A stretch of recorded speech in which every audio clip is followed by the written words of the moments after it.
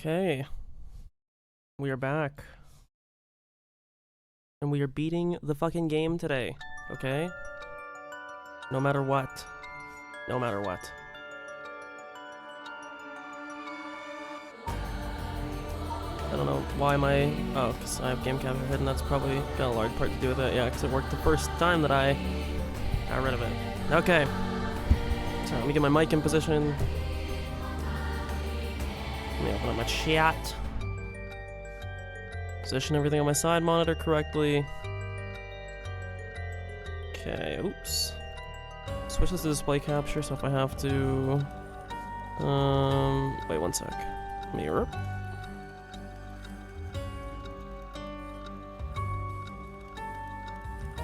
Because I don't know where everything is.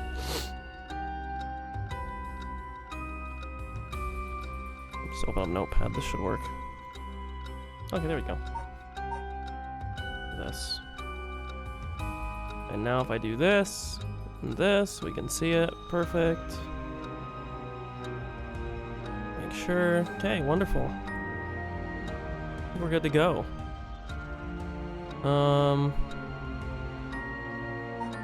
Close this. Don't need that. Don't need this. Okay.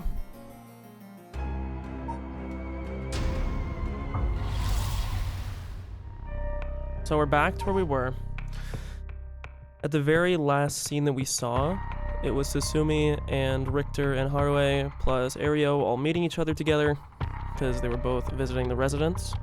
Given that these are further ahead, I think we go to Hitomi's help here.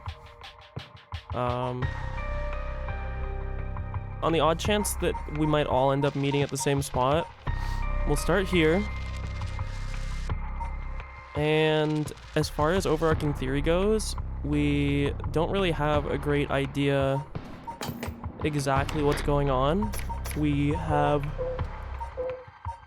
got some, at least on Susumi's path, which now all these paths are in concert with each other. They're just different points of view of the exact same event happening, whereas I felt like the Shogo path was quite isolated from itself, although this does seem to be this path at least right here. The rest of it up here seems to be relatively consistent with the rest of everything that's happened. Shogo is dead currently, as we are thinking. I still feel like there's got to be more to it. Anime games love to do like the big callback to the very first thing that happened in the game, so I won't be very surprised. Well, I guess it depends. I don't want to say that I won't be surprised. I'm expecting it to loop back at some point. Haruo. Oh, we got like the big plot beat, which was that Nejima, he's back. He's out of prison.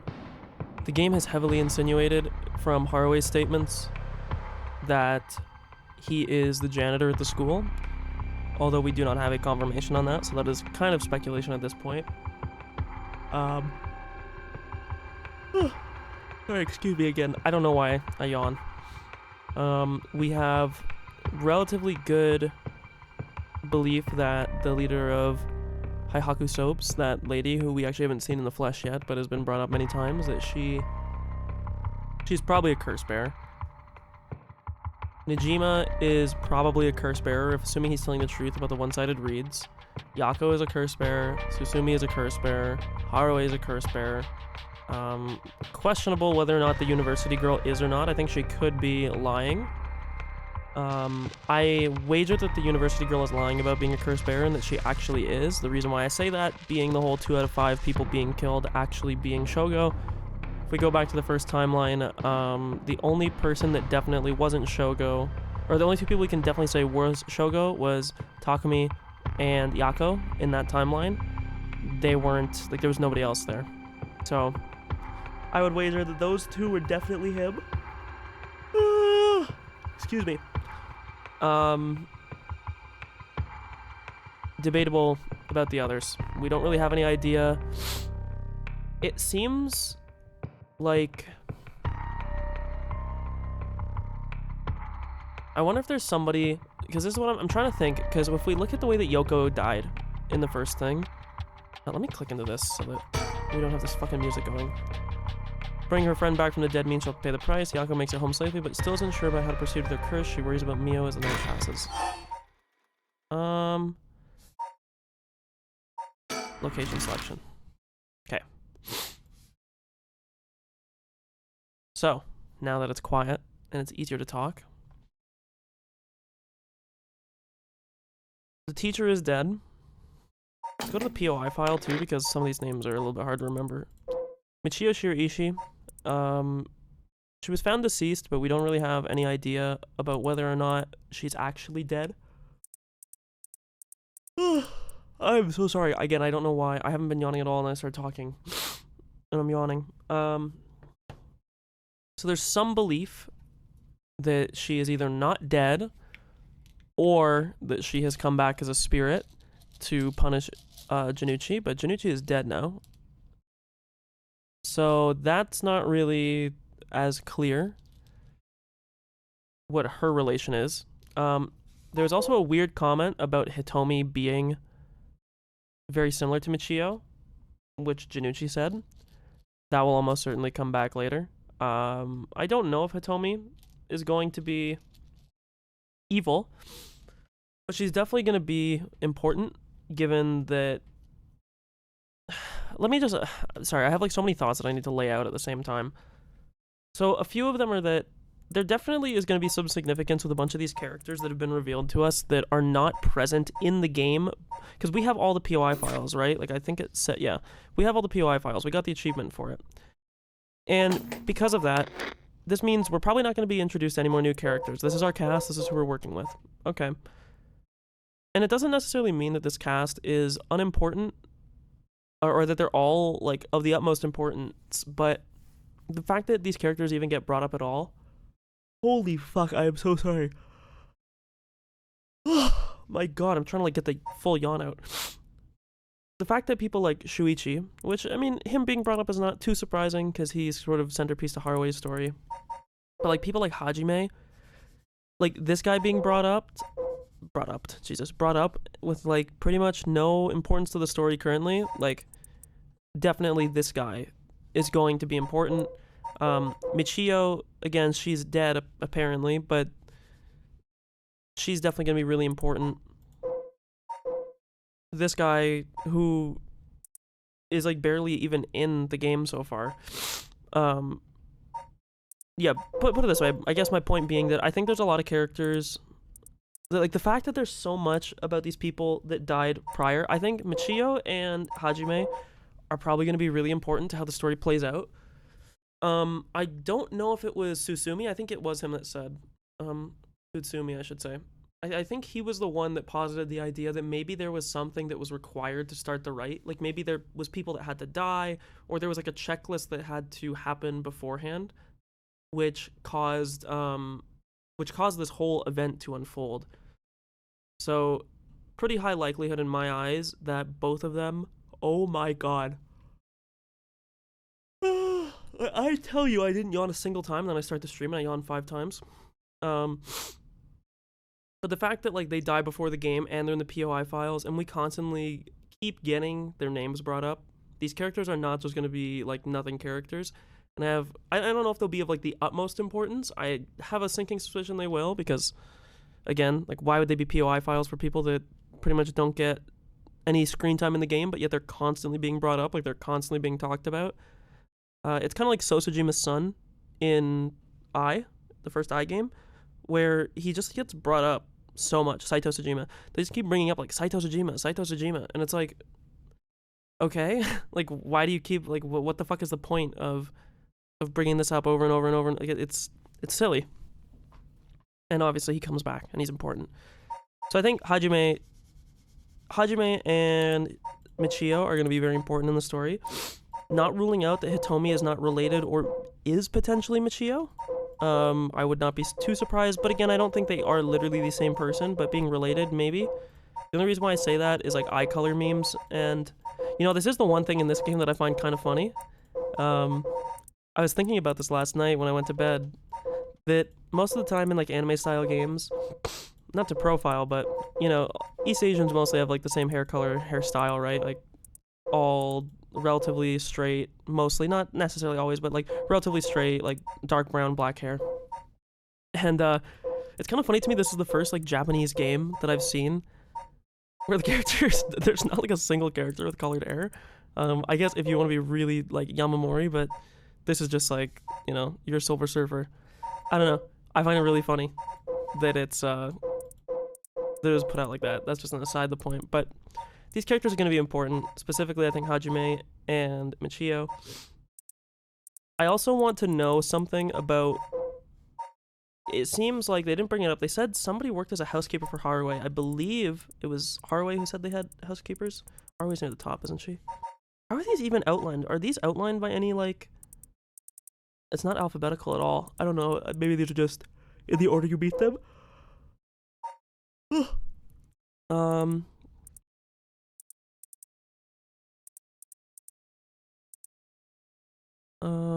Yeah, as a housekeeper who's been with the family for a long time, comes in to take care of all the housework. The only thing is, I don't know if Yoko has necessarily been a housekeeper for a long time, but I feel like this is sort of an important thing after obtaining a junior college degree. Like, I guess it depends what they mean by long time, but that could be Yoko. She could be tied to working with that family in some level. I think there's something that I could probably put together if I really thought about the way that Shogo died and the way that Yoko died. They both died in the same way, right? They both died looking like they were killed by the canal's curse. But that's the really weird thing, is that Shogo definitely didn't activate it on Yoko, that's for sure. And I wouldn't imagine that Yoko used it on Shogo because Yoko left the scene when Shogo was found dead. Because of that, it makes me wonder if we have somebody who's out there that has the ability to take other people's cursed stone powers. Because it's the only explanation I can think about how somebody would be able to use what appears to be the canal's power.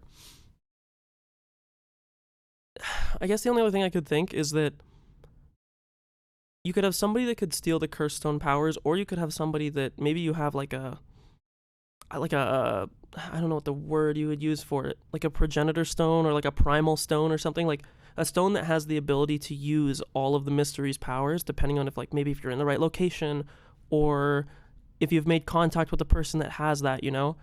Because there's obviously something weird with Takumi. It's not him, he's not the user, it's probably Yamamori, but he has something to do with turning the back. But the way that Shogo dies in that first loop, that's not the same as how Yoko dies. Yoko died very similar to what Shogo's body was found like. And when they found his body, they were like, oh, like he's drowned with water. It looks like it's the canal. So there's one of two things. It's either that there's just another curse that makes like their deaths look similar, with like the eyes rolled back, water coming out of like the nose and mouth. So drowned. Like, that's a possibility. But I don't know. It just feels... It feels like there has to be something. There has to be... Excuse me. There has to be something more. There's obviously something we don't know yet. And it seems like the way forward is that we don't want anybody to use the curse, because it seems like the right is going to be like a monkey's paw of some kind. The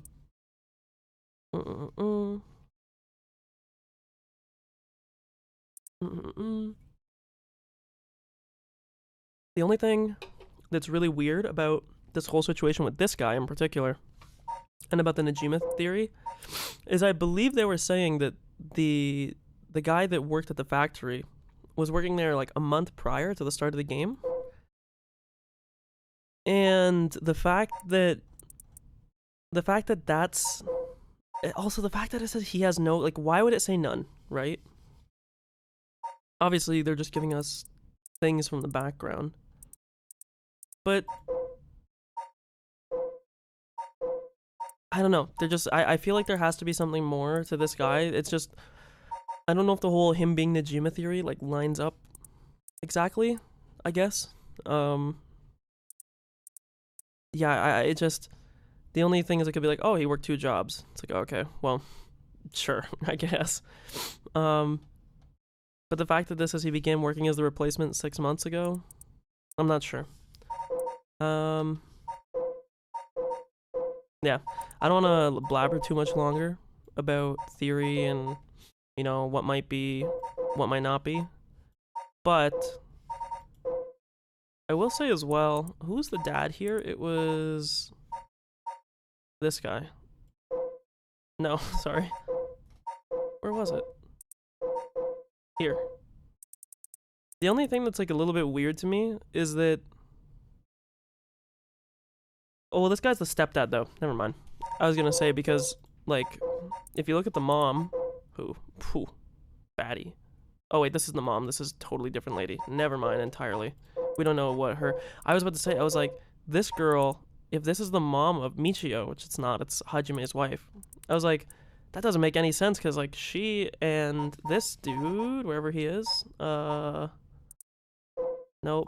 This guy, I was like, they don't even look like Michio at all. Like, different eye color, different hair color, although this girl's a beautician, so this might not be natural hair. Regardless, let's not fuck around much longer. I don't know if this is going to... I don't know. We'll see.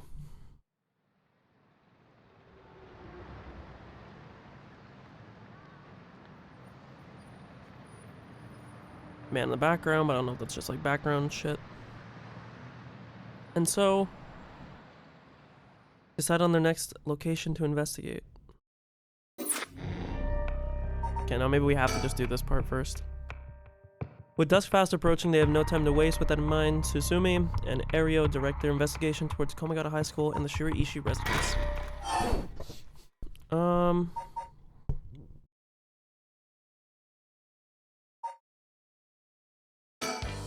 Does it matter? I mean, the last time we went to the high school, there was nothing.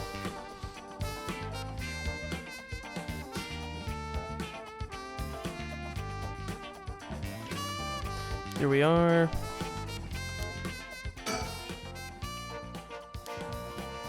Yeah, I think I read all this last time.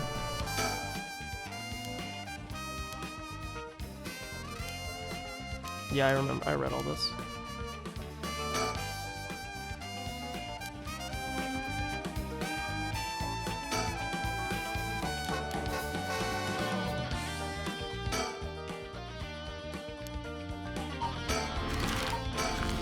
Yeah, I don't think there was anything there as far as I remember, and then we ran into Richter and thing here.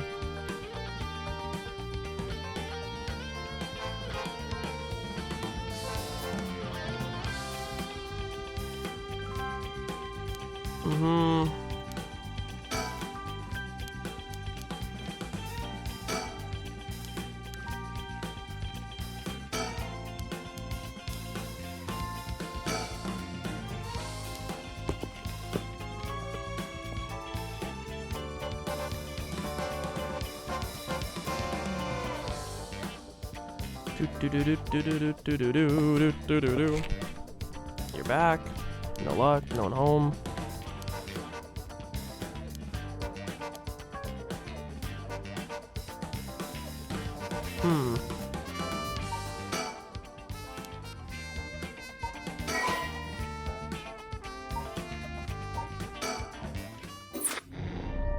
Okay, no, maybe it is here then.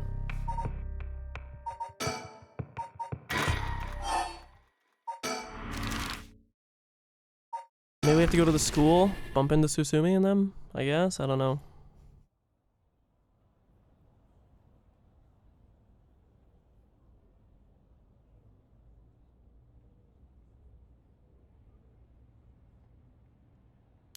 No.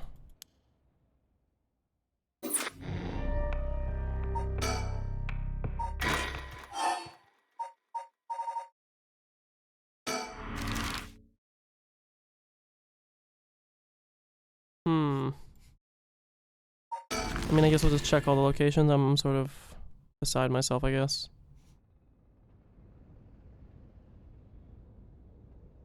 So no, I don't think we came here. Same shit? Yeah.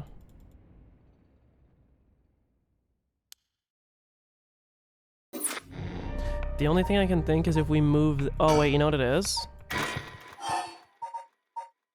I bet you we do this. We click the school, and then we go to them, And we move them to the school so they bump into each other.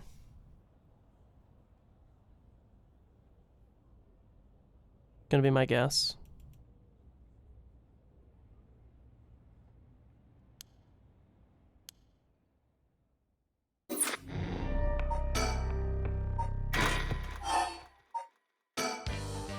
Let's see if they're here now. Because if we make them line up at the same time, it's gonna be my guess. Dude, this fucking game. This game is so fucking cool. With like, I don't know why this is the word that comes into my mind, but like the kinetics of it, how everything moves and fits together, how stuff like, even little things like that, like, I don't know. Yeah.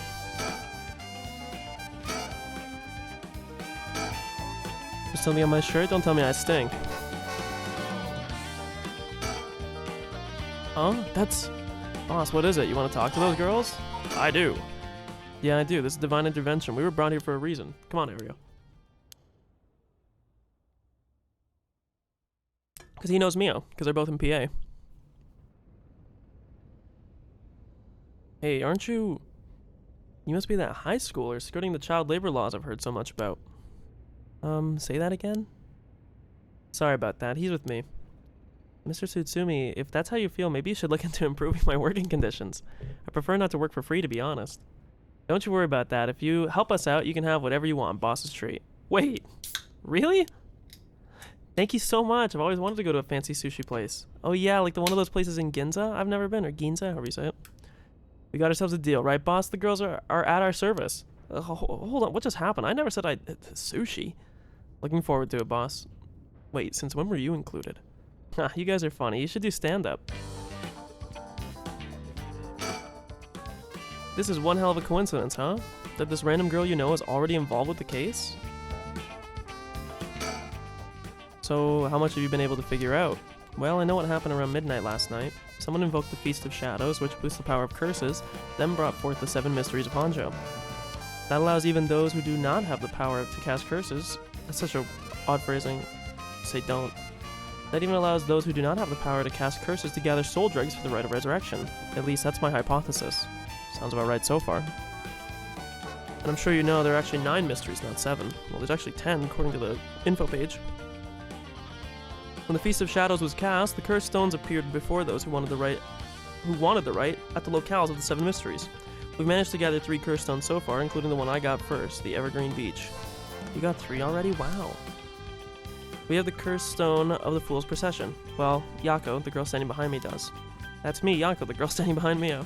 She does? Is she alright? Could take it off your hands. Well, the Feast of Shadows has no effect during the day, and there's still something I want to find out. Alright, I'll leave the Fool's Procession with you two then. Thank you. Please keep collecting the other cursed stones. I'll be looking for a way to stop the Feast of Shadows. Okay, got it. That should make things go more smoothly. What about the other curse bearers? Have you run into any of them? Well, last night at school... You were here last night? Yes, you see... The explanation... Oh. You two were using a spirit board? That's so cool. So that's when you ran into the curse echo. I'm glad you survived the encounter. Somehow we managed to get away without accidentally setting it off. The curse echo we saw took the shape of a woman missing an arm and a leg.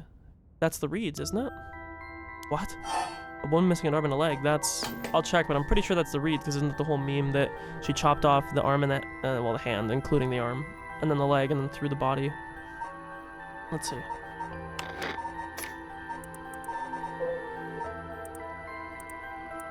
Arm and a leg, yep. That is... a one-sided reed. This is bad. Huh? What's so bad about that one? You idiot! Think, the one-sided reed is... Fumichika Najima. Fumichika Najima. He admitted it himself. That's his curse. Oh, that's right, but if that's the case... Najima might have been here last night. What? And now it seems even more so like it's the janitor, right? Because he was at the school, Yako bumped into him. I mean, it's possible he was lying to us, but... What? Who's Najima? No clue.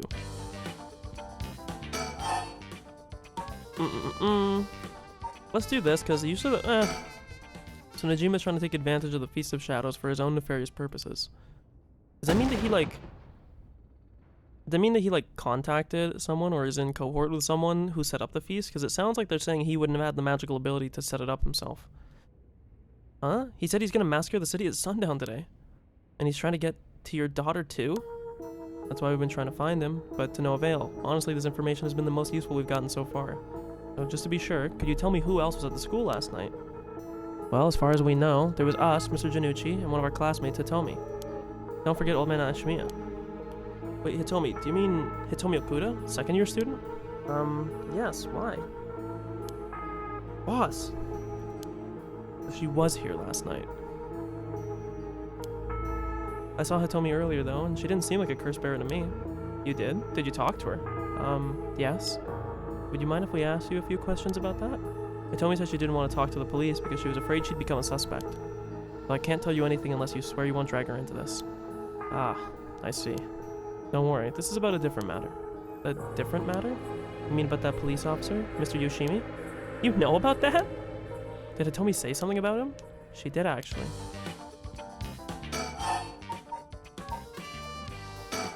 Put a stop to the Feast of Shadows. It would help if I knew more about how the curses of these 7 mysteries first came about. In that case, you're probably best off taking to that crabby researcher guy. You mean Mr. Ariishi? I would very much like to talk to him. Ah, right, he's a teacher here too, isn't he? You would know him already. He might be more inclined to talk if it's one of his students doing the asking. Do you know where he is? I do. We tried to talk to him, but he refused to cooperate. But you two should give it a try. He's at his usual cafe working on his papers. The cafe? Oh, Kurokikyo Cafe in Kamezawa? Thanks, we'll head over there now. School rule says we're not allowed to go to cafes, though. Don't worry about it. I'll allow it. Thank you. Huh? That's all it takes? Probably not, because it's school rules, not, but you know. There must be a mastermind behind everything, someone who orchestrated all this for a reason. I want to find out why. Hitomi did say that Mr. Yoshimi entrusted her with something. He did? What was it? Yoshimi gave her a talisman. Yes, apparently he also asked her to look for another one just like it, one that Michio had. What kind of talismans could they be? Boss? Doesn't ring a bell, but if Yoshimi was talking about him with his dying breath, they must have been pretty important. Did they find a talisman on Michio where her body was found? I'll check, but if they did, Yoshimi would have had plenty of time to retrieve it before he died. It's probably a no. Will you consider giving us Hitomi's contact information? I'd like to talk to her about this talisman. I'm not sure. She never opened up to anyone except Mr. Yoshimi. I'm no good, huh? I was friends with Yoshimi, though. You don't seem like too bad of a guy. Not all that scary for a cop. All that scary. But I doubt that'll be enough for her. She really doesn't want to end up becoming a suspect. To be honest, she was even a bit wary of us. Well then. You think she'd talk to Yoshimi's fiancé? Haven't they met before? Oh, they have. She told us about that. Yeah, she might be willing to talk to her. Alright, then we better find her fast. You haven't been able to reach her? That's a little worrying. Mayu Chozawa will let you know as soon as we manage to contact her. Okay, I'd be willing to give Hitomi's contact information to her. Oh, right, one more thing. Hitomi told me that Mr. Yoshimi gave her instructions in the event that something happened to him. He told her to give the talisman to Mr. Nakagoshi from the police headquarters. What? So it was a Nakagoshi case. Why would Yoshimi tell her that? Could you check on that? I will, but, well, I don't know if they'll pick up when I call. Is he with the PA Bureau? Well, yes, Nakagoshi's the chief, but he's almost never in, so I don't really know the guy. To be honest, I'm not even sure if he exists or if he's just a figurehead. I've never spoken to him myself. All of PA's cases are referred to as Nakagoshi cases. Yep, we read that. Sorry, the hiccups. Jesus, I'm fucking falling apart, guys. I don't know what's going on. Jeez, what's up with that? Sorry, I read that in like the girl's voice. The slightly higher inflection. The amulet Hitomi was looking for may be the missing puzzle piece of this mystery. We're talking about people who were at the school last night. There was one more person, though I'm not too clear on the details. There was someone else. Apparently Hitomi actually saw Mr. Junichi getting cursed and killed last night. What? Talk about some vital info. What she said happened was... the explanation, the arms breaking. Michio was the one who killed Mr. Janucci? Are you sure it was really Michio that she saw? Well, that's what she told me. I wasn't there. That must mean there was another curse bearer here last night. Janucci was killed by a curse, so someone had to have been there, whether it was Michio or not. Damn, boss. Do you think it really could have been Michio's ghost? I mean, based on what we've heard, she does have plenty of reason to be vengeful. Calm down. Just because the paranormal exists doesn't mean that anything is possible. It's still possible that Najima was behind Janucci's death. But what about Hitomi's story? About this janitor, Ashimiya, was it? How old is he? Do you know how long he's worked here? Huh? Why are you so interested in him all of a sudden? Okay, well, let's think here. The old man Ashimiya would have to be at least, like, in his 40s, like, mid-40s, right? Because let's assume that Najima, the problem is we don't know how old Najima was when it happened, but he didn't look too old. So then 20 years, parole, a few years, let's just say, like, 25 years later. 25 years, like, he'd have to be in his 40s. I only just transferred to this school, though. I have no idea. He's around 50, okay. About half a year ago, which we read in this file, yeah, okay. No one knows what he did before, so there are all kinds of rumors about him. I see. I think I'm starting to get a better picture of all this. Listen up. It's not uncommon for former prisoners to find work under an alias after their release. The notoriety attached to their former name can get in the way of proper rehabilitation, you see. What do you... No way! Ario, have the officers apprehend the janitor. He worked the overnight shift, so he might still be in the overnight room. Yes, right away.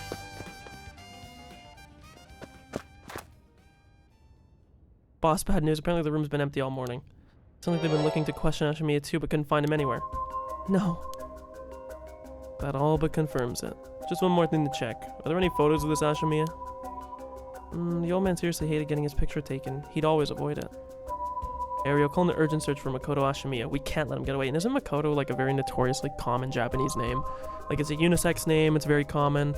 So, like, I don't know much of the, like, the Japanese linguistic side of this, but it'd also be like if you had a guy pull up who's like an ex-convict or something, and he shows up and he starts working at, like, he's in like Wisconsin or something, he starts working as like a janitor, and it's like, oh look, it's like John fucking Rutherford. It's like, John? Really?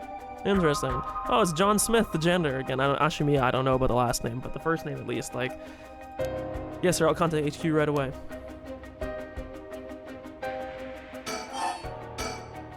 Oh my, I didn't expect this at all.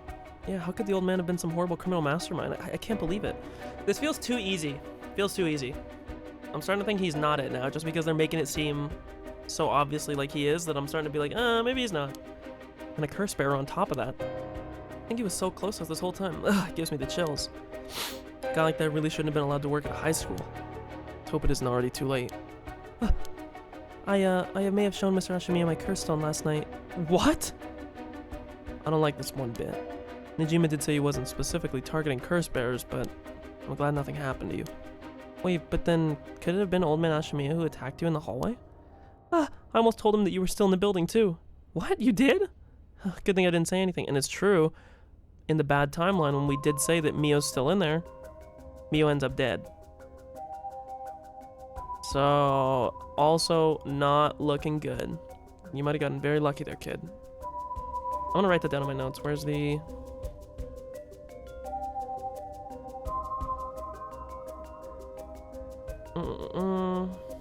Let me switch. Let me close my Discord. I don't even need my Discord open right now. Okay.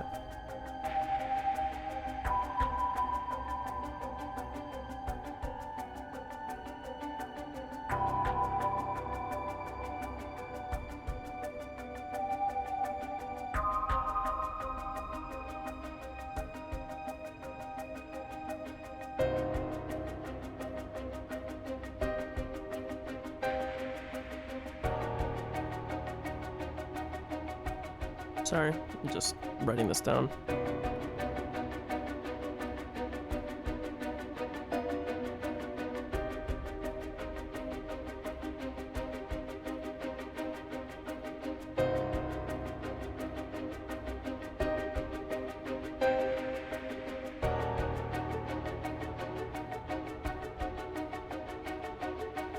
She died at the end of that, I think, right?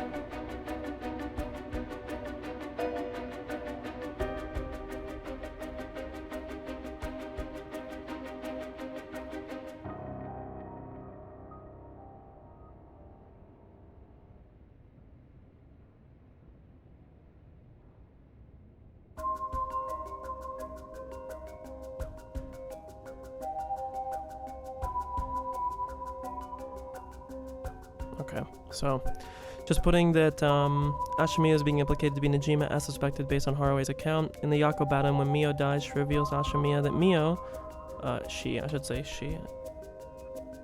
Yako reveals to Ashimiya that Mio was still in the school before Yako finds Mio dead, then dies herself. High suspicion of Ashimiya. However, on the same token, it feels too easy to have been him, starting to paradoxically think he's not Najima given that it's so obviously pointing to him.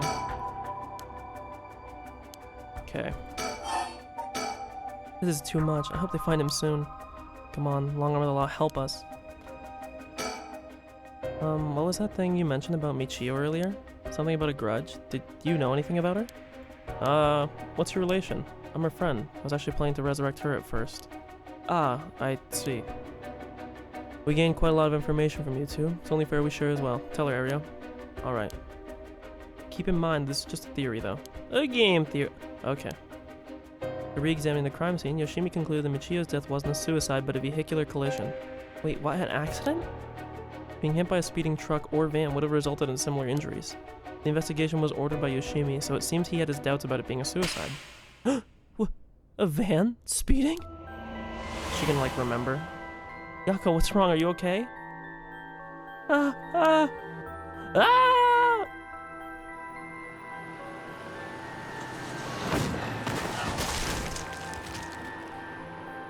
Someone just roll over like a tomato cart. A van. There's a young man in the driver's seat, in the passenger seat a woman? Yako! Ah, yes? What?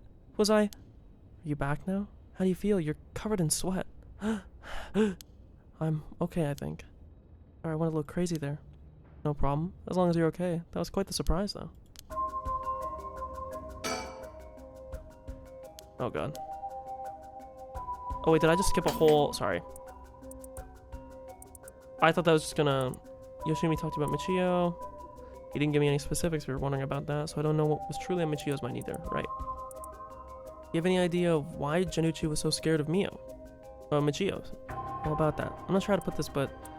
And then that's the blackmailing, and... I wonder what he got his hands on to be able to blackmail her like that. Michio, what happened?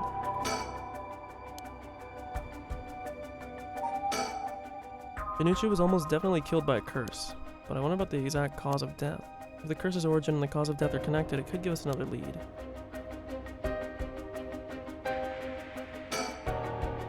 What's that rope all about? Indicates where Janucci's body was found. They've moved his body, but that way we still have an idea of how it was found. Yikes, it's a little gross. You can even see how his arms and legs are all ugh. Cool it, Ario, you're scaring her. This kind of stuff is a little much for a kid. Yeah, I'm pretty sure she only asked because you were staring at it so intently. Alright, that's enough. Mia, what do you think? I knew it the second I looked at the scene. You're right. Traces of a curse still linger here. I figured as much. Does that mean Janucci was killed by one of the curses of the 7 mysteries? Yes, a strong curse like that always leaves behind a trace. Okay. Oh, Mia, you're so calm. Are you used to this kind of thing? I wouldn't say I'm used to it. It just comes with experience, I guess. No, I've heard some stories about you. Didn't you investigate a gruesome scene where someone had been killed by a paranormal attack without even breaking a sweat? Stop it, Mr. Tsutsumi. She's gonna get the wrong idea. That's amazing. Mio, you're a professional. You think? Totally, you're cool even in the face of death. That's awesome. When you put it like that, I'm not sure how awesome it is. Boss, Forensics is calling. I'll go see what they have to say. Sure, thanks. Boss, they found this on the ground a short distance away from the scene. What is that? A ribbon. It'd also be like a shirt collar. Kind you used to tie up your hair. What? I've seen that. It's Michio's. Ready? You have? Go on. That's the ribbon that Michio always used to wear. It's like the most obvious thing that was gonna... Oh, the vampire music. Boogie down, sachet left. What? Doesn't that mean that Michio was here? Are you sure? Definitely. I have the same one at home. We bought them together. That has to be hers. Then, did she come back to life somehow? Bro, do you think that the rite already happened? Do you think the rite already happened once? Do you think that Hajime and Hajime and Thing, the other person who is dead, why the fuck can't I remember who it was? Why am I blanking? Oh, Michio was the other one that was dead though. That Hajime and maybe like other people that were happening, or other people that have died, maybe off screen or otherwise. Because then it could make sense. Maybe Michio was brought back as like a vengeful spirit. Because maybe this is like a monkey's paw thing. Like maybe they don't. I'm like very highly convinced that when they come back, they're not coming. Also, I just realized it shows my FPS counter in the top corner. That's really gross. How do I get rid of that?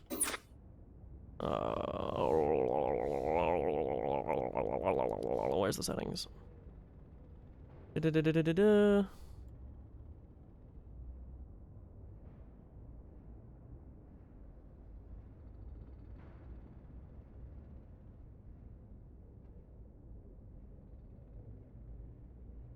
Okay. Fuck, this is... The problem is we don't have enough to go off of, like, other people that are dead.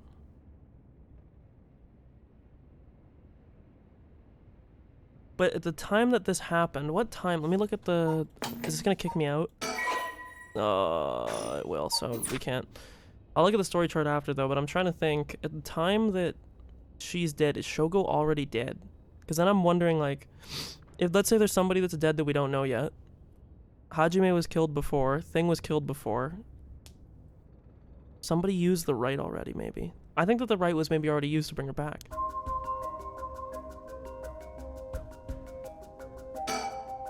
If I was Michio and I came back to life, where would I go? Well, you'd want to get revenge on the dude that was fucking blackmailing you, right? That's the question. You got a revenge on Janucci, but she may have more revenge to dish out. Is there anyone else she'd have a grudge against? Well, what about the guy who killed her in the collision? He really did come back to life. Then it's terribly sad that she's spending her new chance at life like this. Being obsessed with revenge is such a tragic way to live. Yeah, I have a funny feeling that if it brings people back, it's not going to bring them back the same as they were before, you know?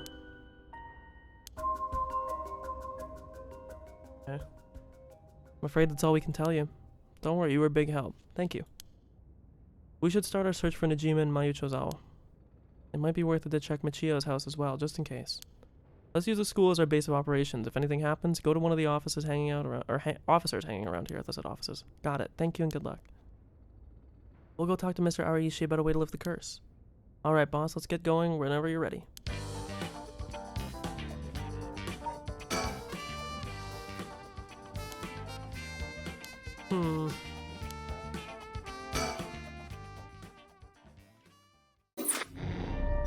There we go.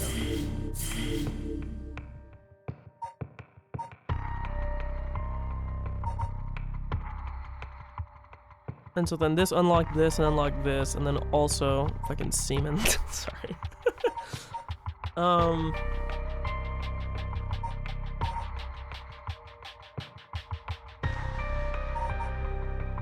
Successful getaway. Escape from Komagata High. 2 things to remember. It happens about the same time, so maybe not. But the only thing is, if he got killed, let's say that in theory he got killed by the Reed thing. It seems like it's long range. They said that earlier. Who do we want to continue with? Let's do this first. Rite of Resurrection is the inception of the whole affair. Yako and Mia decide to confront the man responsible for spreading rumors of it in the first place, Hideki Ariishi. They find him at his frequent stomping grounds, the Kuro Kikyo Cafe. Because, like, I don't really think there's a lot that we could learn from this. Plus, the other two are probably, like, semi-related to each other, so...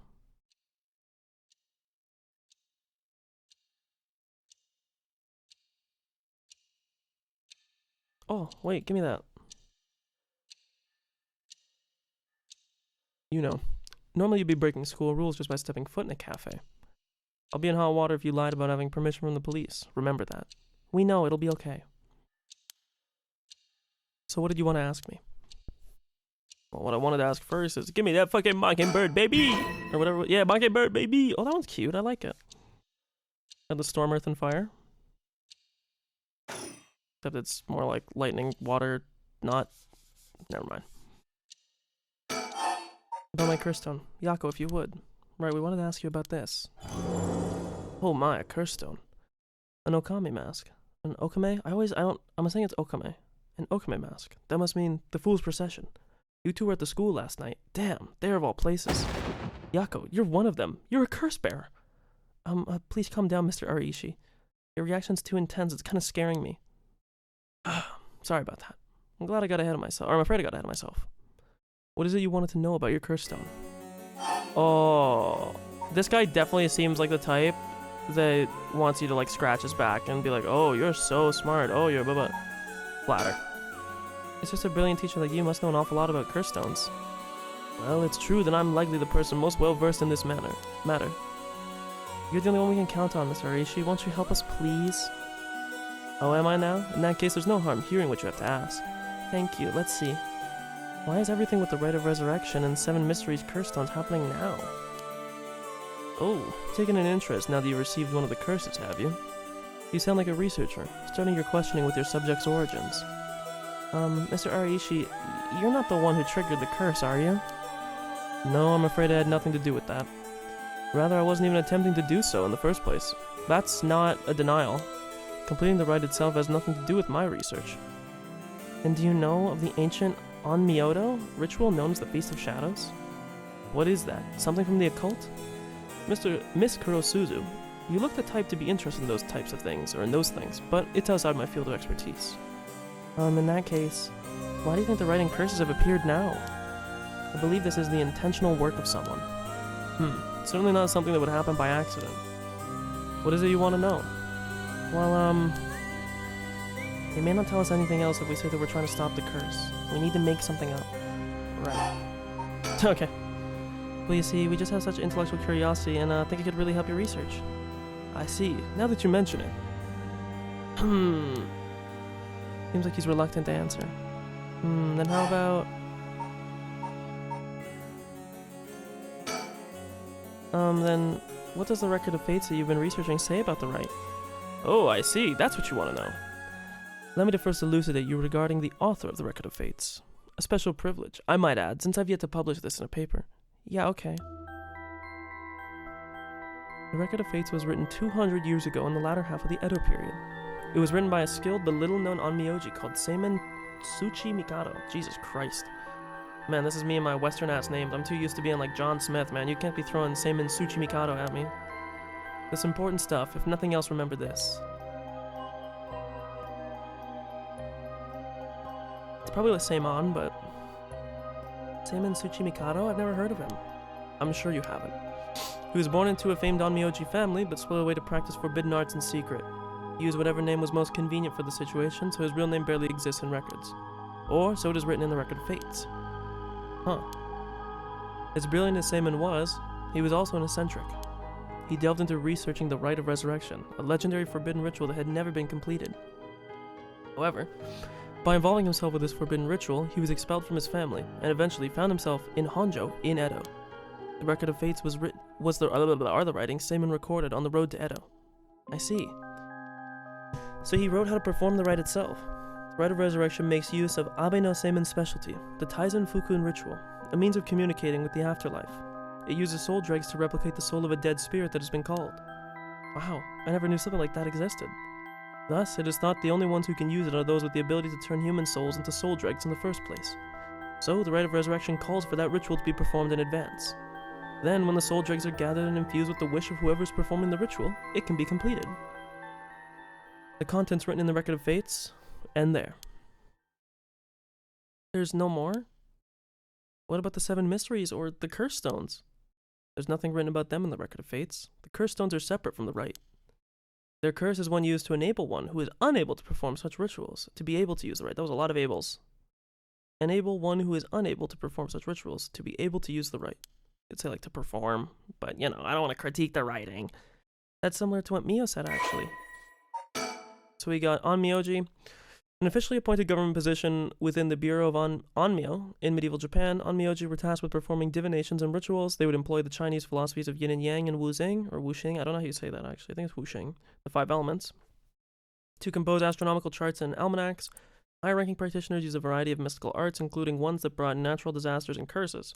Onmyoji were also tasked with exorcising demons through the use of shikigami. Onmyoji thrived during the Heian period, in part due to the work of the famous Onmyoji and later founder of the Tsuchimikado clan, Abe no Seimen, or Ame no Seimei. However, Onmyoji began to gradually decline in number after samurai gained control of Japan. At the same time, many of their miraculous arts were lost along with the development of civilization. Although the services of Onmyoji were typically reserved for the upper class, there were a number of shomanji, or hidden Onmyoji, who worked for the common folk. Okay, we don't care about this. Indicated by its name, blah, blah, blah. Recently discovered, da, da, da, da. The Record of Fates. The mysterious ritual was devised by the gifted Elmyoji Abe no Seimei. Was it Seimei the whole time and I was saying Seiman? I could have sworn it said Seiman, like Seiman. Abe no Seimei. It converts the souls of the dead bound for the underworld with soul dregs collected as sacrifices through the Taizan Fukun ritual. The secret art of converting souls to soul dregs is out of reach to all but the most skilled practitioners. So,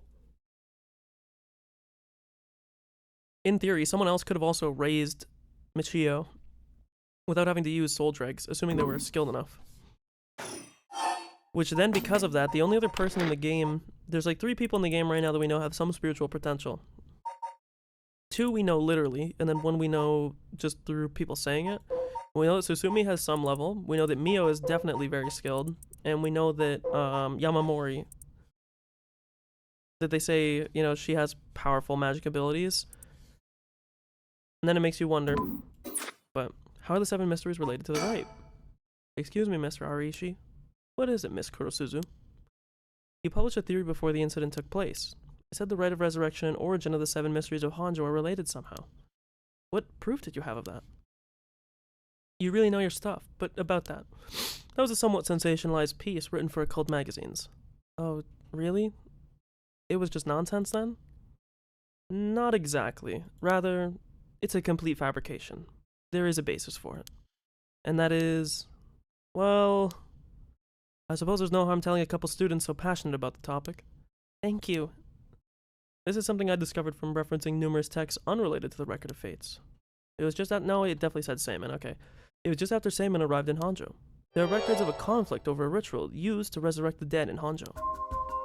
Conflict over resurrecting the dead? I don't know the details. A man enticed the public with claims of a spell that could resurrect the dead, causing a conflict that ended tragically with 9 dead. Weird that it says 9, because the 9 with the mysteries... that is the only remaining reference. 9 people, fighting over a resurrection ritual. I call this tragedy the Honjo incident. I love you just throw the city name and the incident at the end. And it has long been a subject of my research. And I suspect the Honjo incident might be the very origin. That's, yeah, what I was thinking. So what you're saying is the resurrection ritual at the root of the Honjo incident is Seiman's rite of resurrection? And that's what Yoko kind of hinted at early in the game, right? That the mysteries come from the rite and not the other way around. That's how the Record of Fates ties everything together. To put it in chronological order, first Seiman brought the rite of resurrection to Edo. We can assume that by this point, Seiman was likely using a different name. Then in Honjo, 9 people fought to the death over this rite, the Honjo incident. After that, the incident was covered up by an interested party, preventing it from being recorded in history fully.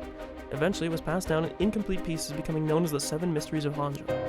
That's more or less the course of events. During the Edo period, a chain of events that occurred around a certain resurrection spell became the basis for the 7 Mysteries of Honjo. So how many are we missing? We missing now. 1, 2, 3, 4, 5? 6. 6 total, okay. And the Honjo incident was the last thing here, okay.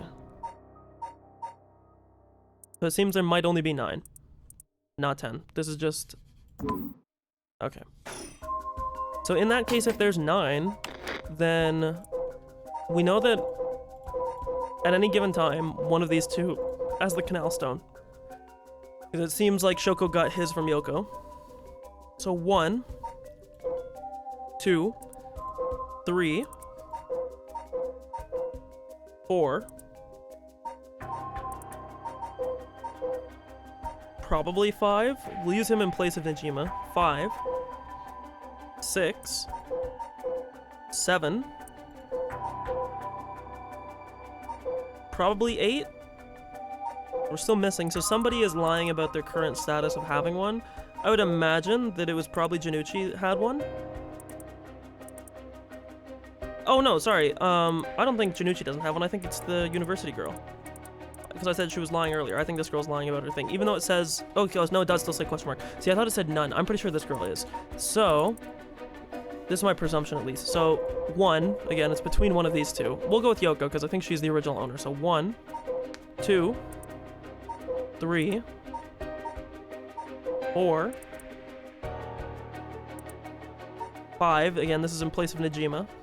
6, 7, 8, 9. It all adds up. So we'd say Yamamori, Tono, Yutaro. Again, we're going with original because they might not, like, Yutaro doesn't have his anymore.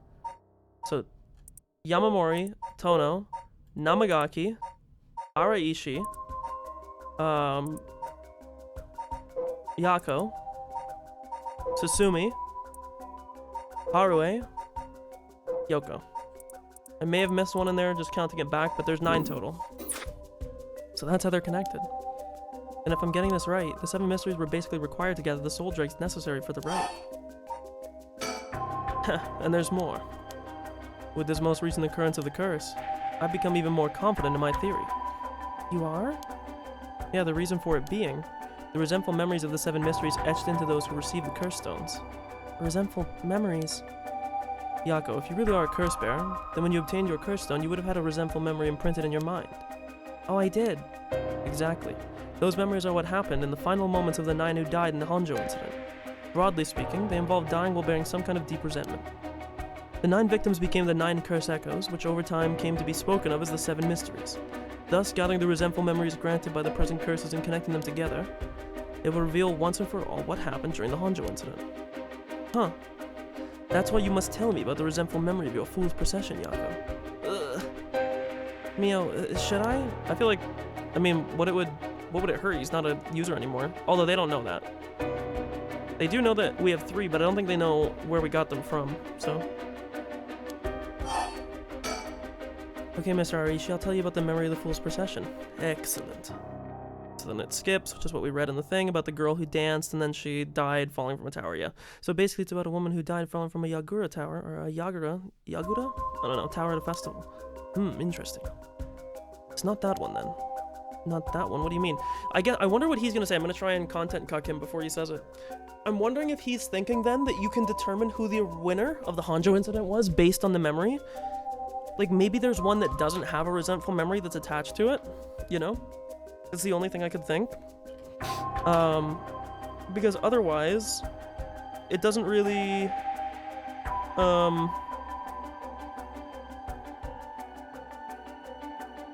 it doesn't really make sense, I guess, you know? Like, somebody had to win, right? Or, I guess you could say the right just never happened. I guess someone necessarily doesn't have to win. But if all the curse bearers died, then that would be more confusing. So I think he's gonna say that there's one of them that will not have a resentful memory attached to it, and that would be the one that won. Among the 9 victims of the Honjo incident, that is to say the 9 curse echoes, one of them is Seimin himself, or so I suspect. Okay.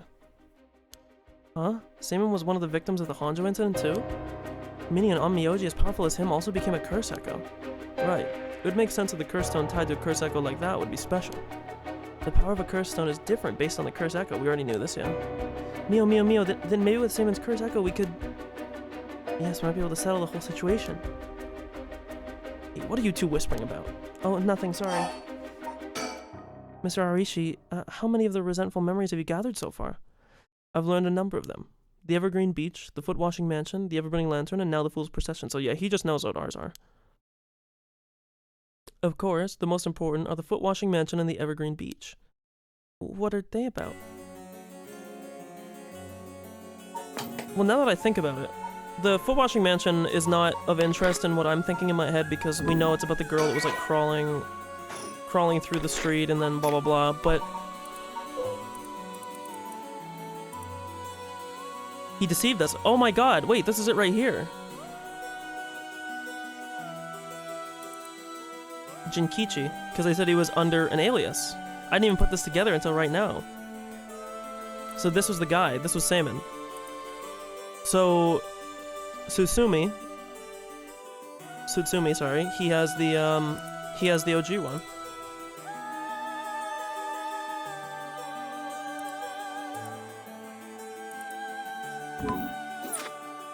First, the Foot-Washing Mansion. An Onmyoji appears distinctly in this one. Really? But not Seimin, I'm afraid. A female Onmyoji who sought the right of resurrection due to her obsession with her personal appearance. Her legs, which she had always taken pride in, were stricken with corruption after she was defeated by Seimin. Her curse echo is notable for being particularly easy to fulfill the curse requirements necessary to use the curse. That detective did well to escape this one. So a female Onmyoji and rival of Seimin was involved in the Honjo incident. That certainly is interesting. Next, the Evergreen Beach. This curse echo is from a craftsman of Netscape carvings named Jinkichi, who was hanged for spreading baseless rumors. He apparently spoke of something that granted the ability to bring back the dead. The Rite of Resurrection. Precisely. This man Jinkichi must have been in contact with Seimin. If I could just... Okay, so he's saying that it's not Seimin. He's saying it was a guy that was talking to Seimin. If I could just collect all of the memories, everything will be revealed, and the truth of the 7 mysteries will be mine. That is the knowledge I desire. Meaning you need to gather as much information as you can from the curse bearers. Precisely. I have an agreement to exchange information with those detectives, but they might not even find the other curse bearers, so I must take measures of my own. Another thing. Yes. You never really finished about what the trigger for all this was. Well, I don't know. Really. You're not hiding something from us, are you? It has something to do with how you obtained the Record of Fates, right? How did you really get a hold of the Record of Fates? To tell you the truth, we're in a race against time. It could be a disaster if we don't hurry. Fuck, then I'm starting to wonder. How did he get a hold of the record? The only thing I can think is that he got it directly from the source, right? Could he somehow have got it from the Onmyoji? What are you talking about? Someone left a warning that at sundown today they would use the curse to kill a lot of people. The one who left that message is the culprit behind the Najima murders from 20 years ago. Something so terrible will happen. I won't allow potentially hundreds of people to become victims of a curse. I'll do anything in my power to stop it. Mr. Arishi, please, tell us everything you know. I'm sorry, but I truly don't know anything. The truth is, I was given the Record of Fates by a woman. A woman? Well, her voice sounded like a woman, but I didn't actually see what she looked like. 1 month ago, while I was investigating at night, I suddenly heard a formless voice. A woman's voice. I said, I entrust you, or it said, I entrust you with this ancient manuscript and the Rite of Resurrection held within its pages. Spread rumors of this ritual as far and wide as you can in the coming months. So this was the person who set up the ritual. So he was a tool for this person.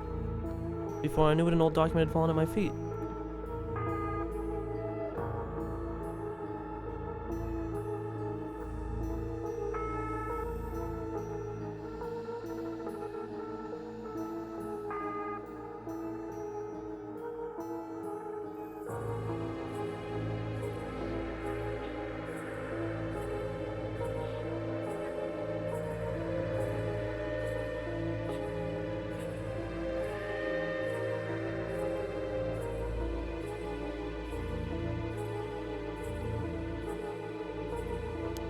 "1 month. She specified the time period. I was told if I did that I could study the manuscript as much as I pleased. I wanted so badly to verify its authenticity, I ended up accepting. I haven't heard anything from that voice since then. It must have had you spread rumors in order to strengthen the power of the curse. It tied together the curse and the desire to seek out the right. This makes it likely the owner of this voice is the mastermind behind all of this. Hence, I went public with the Record of Fates. Haihaku and occult magazines immediately jumping at the news was a financial boon for me." So that's the other thing that's interesting too. The fact that Haihaku jumped at it seems like it probably rules out the old lady that was behind Haihaku. Because why the fuck would she jump at it if she already knew the info, right? Haihaku, as in Haihaku soaps? Right, I mean, no, that's not important, just some personal business. After that I waited, trying to predict what would occur in a month's time. That's when the curse began. Those are all the details I have. Very well. I've told you this much. I may as well give you one more thing. Thank you. What might that be? About Seimin's Record of Fates. This is a sort of continuation to it. Another document called the Record of Fates Yin Scroll. A continuation? Actually, a section written in Seimin's own hand was appended to the manuscript. According to which, after the Honjo incident, Seimin lamented such a calamity taking place. He apparently wrote the addendum for the event that the tragedy became its own curse. It seems he had an idea that the victims of the Honjo incident would turn into curse echoes and be used to gather dregs.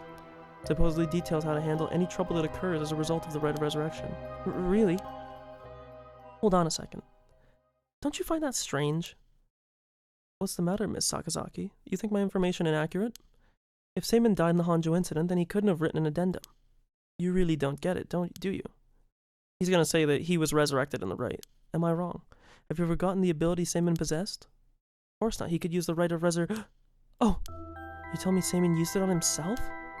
The Rite of Resurrection can be carried out in advance so that it activates when the soul dregs are gathered together. Then it is not possible that Saman himself was resurrected by the rite after it all took place. But he still have to collect the soul dregs needed to use the rite. Yes, and that's why they died. The 8 others besides Saman. What? They died in the Honjo incident for their soul dregs? That sounds like it's the same as what's happening now. That's why I need the resentful memories, to learn the truth. I get it now. The issue at hand is that the Yin Scroll and the Record of Fates were supposed to have been passed down as a set. When I received the Record of Fates, the Yin Scroll was gone. Only this information was left. Supposedly, Saman's blood descendants guarded it as they passed it down across generations. Seems that over their long history, the 2 documents became separated and the scroll's location lost as the family line branched. Saman had descendants? So there's someone out there related to him by blood even now? Yes, in fact, I've tried to trace the line as far as I could. He wasn't a well-known Onmyoji to begin with, so a detailed family tree doesn't exist. It seems likely that the use of manuscripts have been long forgotten, only being passed down out of tradition. And since they aren't even aware of what they have, tracking it down is quite tricky indeed. I wish I could ask about the voice, whoever that voice belonged to, about the Yin Scroll. I'm sure you do. So basically, in the Record of Fate's Yin Scroll, Saman himself wrote about ways to handle the curse and the rite, yes? Yes, that's right. I've been searching for it all this time, but haven't found a single lead. So if you 2 find out anything about other resentful memories or the Yin Scroll, tell me immediately. You owe me that much for telling you all this, do you not? That's the real extent of everything I know. Okay. Okay.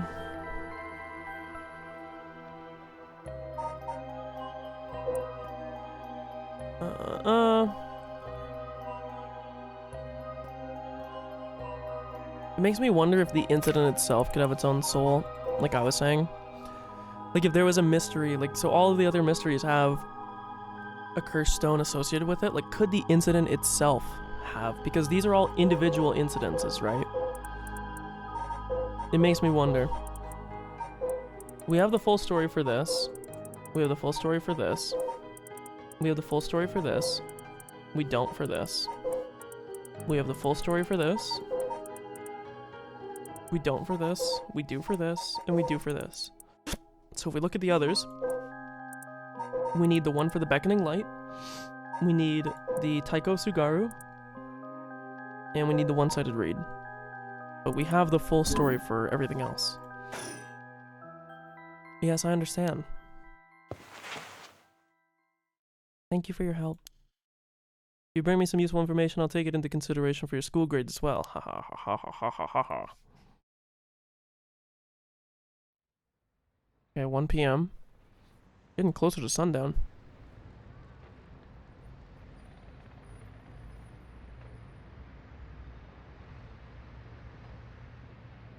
We've learned a lot. So to sum it up, there was a tragic incident with people cursing each other for the rite of resurrection in the Edo period as well. And the Record of Fate's Yin Scroll may have info we want since it details how to stop the rite. I think that's about it. Right. If we can just find the Yin Scroll, we might be able to learn how to settle the situation. But even Mr. Arishi didn't have any leads on where it is. How do we start looking for it? Someone involved in this now must have some connection to it. I would agree with that. I have a feeling the mastermind who awakened the curse is involved too. Right. So Mio, what are we gonna do next? Good question. Maybe best to give the information we just learned to Inspector Tsutsumi. We got a pretty big clue from hearing about the Record of Fate's Yin Scroll. Mr. Tsutsumi might know more about it. Could we go back to the school then? Yeah, that's our point of contact after all. Whoever's behind that voice that gave Mr. Arishi the Record of Fates, that must be the mastermind, don't you think? Yeah, and he said it sounded like it belonged to a woman. Whoever it is, I bet they're scary. Huh? You don't sound like the Yako I know. Then let's catch him and make him spill the beans. I thought you'd say something like that. Really? I guess I'm just not really feeling that confident right now. I understand. I don't know if it's related to that woman behind the voice, but I'm also interested in the female Onmyoji who was a rival of Saman. Oh, that reminds me, Mio. You know what's nearby here, don't you? Hmm? Oh, you mean where Michio... Yeah, where it happened. I was going there every day to leave flowers, even though they always get cleared away anyways. I'm sure it must be hard to have to be reminded of Michio's death all the time. That reminds me, Yako? Yeah? When you asked me to do the spirit board 2 days ago, did you come here that day too? Yeah, I left some flowers before going to school. Why? Did anything seem different that day? What's this all of a sudden? Oh, now that you mention it. That day I suddenly felt lightheaded and ended up passing out for a little bit. But I came to right away and felt fine, so I didn't think anything of it. I see. That's all I was wondering about. Thanks. Am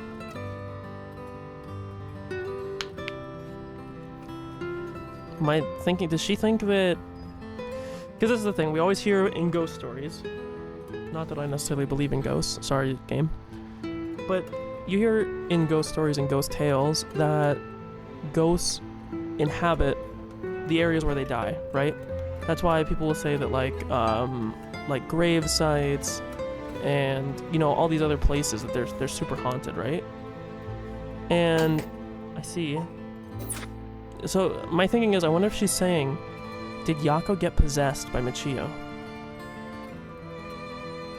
Like, did because of the fact that she went by the girl's site where she died, did Michio somehow get into Yako's body? Because remember, it's not about totally taking control and like full body possessing. There seems to be something that's a little bit more, I don't know, sinister, I guess I would say. Something a little more, just something. I don't know. So I'm gonna just put an asterisk on that. We're calling the Babe Ruth. The Babe Ruth pointing to the crowds right now. I have a funny feeling that Mio thinks that Yako got possessed, or she is at least like carrying Michio's spirit. Excuse me, you girls over there. Oh god, not this douche. Whoa. Sorry, I didn't mean to eavesdrop, but something you said caught my attention. And who might you be? I'm Yutaro Namagaki. Or I should probably tell you. Until yesterday I was a curse bearer. That should clear things up. A curse bearer? Oh, you don't need to be scared. I've already given up the curse stone of the foot washing mansion. Foot washing mansion? So you're the one Inspector Tsutsumi was talking about? Ah, you already know Inspector Tsutsumi? That makes it simple. There's nothing to worry about. Oh, hey. You're in the driver's seat. No. Yako. Yes, wait, what? Just now, was I doing... 100% she's possessed by Michio. And so it was Yutaro, and it was his girlfriend that were in the car. Sorry, Mr. Namagaki, what might be the matter? Right, I actually wanted to discuss something with you two. Would you come with me if you have a little time? Discuss something with us? You were talking about Michio Shiriishi, right? It's related to that. Huh? I'm sure you would learn a few things yourselves. If not now, later is fine. I'll be waiting around Ryogoku Bridge. Something rubs me the wrong way about this, but he mentioned Michio. What do we do?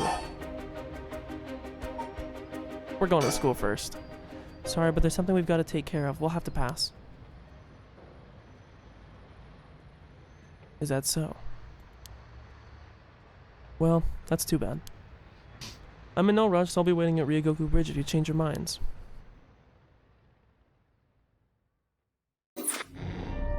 Yeah, I don't trust that fucking guy, not one fucking bit. Haru and Richter visit Michio's home. Oh god, here comes the fucking cowboy voice. Having determined her to be a key player in the unresolved kidnapping case from a year before, as the complicated story begins to unravel, they encounter two men.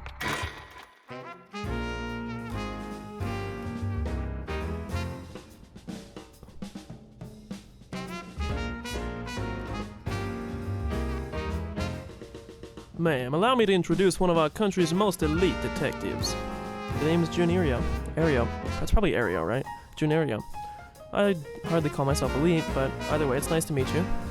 This here's the brilliant Chief Inspector Tsutsumi, and yes, he's just as rough and tumble as he looks. Sometimes I really don't know if you're complimenting or putting me down. So you two are detectives. This is my client, Miss Haruo Shigima. Her father's a big deal in the police himself, so remember to mind your manners. Bigwig named Shigima, but boss, you know of this guy? Shit, I've heard the name, but you know I don't keep track of who's in the upper echelons. There's no need to worry. I am my own person after all, and my father has nothing to do with any of this. Oh, did you hear that, boss? Looks like you're getting off easy again this time. Don't make it sound like I'm involved in some shady business. It ain't like that. You both seem rather jovial despite being detectives. How rare. All the police officers I've met have always been so... dull. Well, you won't find any dull cops here. We'll round up all your criminals with a smile. That's our motto. How lovely. Keep it up. Just hold on one second. This is the first I'm hearing of that. Well, you're right about them not being your typical detectives. What brings you here, Richter? You on a case? That's right. I'm picking up the police slack. I trust you remember the kidnapping and murder case from last year? Oh, I remember now. You're that Haruhi Shigema from the kidnapping case. Huh? Did I miss something? Don't be an idiot. It was a case where Munesada Shigema's grandson was kidnapped. Which must have been your son, ma'am. Indeed, that story was suppressed by the news. In the end, it was considered a huge failure on the police department's part. Most of the investigation was conducted in secret. And unfortunately, the department is unwilling to reopen the case. Any investigation carried out afterwards turned up nothing at all, which is why I'm now on the job. So they never caught the culprit, huh? That's rough. But your findings have brought you to this place, then? That's right. An individual connected to the case used to live around here. Used to? That's right. As of last week, they're deceased. We'd hoped to talk to the family. But no one was home when I checked last time, so I figured we'd try again. Interesting. Sure doesn't look good on the police to be mishandling cases like these. If there really was a culprit, it should be our responsibility to bring them to justice. Well, I do consider the police my people. So you consider the blame to be shared. You've got a stern side as well, I see.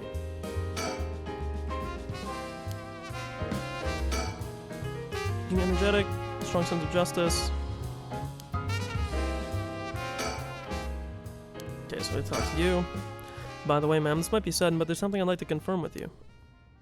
And that is... You happen to know anything about the 7 mysteries of Honjo? Sorry, Chief, but that's hardly... With all due respect, investigator, I think my question was addressed to the lady. Huh, if you insist. What do you say, ma'am? Can you tell us anything?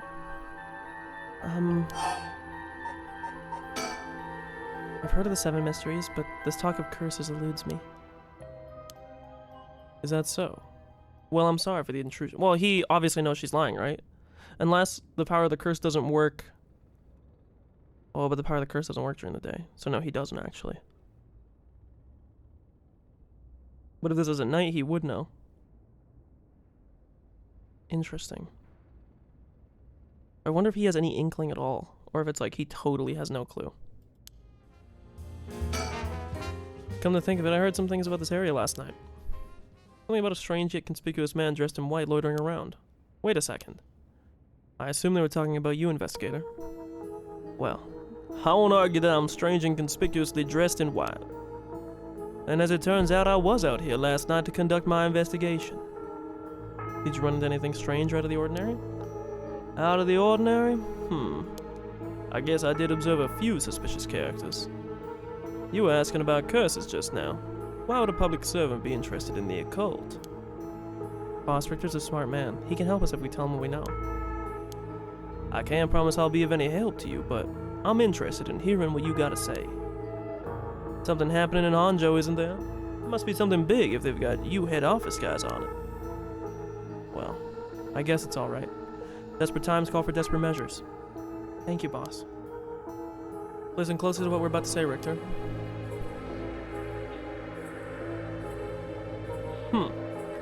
So by using curses to commit murders, these people collect soul drakes to perform the rite of resurrection. And these curse stones are somehow connected to the 7 mysteries of Honjo? A tough sword to swallow, but I don't see a reason to doubt you either. We figured this strange occurrence we figured the strange occurrences happening around here recently are connected to these curse stones. To get the situation under control, we've been searching for the curse bearers to confiscate their curse stones. Do you have any information that might help us? That's tough. I never expected curses and other mumbo-jumbo to play into this all. But if we're talking shady characters... There was this middle-aged fellow I saw on South Wargasui Street. He had an average build. He was anxious, like he was searching for prey. Boss, what do you think? Well, considering the location, it could have been Hideki Ariishi. We already got his curse stone. Impressive. You two are working quick. Did you see anything else? Not that I can remember. That's a shame. If you see any characters who look like they might be carrying a curse stone, it'd be a huge help if you let us know. Absolutely. I'll let you know if I find anything. Richter, perhaps you could lend a hand in our case too. There's a number of people we can't track, and finding missing persons happens to be your specialty now. I hate to disappoint you, but I'm busy enough with this case. The faith of my clients is what keeps me afloat. I have to prioritize requests by the order in which they come. I see. Well, can't say that's not fair. What do you need a private investigator for anyway? The cops should have plenty of bright folk to throw at the job. True, but this isn't an ordinary case we're dealing with here. Huh? By the way, that reminds me, Richter. Yes? You said the person who used to live here died last week. You wouldn't be referring to Michio Shiraishi by chance. You knew? I thought so. Seems like we're here for the same reason then. Seriously, Michio was involved with curses and magic. Strictly speaking, the curse part isn't our concern. We're looking into Yoshimi's case. Yoshimi? Oh right, Hajime Yoshimi's. Right, he died on the job. I'm sure you heard of it. I heard. It was a most unfortunate loss. But there's a connection between Hajime Yoshimi of the Juvenile Division and Michio. Well, hold on. Let's focus on Michio for a second. You think she had something to do with the kidnapping? Talk about unforeseen developments. Exchanging information should prove mutually beneficial. I'll tell you what I know, but in turn, I want the full scoop on your findings concerning Michio. Sure, to tell you the truth. What? You believe Michio Ghost is the one who killed Mr. Janucci? So he wasn't just mumbling nonsense. I mean, we haven't fully confirmed anything yet, but the testimonies we've heard and the evidence we found point in that direction. Testimony? You mean from those, psychic high schoolers?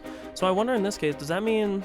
Do you think that Yako, like, body possessed and killed the dude when she was thinking and, like, didn't remember? Like, I would imagine? Like, I don't see how she could possess the body and not... I just don't see any other way that she could not be, right? Unless she was resurrected, which it doesn't seem like it, then I don't know. I don't...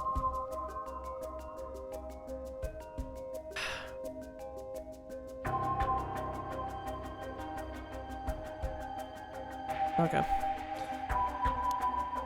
Didn't they also say there was a chance Michio hadn't killed herself? Wait, if that's all true, then... Did you figure something out? Kankichiro Iwa. Huh? Kankichiro Iwa. He'll be the next victim. We have to open the door to the Shiraishi house. We need to look inside. Hey, what's gotten into you? Boss. Or the landlord would give us the key if we asked. Screw that. You know how long that could take? We can ask for permission later. Dude, this is the guy... I knew he was a bad character. You gotta be careful of this type of dude. Ladies, I'm warning you. I'm warning you right now. This is a act first, ask for forgiveness, right? Easier to ask for forgiveness than ask for permission, okay? I'm just saying, watch out. Richter. Hey, Richter, calm down. We can't just... Take that, you shitty door. That's how you do it. Richter, get a hold of yourself. I see you're still the same as always. Everyone, come quick. Look at this. He's already fucking dead.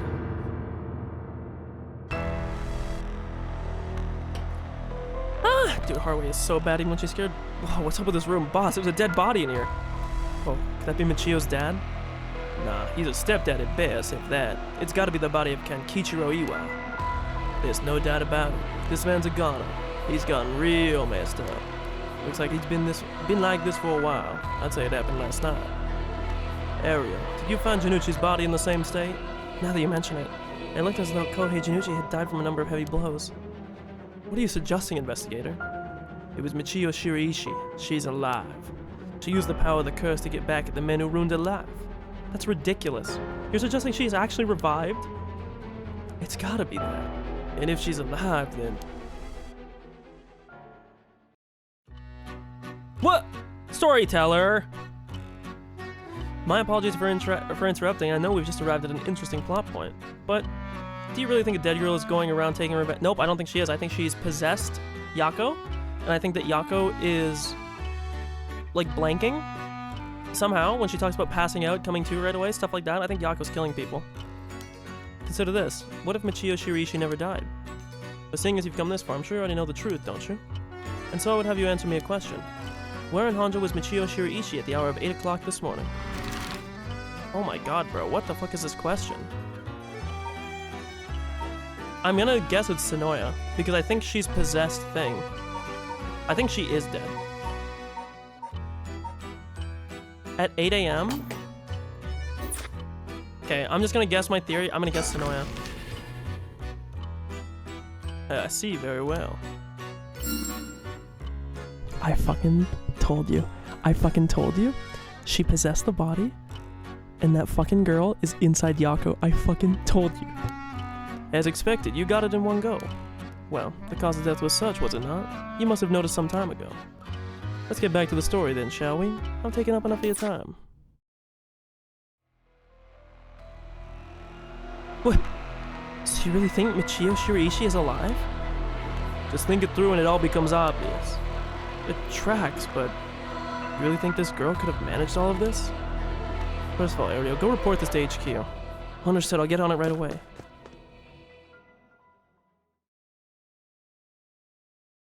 I'll start investigating this place. It sure isn't lacking in stuff that needs looking at. There's a bunch of photos of the same person pasted on the wall. This looks like Najima just from like the hair and the face. Huh? Hold on now, these photos. These are all of Fumichika Najima. Gross. Really? Really, come to think of it, he was in the papers a lot back in the day. Oh, there's even more pasted up over here. They're all cutouts from newspapers and magazines about the Najima murders. I don't get it. Either weirdo shrine. Keep looking around. The reason why I guessed is the fact that Mio made that comment about the possession with a strong connection. Well, Yako was her best friend, right? Like, if that's not a strong connection, the only other thing that it could be would be like family, right?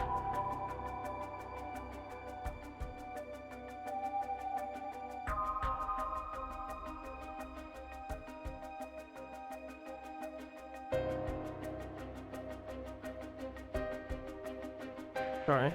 Texting. Like, okay, I've only done it once so far this stream.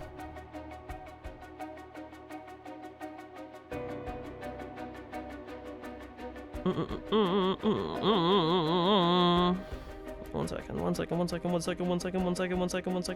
Bang. Okay. The fact that that's the case, though, this looks like an urn. Look at these pictures, or look at these. Oh, look at these pictures of Fumichika Najima cut out from newspapers and magazines. Whoever put these up was obsessed. I wonder what their intent was. Do you think the Shirishis are somehow connected to Najima's case? Perhaps they did this as to not forget a grudge or something. Here's the thing, Najima might be involved in all this too. Do you think this might have anything to do with the body here? Maybe. The man's already out on parole. He's a curse bearer with a curse stone now. He announced that from sundown today he'll be going on a killing spree. Oh dear. There's an emergency search underway as we speak, but no one's yet managed to get a hold of the bastard. But he hasn't changed his ways. That doesn't bode well. To tell you the truth, the lady here isn't completely unconnected from the Najima murders either. You don't say. That's right, we talked about it last night. 20 years ago, I found the hand in Sumida River that brought the incident to light. You don't say. You were the kid from back then. You were really brave. You did a great deed. Were you the detective I spoke with? I had no idea. So you two have met before. Fancy that. I've been worried that Fumichika Najima might bear resentment towards you, man. You might be right. Unfortunately, that asshole is quite the resentful type. Oh dear. That asshole. I wonder who put the idea into his head. And now he's got the one-sided read, too. He's threatening to massacre the people of Honjo at sundown. Seriously. On top of that, he's been itching to get revenge on me as well. Of all things, the man's gone and threatened to kill my daughter. Damn, that's quite the threat. Certainly you can't afford to stay put here. The fucker wants to get us all antsy. When I finally get to arresting him, it'll be with a cool head. Not gonna give him the pleasure, huh?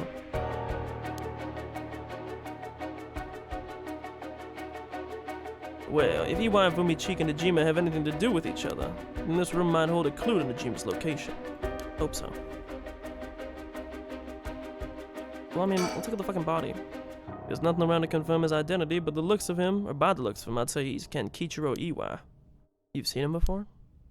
I heard he had a criminal record, so I assumed he wouldn't have held a respectable occupation. Is this what a curse does to a person? Because the other thing, too, when they're talking about the bodies seeming like the falling... How do I word this?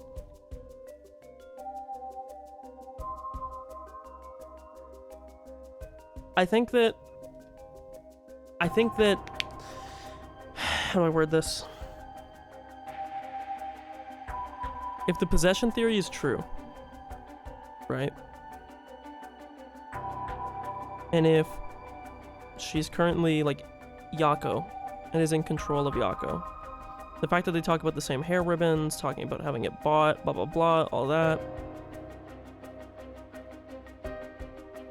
There's two possibilities that have happened, okay? Because the one is Yako has the she has the Fool's Procession, right? And we know the Fool's Procession, they were saying kills by fatal fall, right? And they were talking about how the body damage on these people was very similar, on Michio, was very similar to that of a fall, but that could also be like a car accident, right? And we don't think that Michio was killed by this. We think Michio was actually killed by a car accident, because it seems that Yutaro was the one that was driving the van that hit her. And that's why Yako had that reaction. The only thing that I'm wondering, and this would be like the most anime twist of all time, is there's two things that are like in my mind right now. It's either the possession theory or the next level theory, which, let me check something here.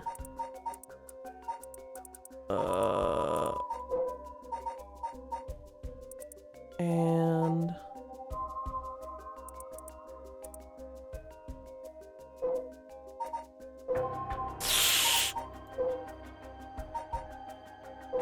they have the exact same eyebrows. Their eyes look like they're the same color. I'm starting to wonder. There's one of two things. It's either that Michio has possessed Yako's body, or what they're saying when the storyteller was hinting about Yako having never died, or about Michio having never died. What if Michio and Yako are the same person, right? The problem is with that, I feel like there's a lot of born and raised in Honjo.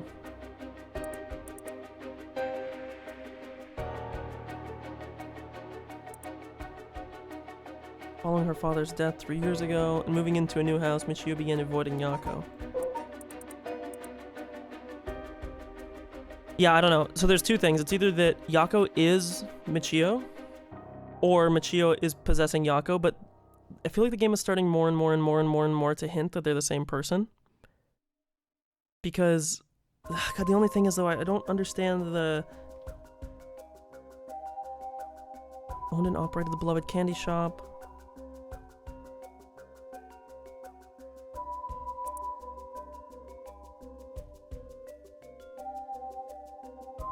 It's just, I don't...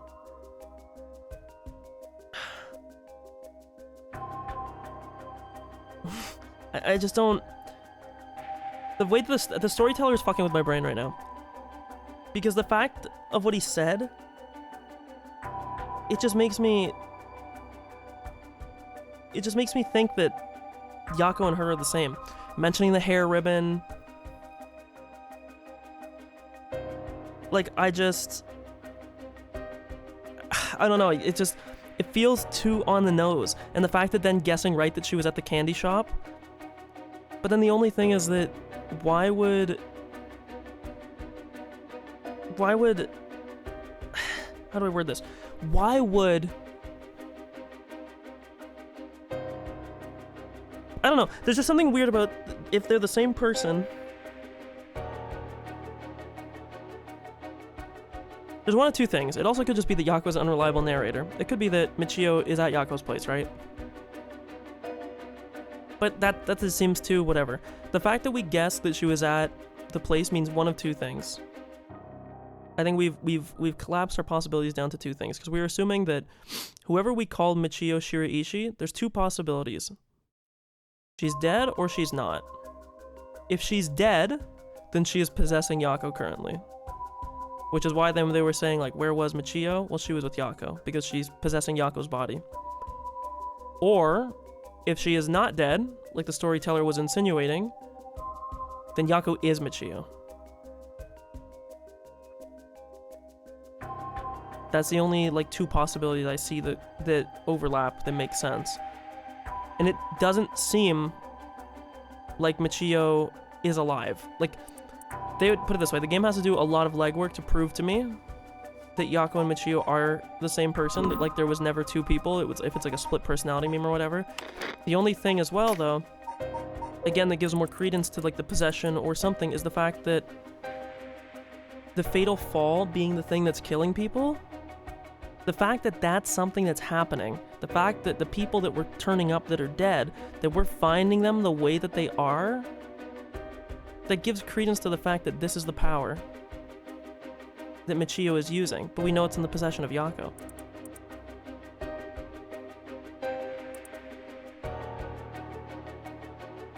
The only other thing that I wonder is if there's going to be like a next level thing, because in this story, they talk about how you have this girl putting a mask on, right?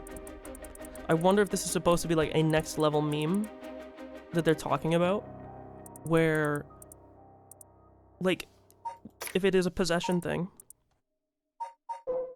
maybe when it's talking about, like, oh, it's like she's putting on the mask and she's dancing or whatever, maybe that's like what Yako is when she's in this, but the only problem is, I don't know. I'll keep it going,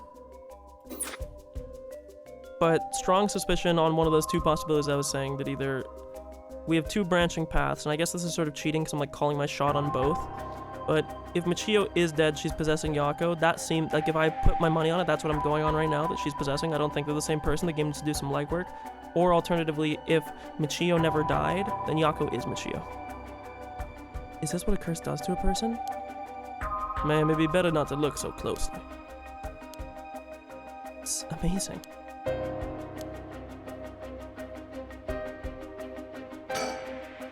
Cruel is what it is. It's off-putting to look at, but I can't help but wonder what in the world this is. They're magic runes. They're used in Western black magic rituals. Most of the time, they're useless imitations, though. I wouldn't get too excited about it. Oh my, who knew the chief inspector was such an expert on the occult? I just chanced upon that information.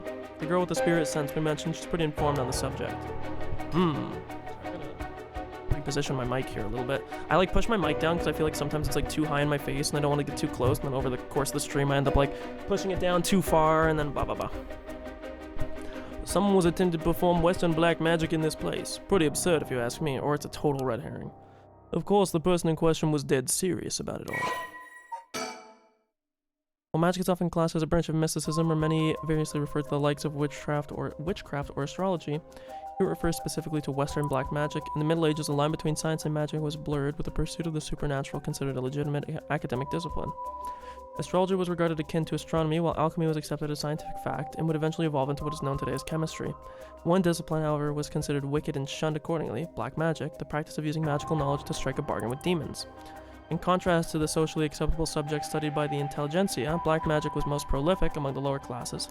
It was the common people who suffered most from the ills of the day, war, famine, and sickness, which perhaps led them to seek aid from unholy powers. As heresy, these rituals and spells were nowhere to be found in orthodox modes of teaching, but instead were recorded in tomes of dubious credibility. So the other thing, too, is the fact that Yako's also having, like, memories of things that happened to, the other girl. And, like, in this game, obviously there is actually supernatural things that are happening. So, because of that, we can't rule out the fact that there is like a literal possibility that, I don't know. I just think we lack the info to make like a surefire claim, but it's not impossible that the game could find an explanation that fits for Yako being Michio, but I don't know. I don't know. Because it, like, it would definitely hit harder if they are the same person. Right? Like, but I don't know. Currently, we got nothing to say for sure. Like, there's no way to know. There's no way we can know. I feel like the game for the big reveal would want to lean harder into that. But I just don't think we can... I just don't think we can say for certainty yet, but...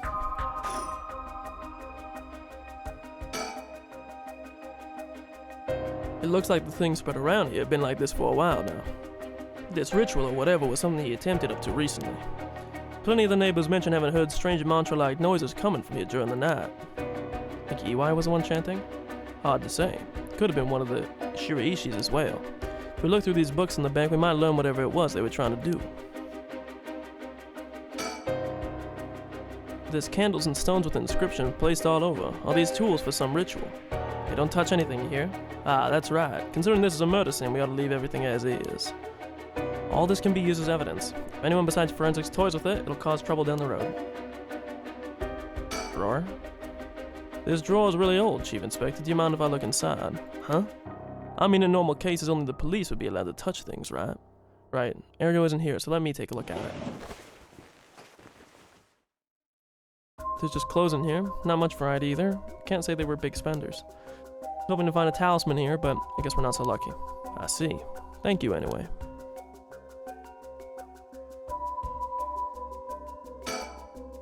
What do you say, Chief? Would you like to let me look through it? Or would you let me look through it if I wore gloves? Well, it's not like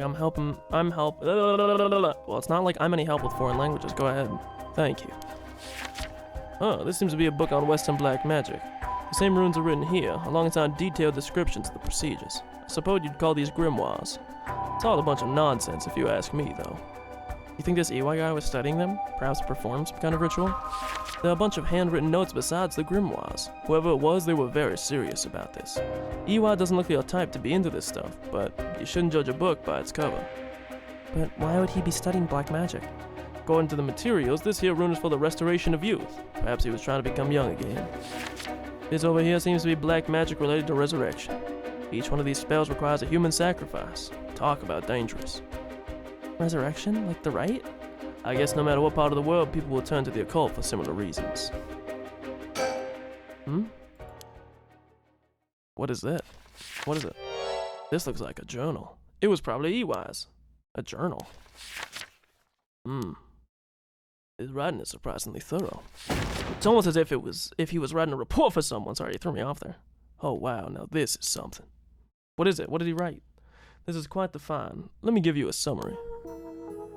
So this Kankichiro Iwai fellow, he'd been searching for a spell to restore youth for years. So he was into black magic from the start? He believed if he could learn to successfully perform the spell, he could then use it to earn a fortune. To tell you the truth, it seemed he was already getting funded after he acquired this grimoire. You don't say. It's starting to sound kind of familiar. But first, let's find out how he got his hands on this grimoire. Seems that Najima told him where he could obtain this book when they were both in prison. So there's our connection. What? That's nearly too much of a coincidence. Likely not coincidence. It seems like Iwai took an interest in the Najima murders after it made the news. He admired him rather passionately. You might even say he worshipped the man. Worship? Najima of all people? This was a time when students were itching to rebel. Anyone who did something to shake the world was bound to gather admirers. Iwai had been collecting these photos ever since that time. And since he just so happened to land in prison at the same time as Najima, he made sure to get in contact. This is a lot. I mean, even having it all laid out like this. The thought of Najima being involved with these grimoires is staggering. I don't think we ever had anything pointing to that. What's the connection? To be honest, it's a shock to me, too. For years, we've been scratching our heads over the motives behind the Najima murders. It's been a mystery to us all from the very start. Oh no, wait just a minute, do you think... No way, are you saying... That's right, the murders might have been for a ritual. He was attempting to perform black magic. The instructions written down for the sacrificial offering match up exactly with the acts carried out by Najima. You've gotta be kidding me. That sadistic crap he was doing was all for black magic? That's what the evidence suggests. However, Najima tried to do some type of resurrection ritual, but Iwai had different motives. Chief Inspector, you might think this is all the stuff of fantasy, but that doesn't refute that Najima and Iwai were both acting in earnest. This is batshit insane. You're telling me that this nutjob did all this for some hokey-pokey resurrection? Shit, resurrection. That means there must have been someone Najima wanted to bring back to life. Maybe his daughter. That's it. That has to be it. Fucking hell, it all makes sense now. What is it? So about the Najima murders. There's some information that's been... Okay, of course there is. Classic anime meme. There was actually some info that we didn't tell you. Go on. When we broke into his house and arrested him, we also found a baby. A baby? It was a girl. Looked to be about 6 months old, but she was covered in filth. She looked so weak and sickly. We called the medics right away. If we were a second later, I'm sure the girl would have died. So was Najima the father? He told us he'd found her under a bridge. He found her? She was abandoned? I've heard of parents threatening to leave their child under a bridge as a threat, but to think it really happens. I suppose there are those cases with dead newborns found stuffed in coin lockers, so it's not without precedent. Okay, that's a bit. You need to bring that up, pal. Whatever the case, we never found out the truth. But there is one rumor from back then that I could never get out of my mind. And it's starting to sound more likely now? Well, sure this isn't the first time you've heard of it. Many believe Najima's guilty of more crimes than what we got him convicted. Back then, a lot of girls went missing. Yeah, I remember all of that. Among the high school girls that might have been murdered, or maybe I should say sacrificed, was a girl who was pregnant. Goodness, that's horrific. He killed her and dismembered her body. And we thought maybe the baby we found is what he pulled out from inside of her. Don't misunderstand me. It's all speculation on top of more speculation here. That means it's fact. Anime game? Fact. But I for one never believed that man would just take in a baby he found under a bridge. I'm feeling sick. Stay strong, ma'am. I know this is hard to hear. Like I said, don't take this to be the full truth. We were running on speculation back then. Now this whole resurrection magic has come into play. We should consider the possibility it was his child. Maybe he was trying to revive whoever the mother might have been. It's just a theory, a game theory, but my life would be a tad easier if it were true. It's an interesting thought. If there's anyone Najima would want to resurrect, the deceased wife is as good a guess as any. The fact he obtained a cursed stone suggests he has an interest in the rite of resurrection. You're right. And here I was thinking that he was only after the curse's power to massacre. Chief Inspector? Yeah. What happened to the child? Without a birth registration on file, best we could do was find the girl some suitable foster parents. It was decided to keep the circumstances secret for the sake of the child's future, so it's one of the characters in the game. Well, I'm glad she was taken care of.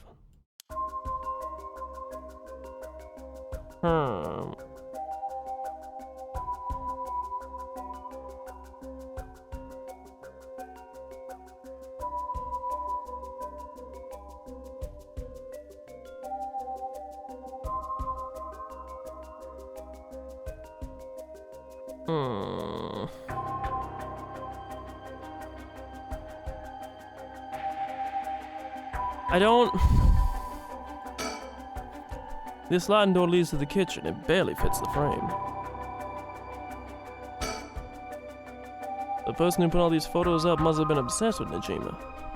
Might have had some relation to Najima's victims, or perhaps it was the opposite. The opposite? What if it wasn't loathing, but admiration? But then...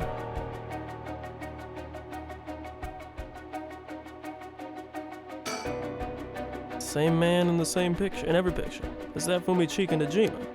Wow, this is quite the spectacle. I don't think I'll ever manage to erase this from my mind. Don't worry, Richter, you're quite the spectacle yourself. You mean to compare me with the likes of a bizarre criminal? Don't mean to derail the conversation, but there's still more written in EY's journal. We know EY had managed to obtain the grimoire thanks to the advice he got from his idol Najima while in prison. After conducting research and gathering more information, he determined he had a chance to get rich quick. Right, he thought he could make some money if he could successfully use rejuvenation magic. Correct. Turns out someone gave him the idea. And get this. It was the one and only queen and chairwoman of Haihaku Soaps herself, Natsue Yamamori. Wait, the chairwoman of Haihaku Soaps? So that's where this leads. Here, let me read what he wrote. The queen of Haihaku has a strange fear of growing old. Her fear of death is even worse. If she does die, she wishes to be revived, and she will spend whatever it takes to preserve her beauty. Magic, rituals, and rites. She'll use whatever means necessary. Her tenacity is unbelievable. She was apparently investing money in any research on resurrection, the restoration of youth, the like. So she would even throw her money at the occult. The places greed will take you. That brings us to Hideki Arishi. She presumably funded his research into the rite of resurrection as well. That's what it all points towards. I wouldn't be surprised if the Witch of Haihaku pounced at the rumors of the rite. Starting to sound likely. It might also be why she's spreading the rumor about having godly powers. It's a convenient cover if she becomes young again. Godly powers? What's that all about? Ah, you can ignore that. Either way, I think Iwai took the payments he was getting for his research to seduce her family into taking him in to keep a low profile. The Shiraishi family, Michio and her mother, Toshiko, were just his unlucky marks. And this is where you get involved. Are you feeling steady, man? Huh? This has something to do with me? They probably made her son for a sacrifice for black magic. And this guy probably put the daughter up to it, is what they're gonna say. No, you can't mean... You realize then. Perhaps.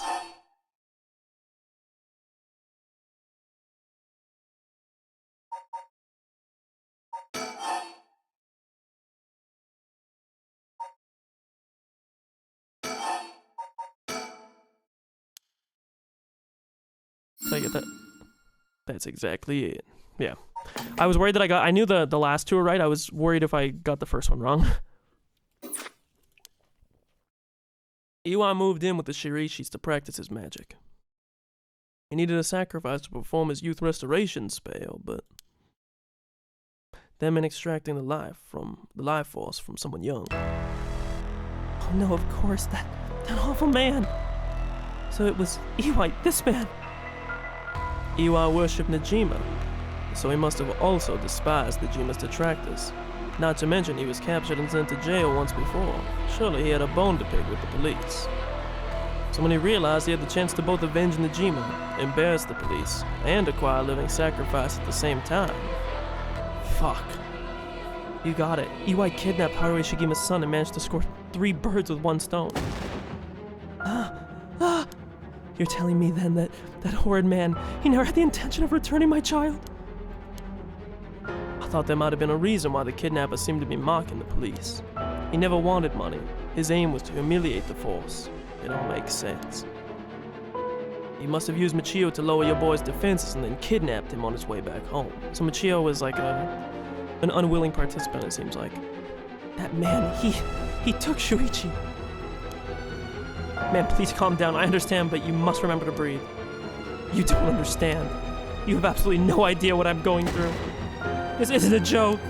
I wouldn't expect the police to understand. You'll never understand. Living sacrifices, what a stupid idea from a stupid little man.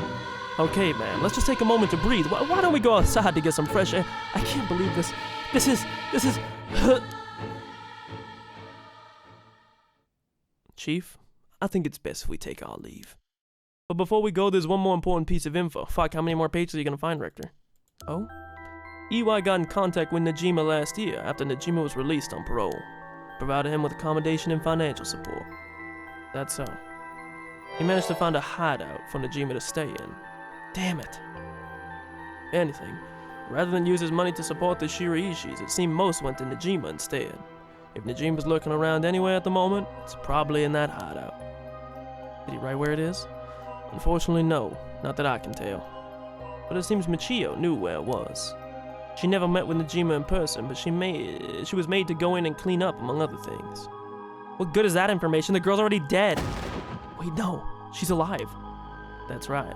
Michio Shiraishi is alive. You can find her and get her to talk. You can get her to spill the beans on his hideout, too. Investigator, I'm asking you. I should be going. The lady's not well.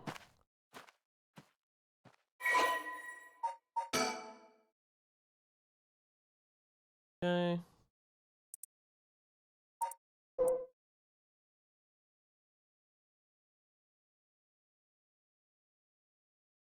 I guess there's still the possibility that she could be resurrected. But, or was resurrected, I should say, not be.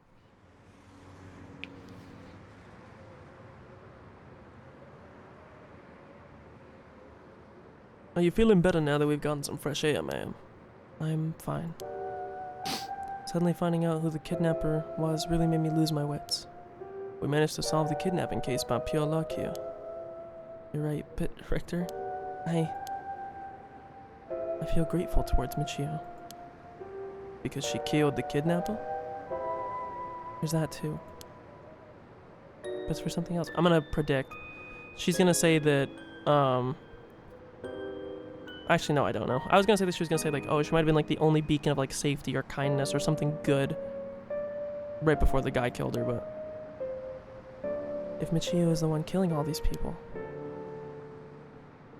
then she must have acquired quite a sizable amount by now.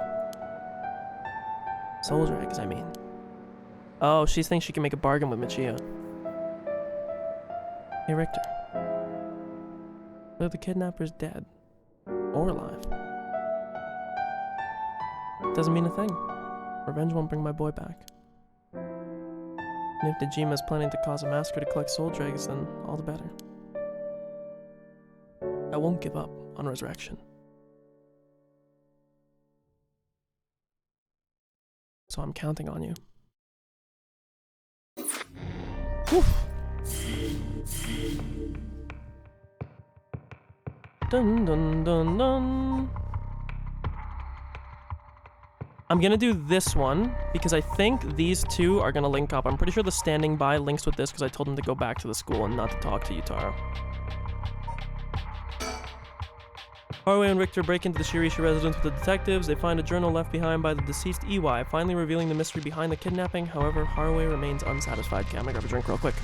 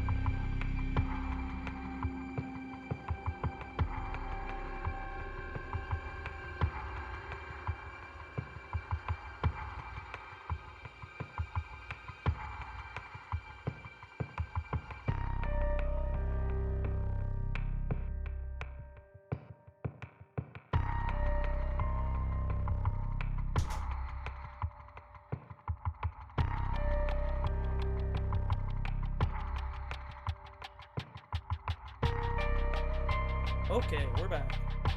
We're kind of getting close. Maybe the game will end before the nightfall.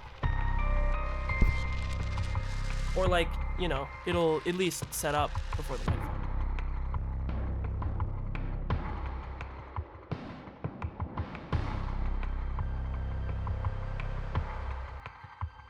If Michio... The only thing that I wonder is, like, maybe the black magic thing worked, and Michio... No, but why would he resurrect Michio? Because the guy was practicing rejuvenation, not trying to bring back Michio. I'm just trying to think as I open a chocolate bar. Sorry, I bought a bunch of chocolate bars, like, a week ago. And I've been slowly chipping away at them because I've been having, like, the biggest chocolate craving in my life for some reason.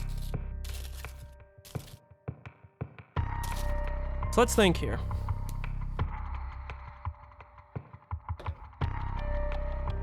We don't know.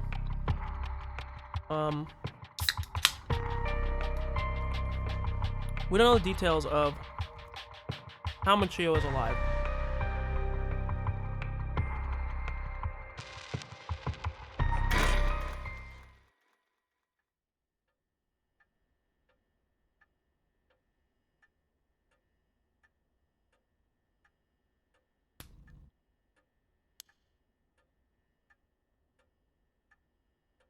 Mm-hmm.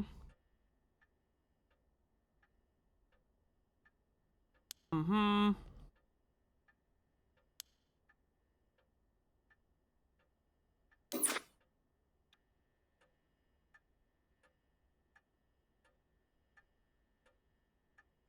Well, ma'am. Seems like we managed to settle one part of the kidnapping case for now. Let's begin discussing our next steps. Right.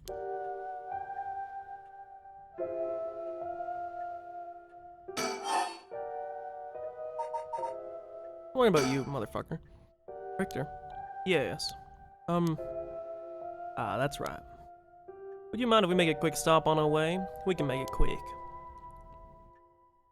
I apologize for the diversion, but I'd like to visit a candy store if possible. I suppose I don't mind. Alright, let's reassess this curse situation. Right. I must admit, I never expected the police to be so on top of things. The Chief Inspector, Tetsuo Tsutsumi, provided us a good wealth of information. I'm surprised he knew so much about the curse bears. Do you think they noticed I'm one of them? I'm pretty sure Ario didn't. The Chief Inspector, on the other hand, will have to be careful around him. But if he had suspected anything, I'm sure he would have detained us. We should stay vigilant moving forward. She's so fucking bad, it's not even like, wow, bro. Agreed.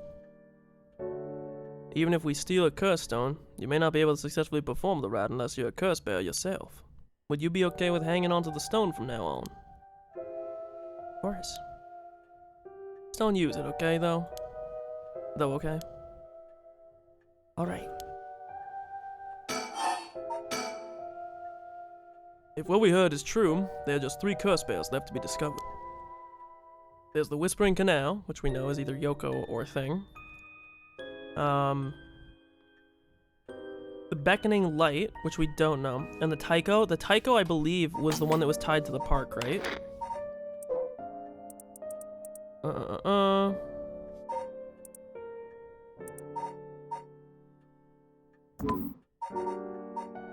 Let's see.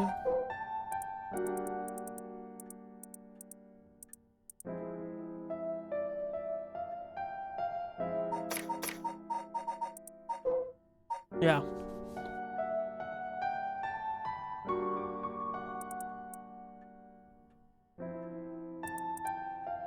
Even more so, double whammy.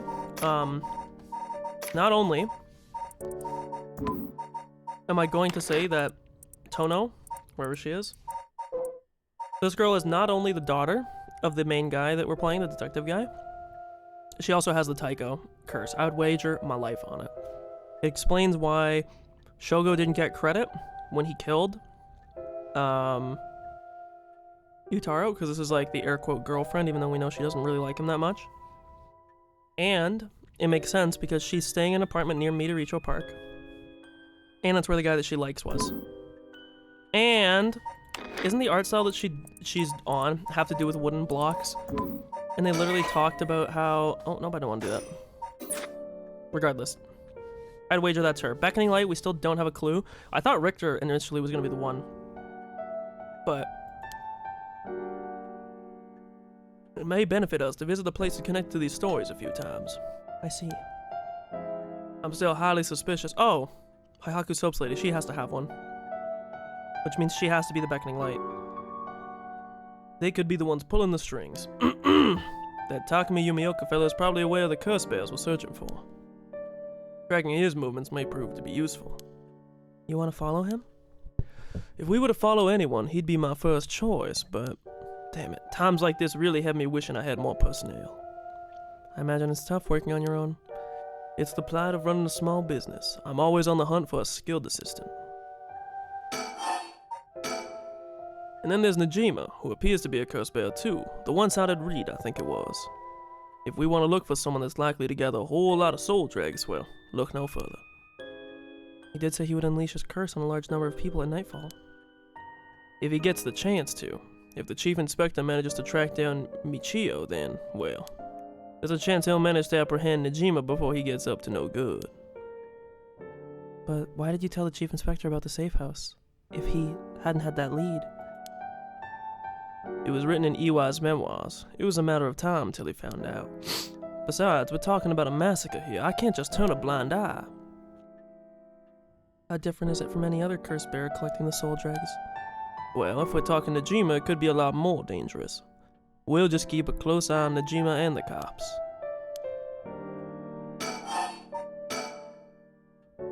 What about that girl from before, Ayame Tono? Do you think she could be a curse bearer? Well, there's a chance she could have gone and stolen someone else's curse stone by now. That's possible too, but... We haven't been to Midoricho Park yet, the place connected to the Taiko of Sugaru. Alright, that's close to where she lives. See, these guys, they're just... Get up with the upkeep, man. What if she was a curse bearer this entire time? She could have lied. It's possible. It would make her a brilliant actress to boot. The idea's got me itching to investigate her again. That place is rather suspicious. If only we could run into someone there. Judging by the official announcement, it seems what Iwai wrote is likely true. With both the kidnapper and his young accomplice dead, the police should be able to handle the rest. Now that it's over. I can't help but think about how pitiful it all is. We never would have known a thing had we not found his journal. Carelessness is what usually leads to crimes like these being exposed. It was pretty much the same with the Najima murders. But stumbling across the answer by pure chance really makes you think. It makes my skin crawl to think how many cases like this are left undiscovered. Me too. It's certainly disturbing. Well, with the kidnapping case all wrapped up, we can focus our efforts on obtaining the ride, yes? Indeed. I'm counting on you.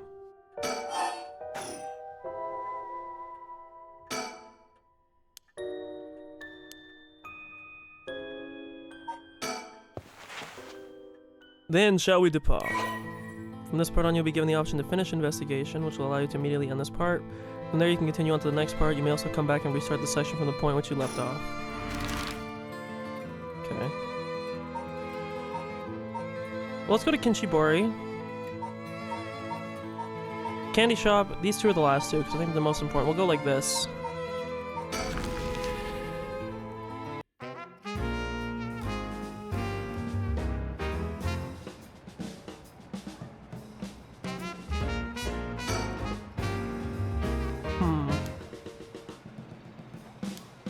I'm gonna finish doing my last little squares here.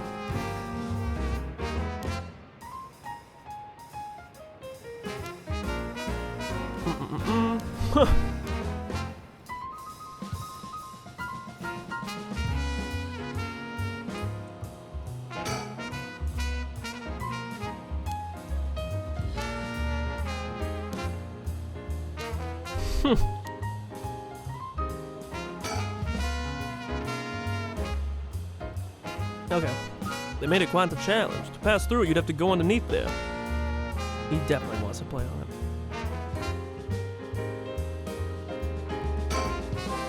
it. A telephone booth. Doesn't look out of the ordinary to me.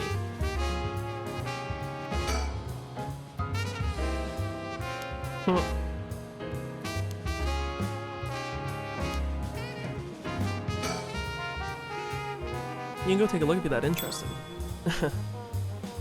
Alright. I'll go check it out just to make sure. Didn't have to think long about that. What's that? Did he find something? I found a mockingbird on the playground equipment. Damn, talk about lucky. It was number 19, Penny Pratt. I see.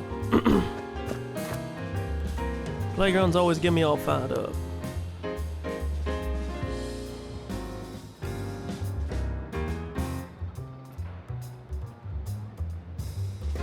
Okay. Place is associated with the Whispering Canal. The canal must be connected to the man who was drowned in the park. Agreed. Wasn't the victim a Haihaku Soaps employee? That's right, his name was Shogo Okie. Jesus Christ. One second.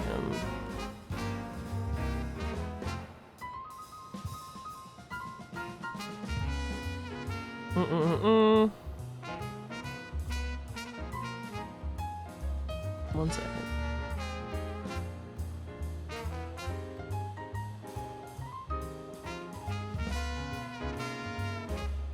Hmm.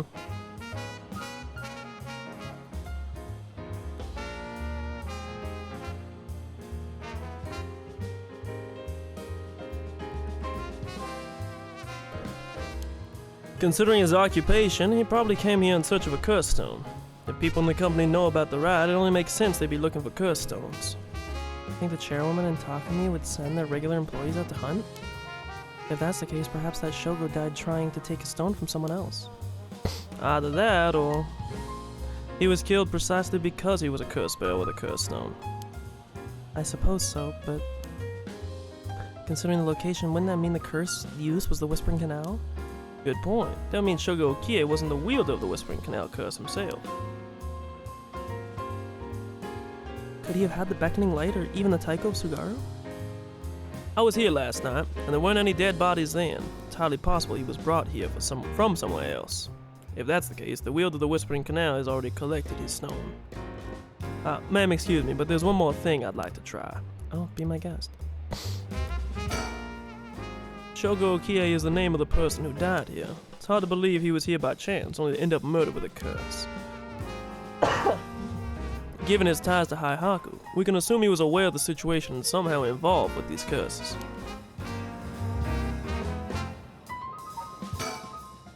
Two curse bearers battled out here last night. Who could the other person have been?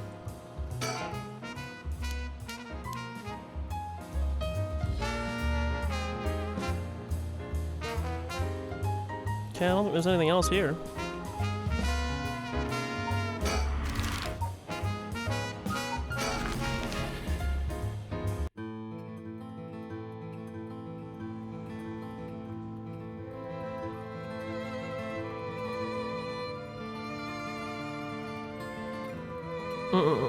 There's not much here, what the fuck? There's so many old factories alongside this river. It must have been quite different in its glory days. But now most of them are closed down to tighten regulations on waste disposal.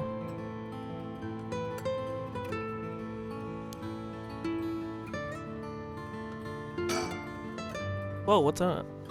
Doesn't seem like anyone's been here for quite some time. I wonder if it's one of the factories that got shut down when they tightened up regulations. Look at that. Richter, what do you think that is? Oh?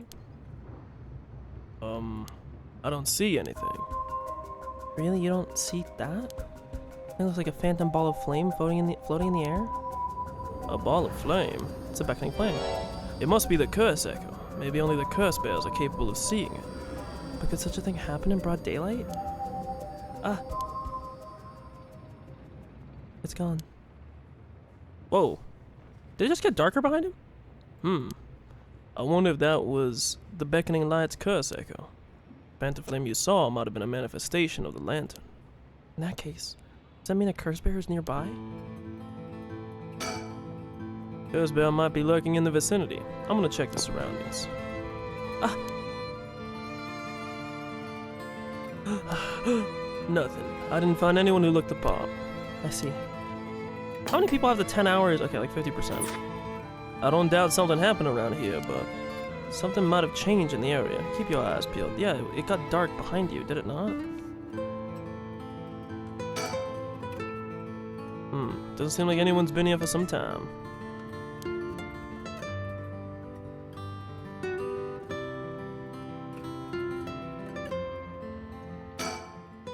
What you saw earlier must have been the Beckoning Light. Something might have changed after what happened. Okay, I see. So I think what it's saying is it's not actually in this area that it might have changed. Well, first things first, let's go back here, because we're already here.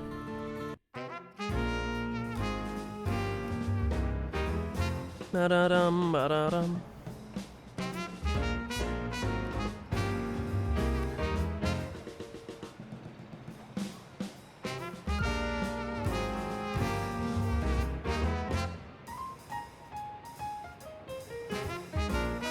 I don't think there's anything else here. We'll keep going, we'll come back. I'm actually gonna go here last. We're gonna go to the park.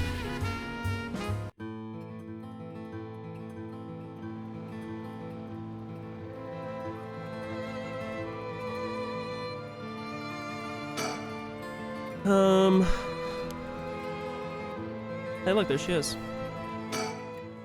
We're reason to believe the curse bear of the Taiko of Sugaru was here last night. It's possible they're already dead, but we haven't found any definitive leads.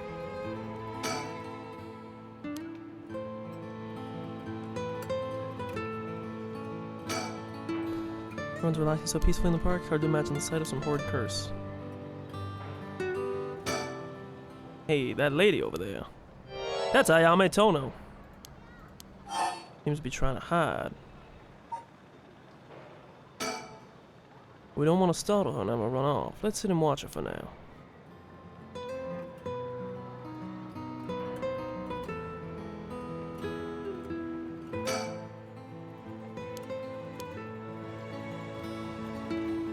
Nah, I think we need to approach her. Alright, I'll be right back. He's gone. Suppose I really wanted to talk to her. Oh, there he is. Does he mean to jump out and surprise her from behind? He found a mockingbird or something? Does he mean to intimidate her? She noticed. I guess his purpose was to talk with her after all. I wonder what they're talking about. She doesn't look like she's planning to run. Oh, they're coming here. Here she is. What do you think? Smooth work by the master, hmm? Yes, very smooth. Hello, thank you so much for yesterday. I know this is sudden, but I'm actually being pursued right now. Pursued by who? I think it's the police. Would you be willing to provide me shelter? From the police. I figured we could hear her out and see what kind of mess she's gotten herself in. Don't make it sound like I'm some kind of criminal, please. Police have my apartment staked out, so I haven't been able to return home. Alright, what the fuck is this? I'm just reading something. Let me reply to my girlfriend real quick.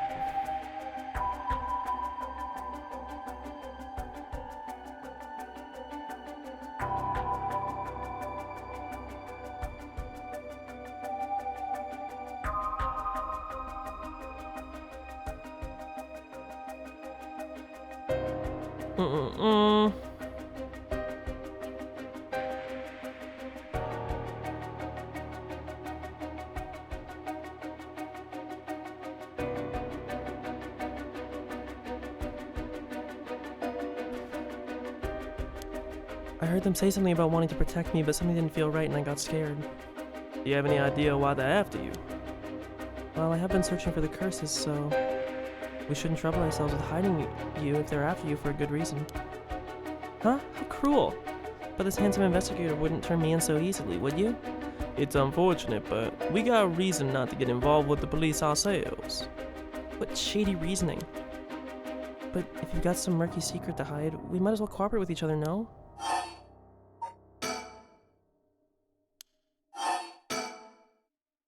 Anyway, how are your plans to resurrect Hokusai going? Fortunately, it's been going quite well. Oh? Does that mean you found someone to steal a curse stone from? Not exactly, but I found out a kind of last resort, which is why I can't let the police get me. What do you mean by last resort? You're really asking me that? It doesn't concern you at all. Why should I tell you? Ugh. What if we make a deal? In exchange for keeping you hidden from the police, you'll tell us about your last resort. Is that what got you interested? Oh, I've got it. You're meaning to steal it for yourself. Not at all. I'm just curious. That excuse will just not do. I don't need you to. I'll find a way to stay safe on my own. That was a close one. Oop, I didn't mean to skip that. I should have known... I have to wait. Should have known the only way you can count on in this world was yourself. Holy fuck, I butchered that. We can't let her get away. Let's go after her. Stop it. Get any closer and I'll scream. Please wait. We'll help you out, with no conditions. Will you change your mind quick? That just makes you all the more suspicious. I tried my best, but I couldn't convince her to stay. Could it be you don't know how to handle a girl like that? Since she's looking for a safe haven, would you mind me sharing your address with her? Just in case. Well... It doesn't really bother me, but you do recognize that our police officers are my close family. At least it'll allow us a way to keep in contact, no matter how small.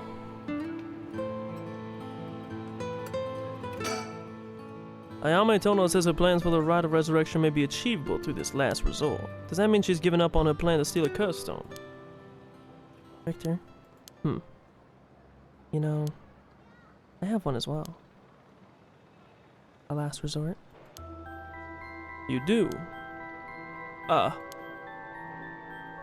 Even if we don't steal another curse stone, I already have my own. If it becomes necessary, I am prepared to use it. So you think it might be possible that she has one of her own, too? But that she despised the idea of using it to kill others, so instead she manages to steal a curse stone with soul dregs already in it. It doesn't contradict anything we know. She just has the same motive as we do. She lives nearby, which means she might have the Taiko of Tsugaru curse stone. We still don't know much about that one. Richter, that last resort Ayame spoke of, it could be our chance. We can use her. I hear you loud and clear.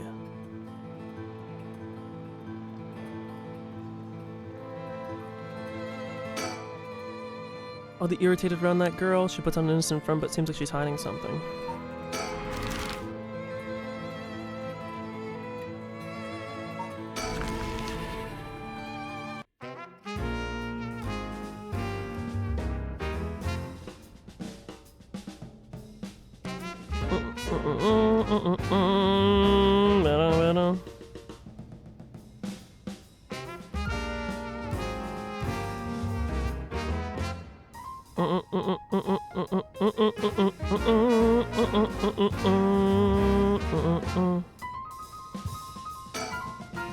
So, the children seem pretty fond of this place. It looks comparatively new. They must have had renovations done not long ago. How the fuck would anybody beat this game? Whoa, no way. Jeez, you made me jump. It's Mockingbird number 14, Falcon Man. This guy's a real speed demon. Is that right?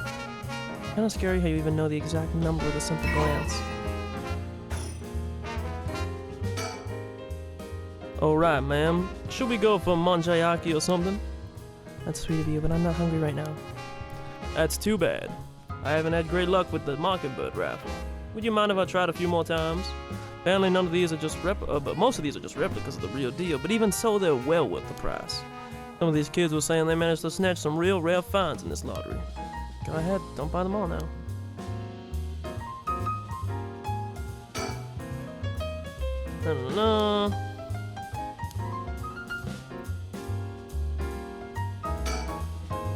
Shops close to the parks, the children have been coming and going without pause. Places like this candy shop have been slowly disappearing from the street view recently.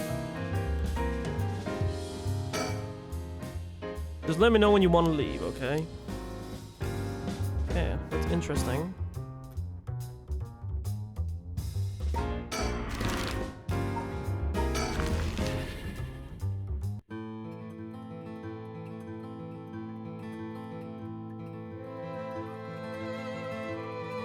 Trying to see if that flame is anywhere.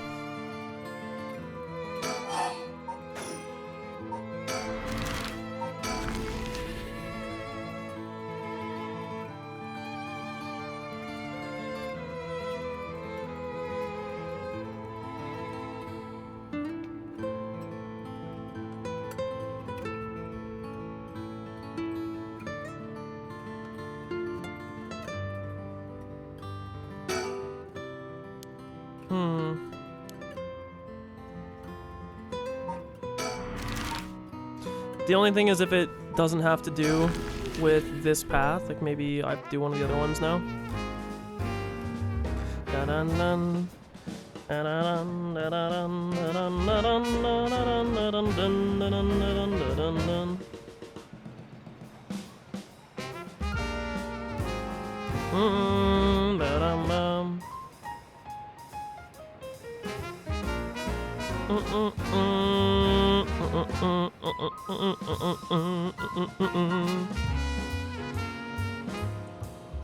It's probably an end investigation angle, right?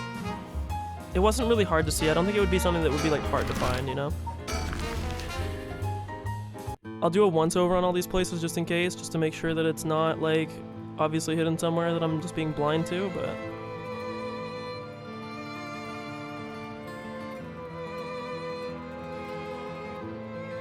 yeah.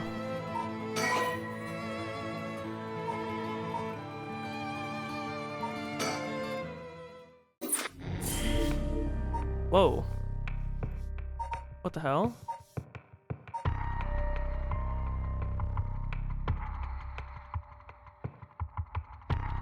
Who the fuck is question mark? I bet you this is gonna be, girl. What's her name? Let's do this.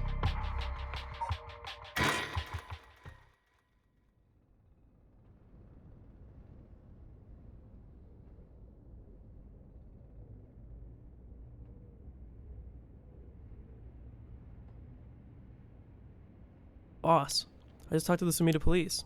What now? They found an abandoned van in the Chiba Mountains that looked like it had been in an accident. They couldn't lift any fingerprints from it, but they found blood spatters on the front. And guess what? The blood's a perfect match for Michio's. Oh. So it must have been the van that hit Michio.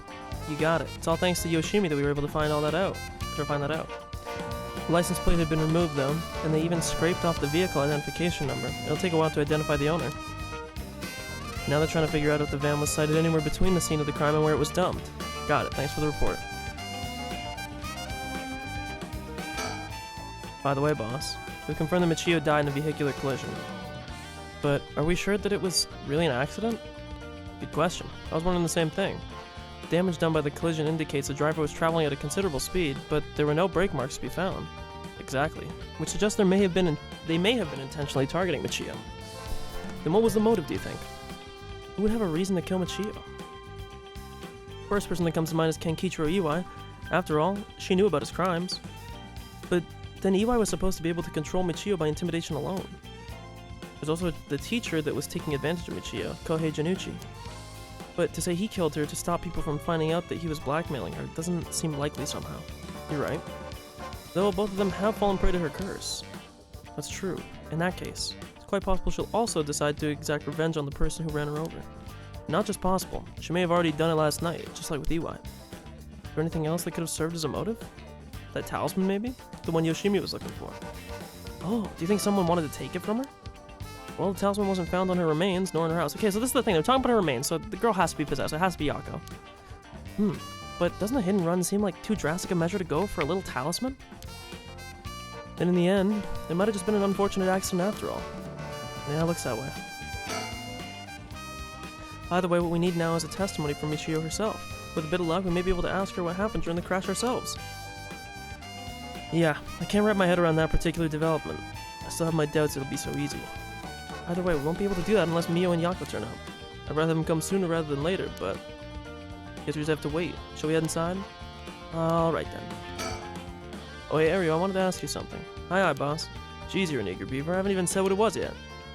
Right, well, what is it then? Can't remember what you had for dinner last night? Looks like that agent over there is having some trouble with his pen. So if you've got a spare, go lend it to him. And for the record, I had Katsudon last night. No need to worry about me going senile just yet. I know I look like a genius, but I didn't think I came across as the type to carry spare pens on my person. You? A genius? You're dreaming.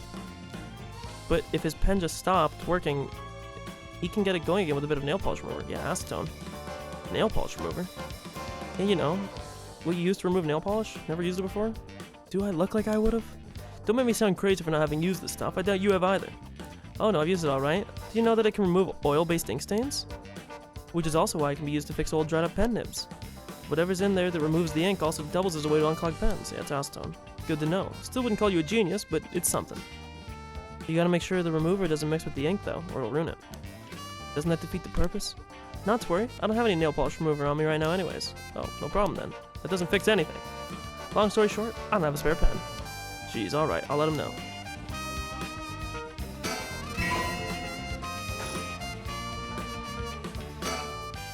Boss, I thought we were gonna wait for Mio in the school.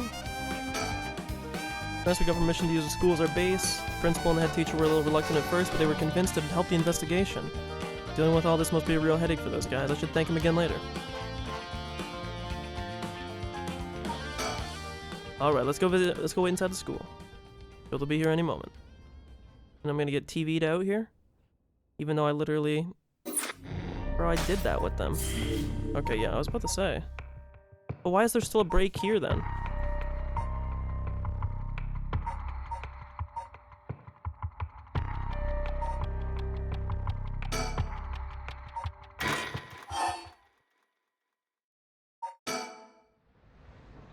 I guess I didn't talk to him here. Let's see what this is. suppose we may as well hear what it is you have to say. Glad to hear it. Then shall we relocate elsewhere?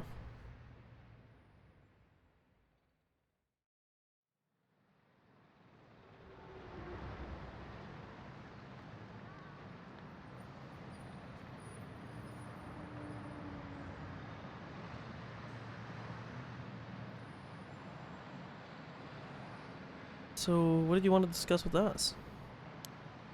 Let's see, how do I put this? I'll tell you straight. I want you to use your curse stones to bring Michio Shiriishi back from the dead. Okay. So this guy obviously kind of revealing his hand a little bit.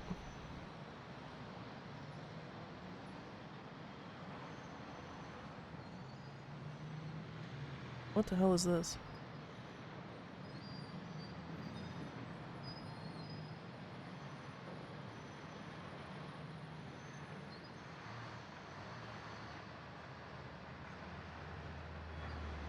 I'm sorry, just...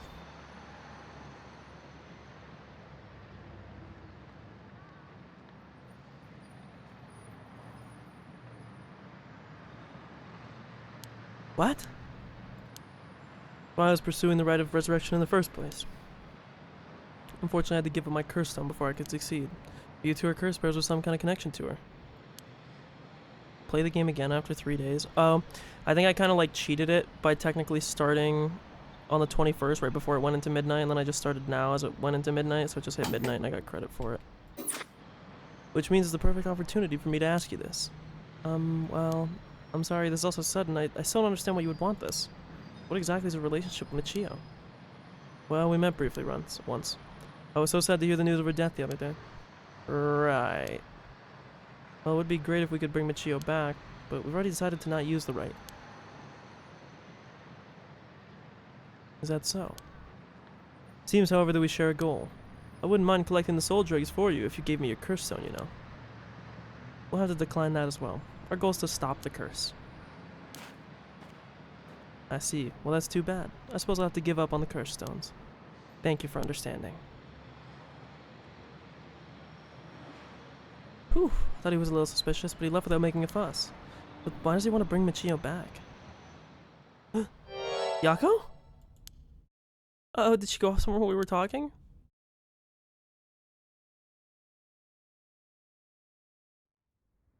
Ooh, what the fuck?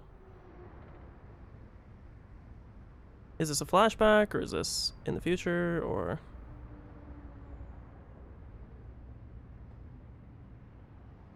I finally caught up to you. I don't know if you noticed me following you or not, but leading me to a secluded place, you've got guts. I'm sorry, but I'll be taking your curse stone. Either you hand it over, or I'll have to take it by force.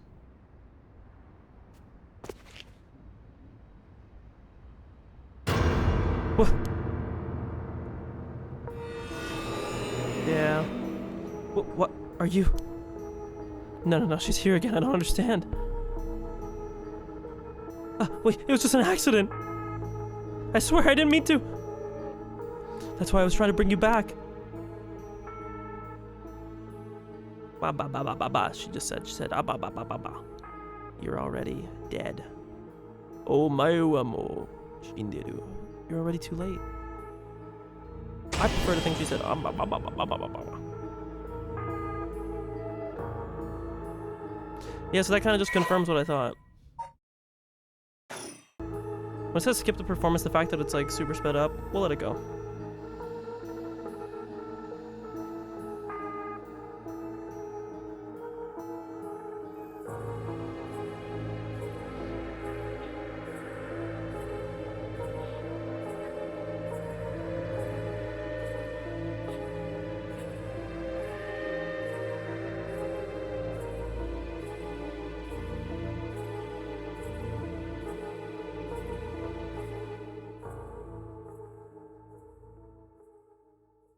Okay, is it just a... After this, Fumichiki Najima went on to use the power of his curse on to commit mass murder, shocking the public with the unprecedented tragedy. Well, it's a confirmation, at least, that he has one. And from that day on, Yako Sakazaki was never heard from again. Yeah, there's gonna be some split personality shit. Ending 1, Michio's Grudge.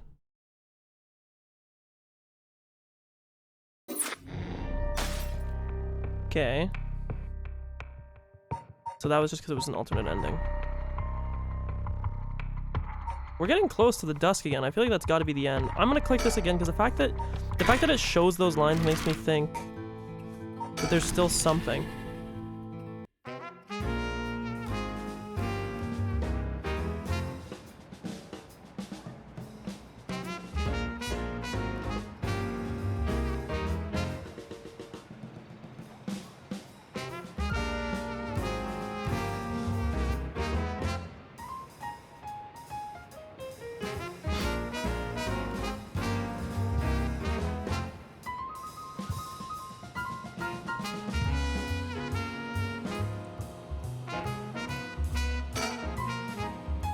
This is gonna be the same shit.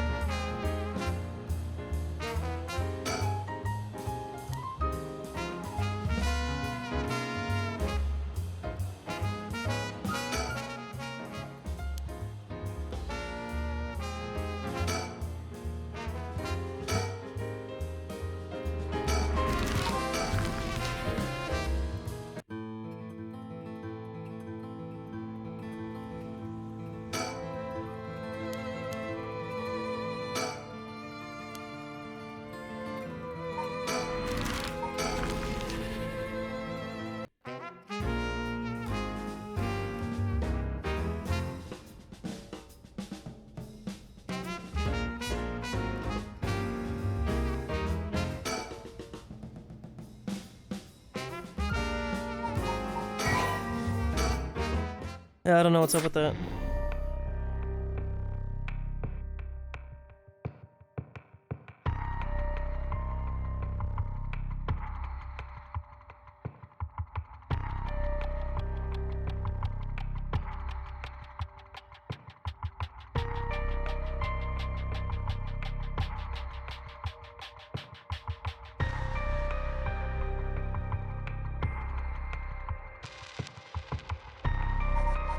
So we have two options. We have darkness and we have I'll see you again. I'm like very interested in what this is, but let's do this. The record of Fate's Yin scroll may contain a way to put a stop to the curse. Yako and Mio head back to Komagata High School to share this information with Tsutsumi.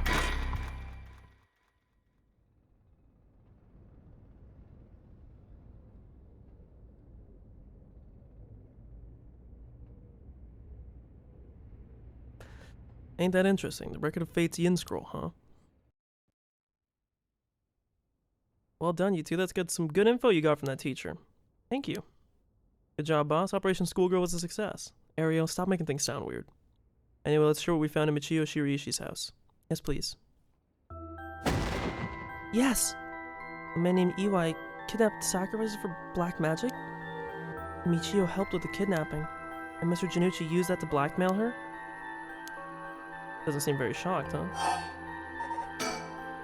Based on the report and looking at the circumstances surrounding the deaths of Janucci and Iwai, if Michio Shiraishi did it, it would make sense.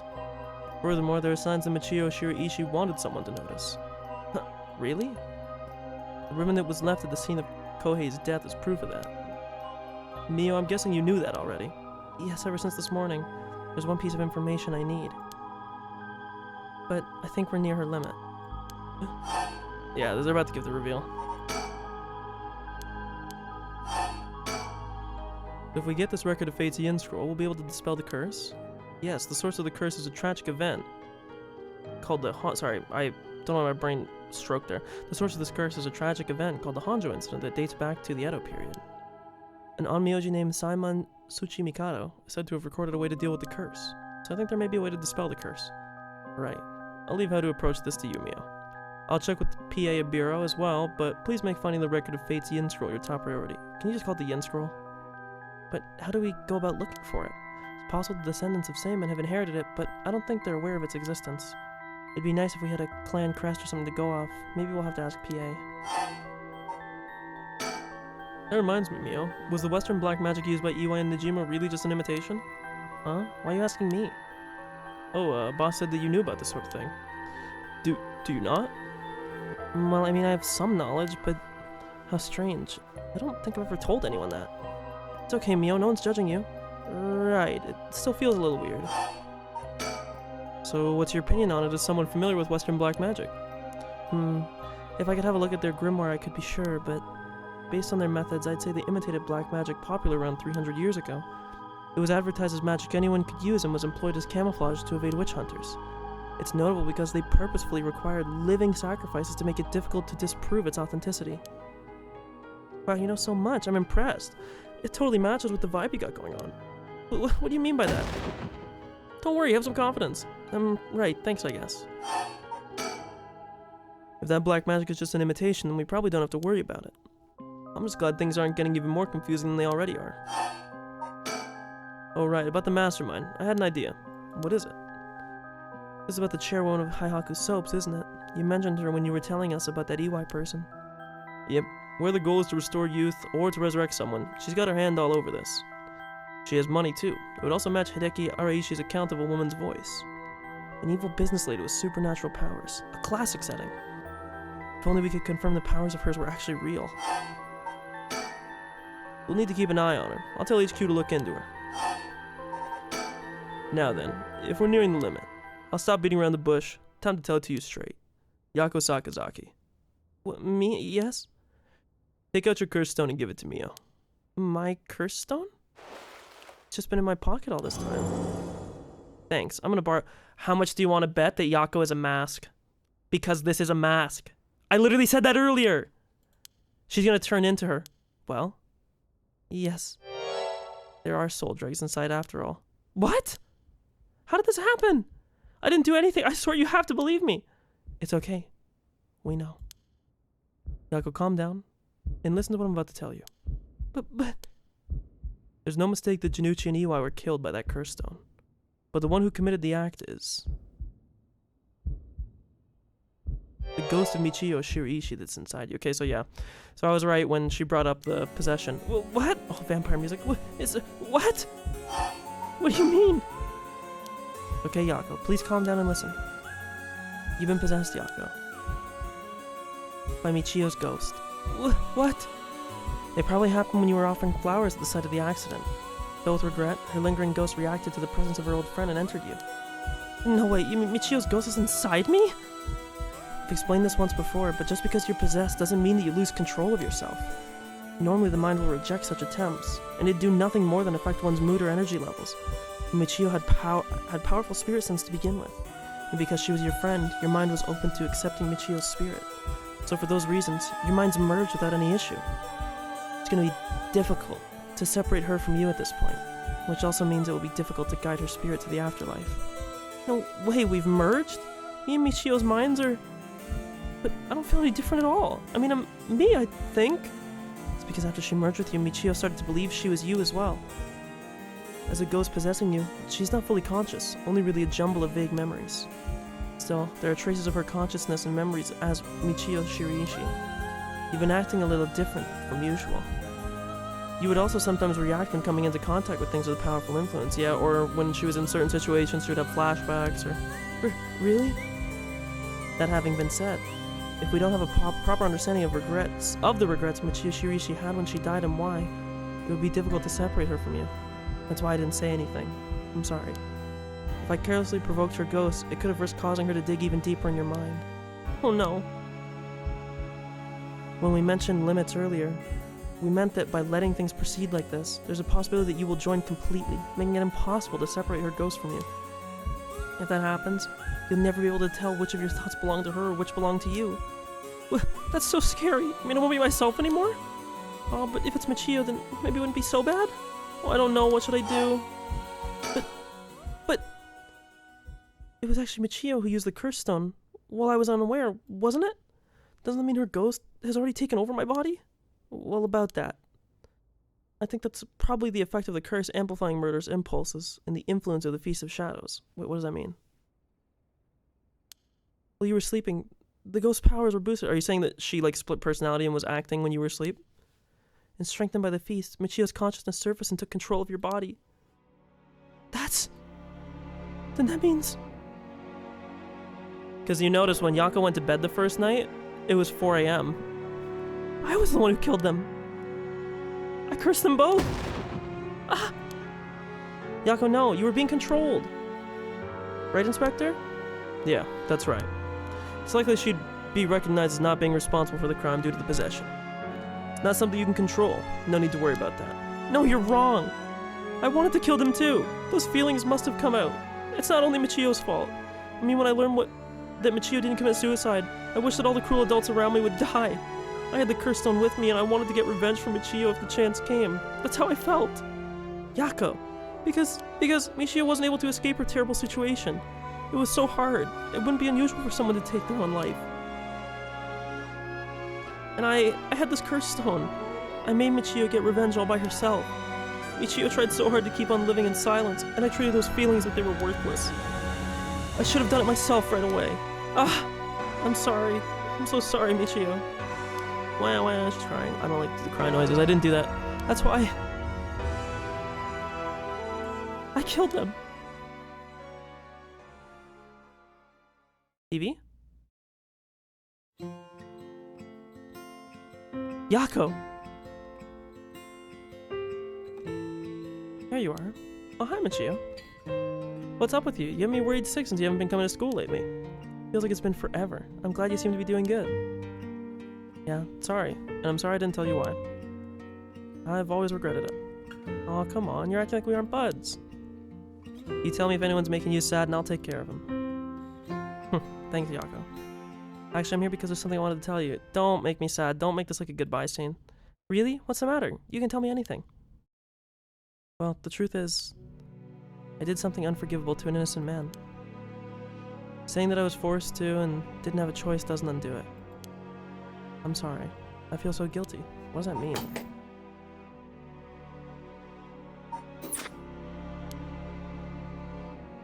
I've done so much I can't take back, all because I was weak. There's no escaping the hell that I've created for myself.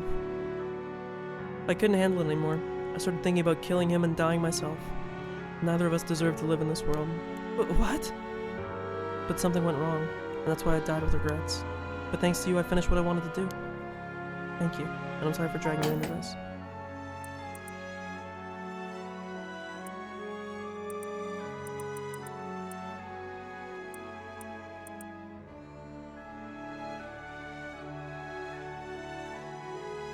The only thing I can get from this is that the Janucci thing was, like, somewhat consensual, but that doesn't really make sense. I mean, you can't. You're a high school student. He's like a 35-year-old man, so I don't...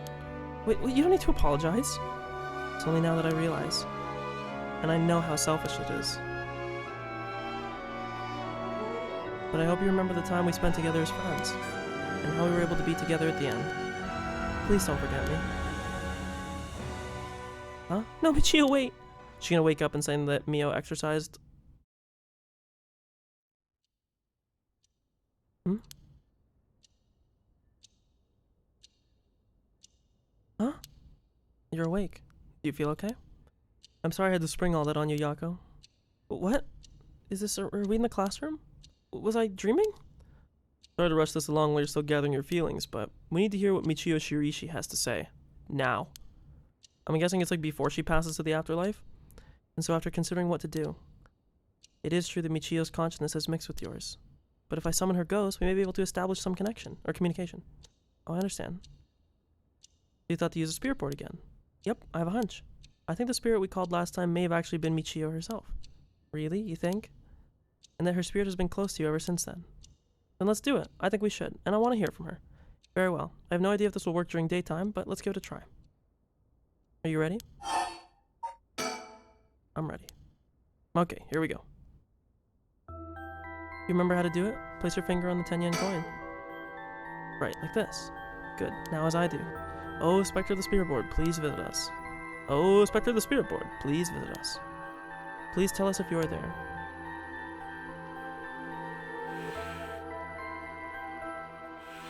It's here. Now, is it the spirit of Michio? Yako, would you ask the spirit? Alright. Oh, Spectre of the Spirit Board, are you the spirit of Michio Shiriishi? Ah, it said yes. Don't be so sure. Some spirits like to play tricks. Can you try asking it a question only Michio would know the answer to? Let's see, then... Oh, Spectre of the Spirit Board, how much did the ribbon I bought with Michio cost?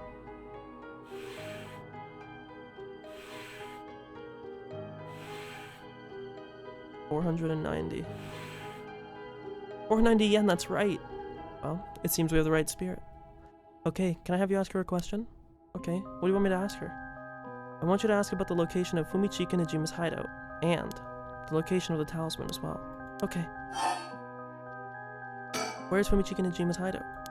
Please tell me the location of Fumichika Nejima's hideout. I say no. Please, terrible things will happen if he isn't captured soon. I'm sure it's painful to try and remember, but you're the only one who can help us, Michio. Please.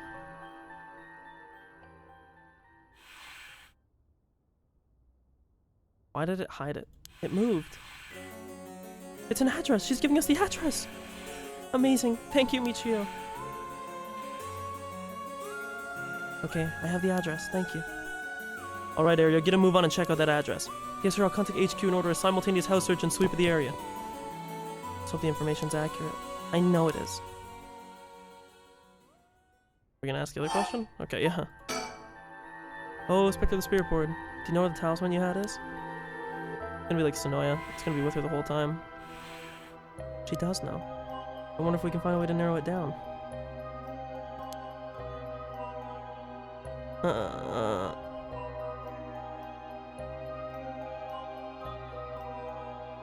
One second.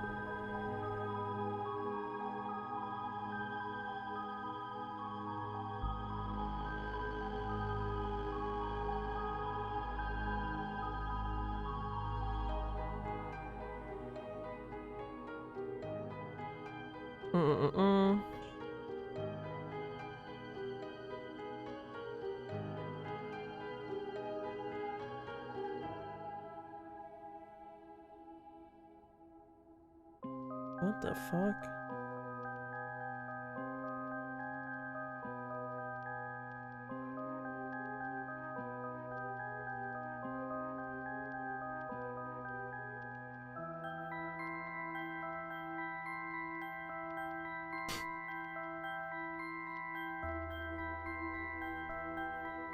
What is this?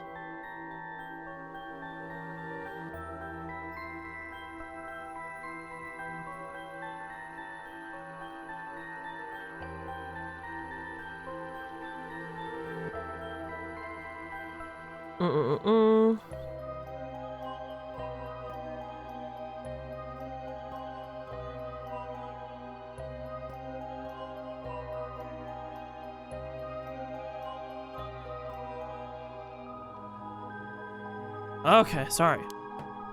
Oh, Spectre of the Spirit Board, did you carry around the talisman with you at all times? You have to go to her body. And did you have it with you when you had your accident? Watch her say no. Yes. Huh? She had it with her. There was nothing resembling a talisman in the articles left behind at the scene. That means someone took it with them and ran off before the scene was investigated. But who would do that? This would mean someone knew Michio had died before the police did. First person to discover and report it was the caretaker of the apartment building next door. Should we check with them? Let's see. The other possibility I can think of is Yutaro. Yeah. But it was a hit and run. Wouldn't they have run away? It might be possible they came back, driven by fear or something else. Even if so, they didn't report it and went through her belongings. But to only take the talisman? Seems hard to believe. Unless they were after the talisman from the very beginning. How likely is that, if the talisman really is so special? Ario mentioned the same thing, but to run someone over just to take something from them? It's possible they just picked up the talisman after hitting her for no particular reason. Either way, if it really was a hit and run, then I hope they get caught. It's possible she remembers something after seeing the picture of the car. Then shall we try asking? I'll try. Oh, Spectre of the Spirit Board, do you know who is behind the hit and run? I was gonna say yes. She says she knows. It's a relief if she hadn't. Huh? In order for Michio's spirit to find peace, we need as much information about what happened as possible. We can't send her off to the afterlife if we don't know what happened when she died. This isn't like a forced exorcism. Huh? So that's what it'll take. Alright, I'll try asking. Right. Oh, Spectre of the Spirit Board, who was the one who ran you over? It's gonna be Yutaro, we already know. I hope she knows the name. I wonder. Ready? Oh, she's gonna give a last name. Namagaki. Or Namagaki, sorry. We kind of already put this together from the scene when she said, the man and the young woman. Namagaki? Namagaki? What? You mean Yutaro Namagaki? You two know him? We talked with him after we left the cafe. He used to be a curse bearer, right? I see, so that's why Yako had that reaction when she saw him. What? Come to think of it, that guy said he wanted to talk about Michio. What the hell is he planning to do with his curse stones? He said he'd be waiting near Ryogoku Bridge. Got it. I'll join you there once we're done. He's the bastard who killed Michio. Yako. This should be enough information. We can release Michio from her suffering now. Let's do it. Alright. Oh, this might make me cry. This is sad. Oh, Spectre of the Spirit Board. No, Michio. Thank you. You helped us. You know, I'm so sorry I didn't know about it all. Your family, the kidnapping, Mr. Janucci. I'm so sorry. It must have been so hard. Not that I could understand, but I'm sure it was so hard. I mean, of course you would want revenge. I wanted it too. We've all done things that we wish we could take back. But I'm glad I at least know the truth. There's so much I want to say, but that's enough. If they hit the ILY phrase, I might cry. Let me just ask you one last thing. Someday, can we hang out again?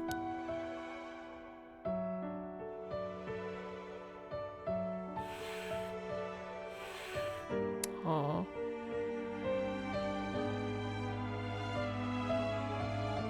You mean it? Okay, it's a promise. Have you asked everything you wanted? Yeah. Okay. I'm gonna guide Michio's spirit now. Yeah, it's time to say goodbye.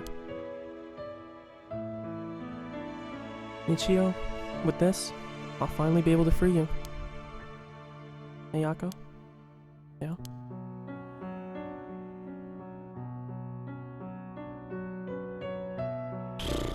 You never accepted the idea that Michio took her own life. I'm glad you never stopped trying to find the truth. Yeah. You're right.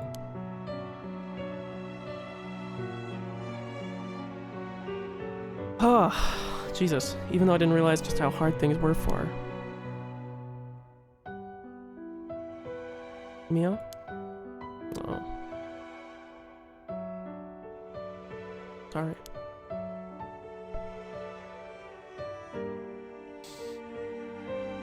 I'm holding it together, but not very well, okay? So don't make this any more difficult. It's just Michio. She was taken advantage of by so many of the adults around her. She put up with so much. I should have tried to talk with her more. I know how you feel. Thanks, Mio. I was thinking about all the things I could have done. Why did this have to happen to someone so kind and hardworking? Feels like she was ill-fated to the very end. It's too cruel. But even then, she didn't even tell me about this stuff. She let herself worry more about revenge than living. I'm mad at her for that. Sure, I should have noticed something was wrong, but come on. Ugh, what was she thinking? I mean, seriously. Am I really that unreliable? Of course it'd help you get your revenge, you idiot. I don't care how you had changed or whatever. I just wanted you to live. Yako. I'll take responsibility for what's been done. But one day if we meet on the other side, just gonna say I'm gonna kick your ass or something, and I'm gonna have to give her a good punch. Then I'll tell her she's the real fool's procession or something. Then we'll hang out like always. Sounds like fun. Alright. I'm sending her off, okay? Wait. No. The coin, it moved to no all on its own. You're right. When did it do that? Seems she still has something keeping her here. Oh god, they're gonna fucking do it. Do you have an idea what Michio wants? Me? Oh. Please. Don't forget me. And she told me that she didn't want me to forget. I see. Then... Michio?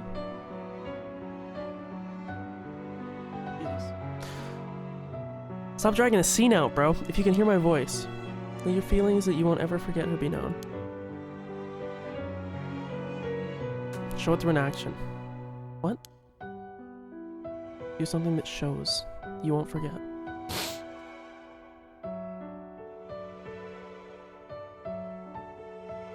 Gonna flip the coin or something, or?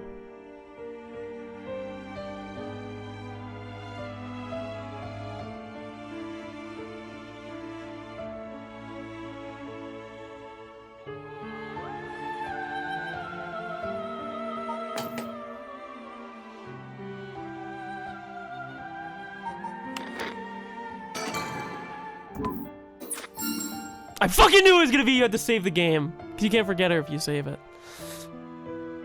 Sorry. Thank you. So, I don't really want you to punch me. Just live a long life, okay? I'll see you later.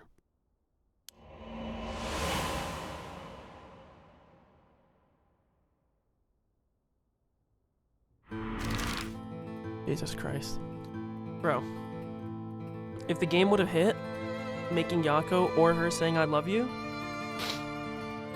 I would have fucking cried like a fool. Holy fuck.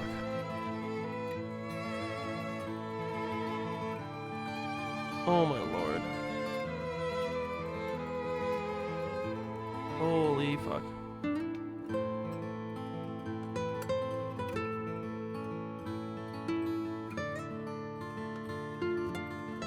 Jesus Christ. Definitely the most emotional scene. I don't know what it is. I'm an emotional fucking wreck when it comes to media, so it's not surprising. I'm sure most people would play this and probably not have too much of a response, but I just don't know what it is about, I don't know, mementos, stuff like that. I don't know. Last wishes. I don't know. It gets to me.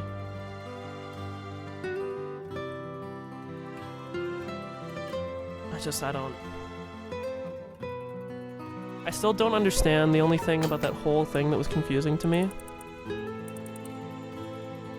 Nah, it doesn't go back that far.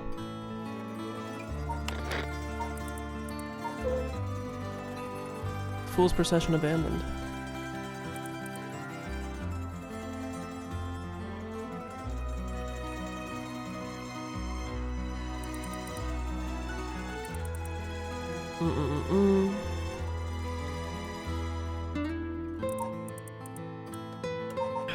Jesus Christ. That's the only thing I don't understand. I'll probably go back after. Maybe it'll say it more obviously. The only thing that maybe it meant as well was not the thing with Janucci, but more so that she pulled Yako into it without asking. But...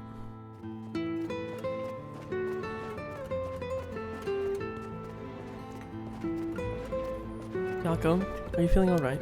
Yeah, I'm fine. Actually, I feel a lot better. I guess I really wasn't feeling like myself recently. It was like there was a part of me that I had no control over something. Yeah, I think you're back to your normal self now. I'm glad there weren't any problems. I wonder if Michio was able to find peace. Bro, stop extending the scene, fuck up! I know she did, you don't have to worry about that. Seems like her regret was not being able to tell you what was going on and growing apart from you. I guess I can forgive her for that. There's still something bothering me. Really? Yeah, I wonder what this feeling is. It's like there's a piece of her that hasn't left yet. Maybe an after effect. Maybe because you gave your stone to Chief Inspector Tsutsumi. Doubt it. Having a curse stone shouldn't have any effect on your body. But dealing with 4 curses sounds like a lot of stress. Good work, Chief. Someone's like a completely different person all of a sudden. But, are you really sure about this? Having us arrest you once this is all over? You might be able to get your case treated as just an accident. It's fine. Treat me the same as someone who used a curse stone to kill someone. If anything, I should be thanking you for letting me go free until it's all over. So thanks, Chief. It's a little bit silly.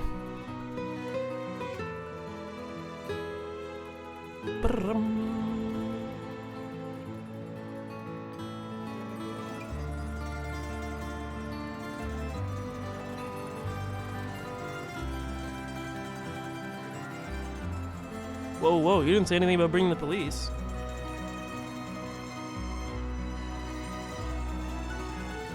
One second.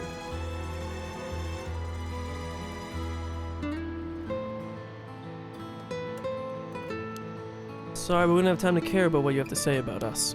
What business do you have with this girl now that you've lost your curse stone? I'll tell you this for free. I have her curse stone already.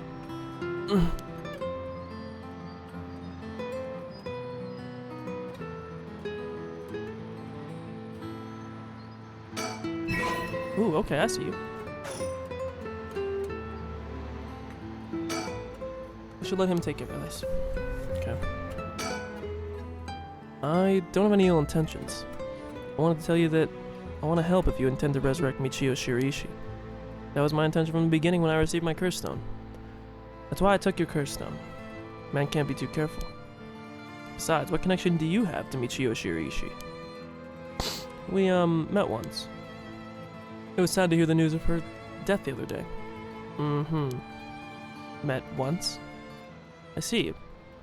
Well, I'm sure it must have been painful for you, but... Do you think bringing back the dead will erase the fact that you hit her with your car? What? I'm sure that I have no idea what you're talking about.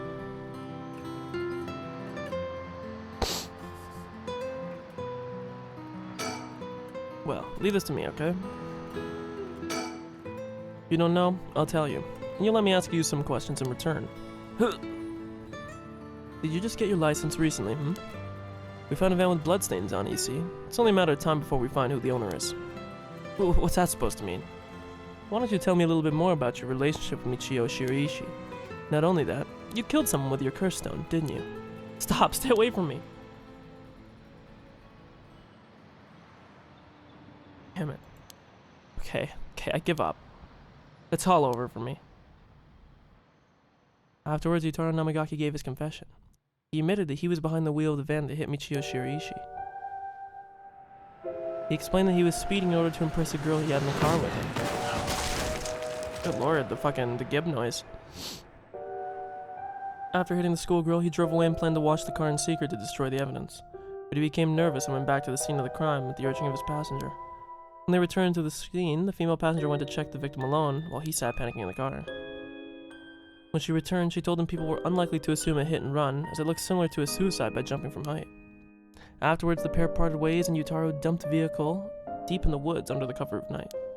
The two of them decided to keep the accident a secret. The next morning, Michio Shiraishi's body was discovered, and luckily for them, her death was ruled a suicide. However, darkness lingered within his heart. From that day on, the schoolgirl appeared before him covered in blood, her limbs bent and broken despite him in his dreams every night. Even when awake, he would see a phantom of her corpse in the dark, moaning and cursing him at all times. Troubled by the constant hallucinations, it was only a number of days before he suffered a nervous breakdown. He couldn't bear hiding what he'd done anymore, and planned to turn himself in, but was stopped by the passenger from that night. It was then that he first heard rumors of the rite of resurrection. He thought that if he could resurrect the schoolgirl, that it would be like if the accident never happened. And with that, the darkness enshrouding his soul, I think that's what it said, enshrouding his heart, could be dissipated.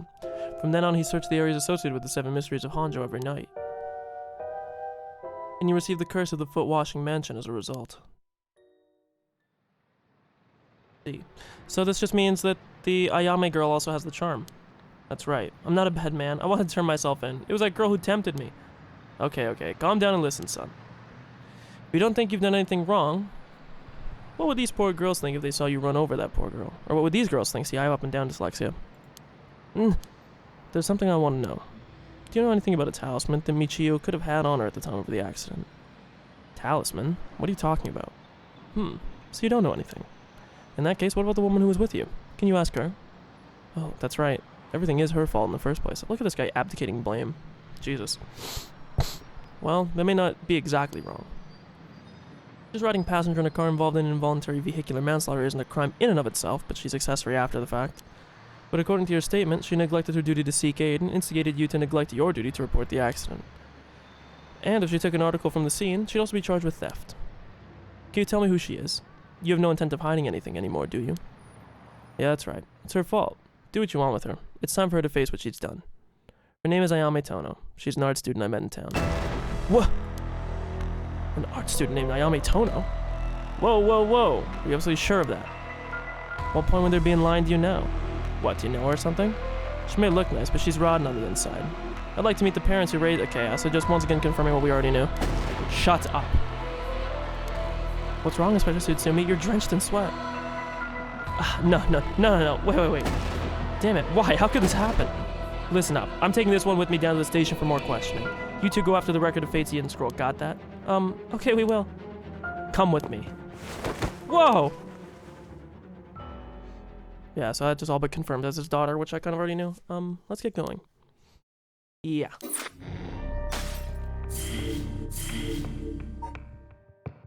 Manhunt. Let's do this. Leroy? No. Let's just do this. I just want to see what this is. I'm tired of cucking it. Time unknown. Question mark. I thought this was going to be Michio, but maybe not. My head. Oh, what's happening? Who killed him? He won't get away with it. Hi, Hawk. Yoshimi? Hajime. This says Yoshimi for sure. Who killed him? He won't get away with it. What's happening?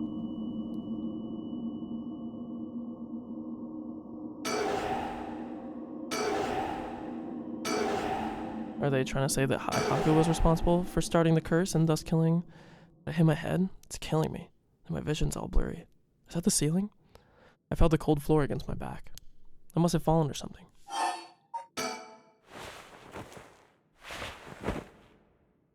Huh? My body won't move. Why? And why am I on the floor in the first place? No. Hold on. More importantly. Who am I?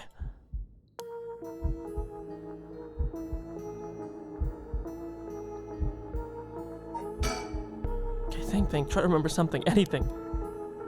Red Resurrection. Who killed him? Revenge.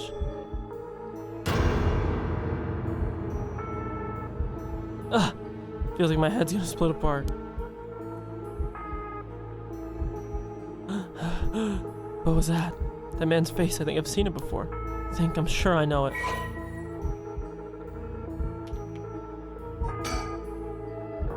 Hajime Yoshimi. That's it, I know that name. The darkness obscuring my memories is slowly starting to clear. Oh, my head's hurting again.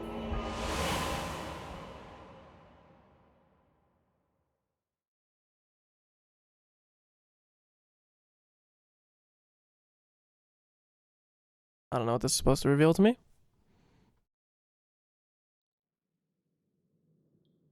The only thing this leads me to think is that this could be Hitomi.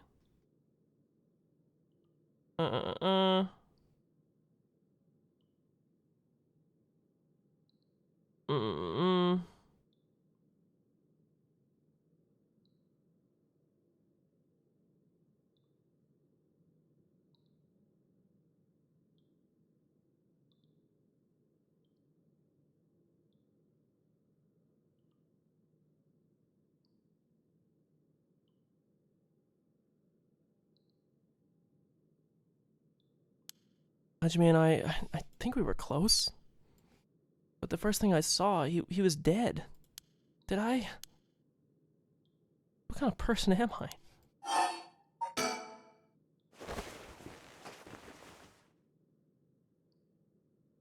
I can move again. I think my head's starting to clear. There's a mirror. Looks like I'm in some kind of warehouse. This is gonna be an Najima then, right? Maybe I can find some clues to what happened. You can press suspend at any point in this chapter and start again from the same point. When you select resume, if you get stuck, try playing a different route before returning to this one. Messily stacked boxes. Took a peek inside. It's too dark to see much. I'll need more light. Switchboard looking inside, it seems this room has electricity at least. Does that mean someone is using this place for something?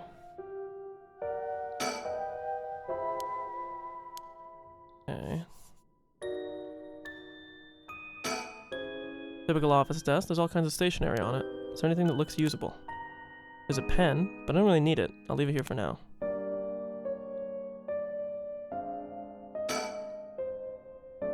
Cabinet straight out of an office. Let's see what happens if I slide this open.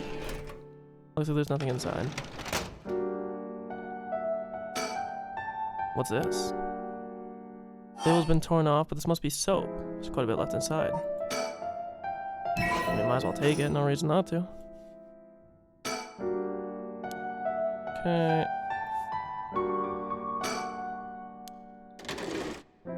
Nope, totally empty. It's different from the others. There's a padlock with a 4-digit combo. I have no idea what that combination could be. Better leave it for now. Lock looks brand new compared to everything else. Is this room being used for something? Could also be somebody that got kidnapped.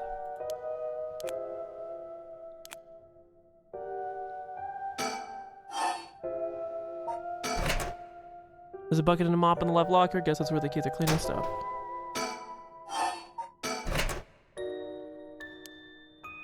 Chemical, flammable, liquid, ventilation, if leaked, equipment integrity thoroughly. What a collection of words. What could this supposed to be used for? Folding chair, all alone in the middle of the room, gives me the creeps. Probably passed out and fell on the floor. Bunch of garbage in the corners, so this room isn't used very often, if at all. I can't just wait here for someone to come out. Okay. Of course, it's locked.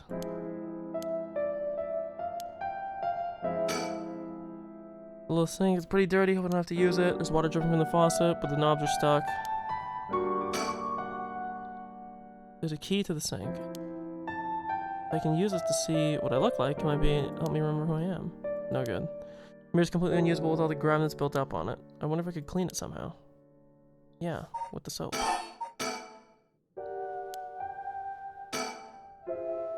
Use soap to clean off the grime. I should have known that just putting the soap on the mirror wouldn't do anything. I need something to wipe it with.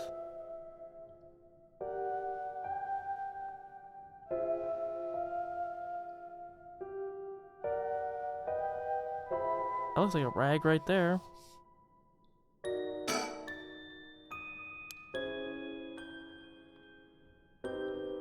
Well, I'm kidnapped somehow.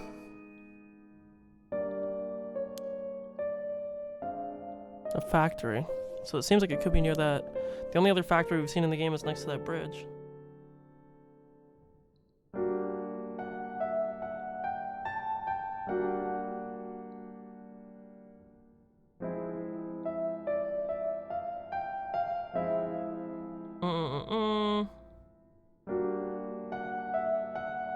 I feel like I have to suspend this because I'm guessing that I would have to know the cabinet combination. There's no rag or anything, I won't be able to see.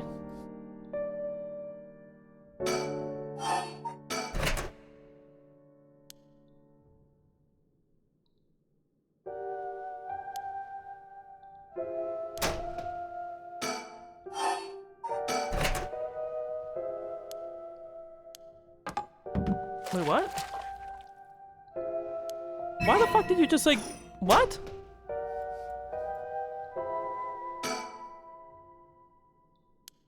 Okay. Clean in one swipe. Soap's pretty good, I'll have to remember the brand. Oh, it's this girl! It's the husband of... Jesus, the wife of Hajime. God, she's bad.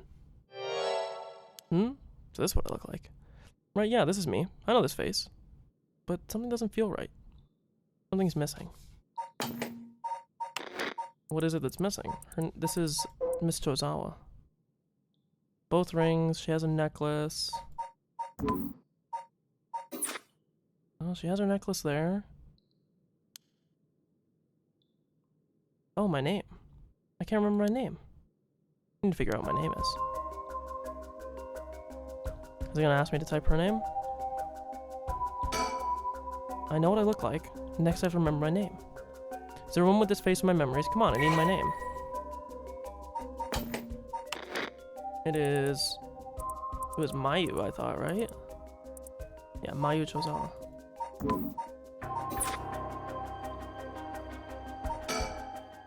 Mayu Chozawa. That's definitely it. My name is Mayu Chozawa. Mysterious woman. My name is Mayu Chozawa. The man I saw in my memories, Hajime Yoshimi, is my fiance. Wait. What I saw was from my past. Then Hajime is... No. Hajime could never be killed so easily. There must be some kind of mistake. Knowing him, he's probably worked himself into a frenzy looking for me. I have to get out of here and let him know that I'm okay. Now I think I'm not gonna be able to get out.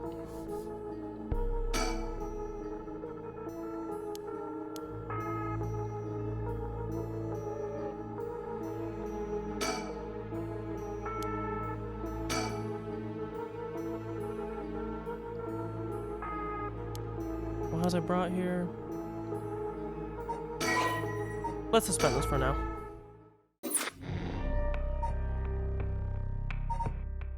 Manhunt. Let's do this. Leroy. Having regained control of herself, Yako rejoined the meal on the search for the record. If Fate's scrolls so they can stop the curse, however, they find themselves with scarcely any leads to follow. Having learned the location of Najima's hideout from Michio, Tsutsumi and Ario request backup from HQ for Najima's arrest as their manhunt picks up speed.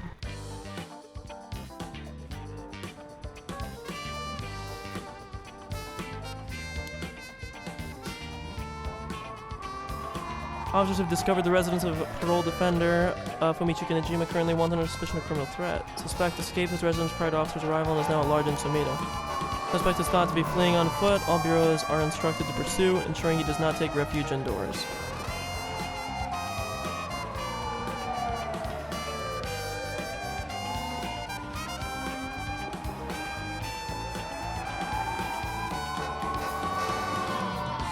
Furthermore, suspect is believed to possess a weapon capable of causing large-scale casualties. All officers are instructed to exercise extreme caution in their pursuit, remaining vigilant for signs of explosives and poison gas.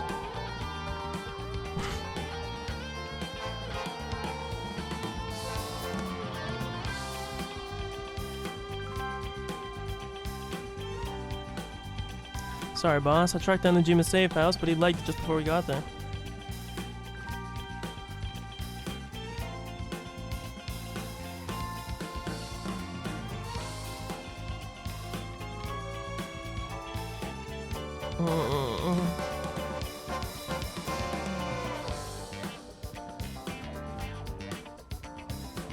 Sorry, let me finish this reply here.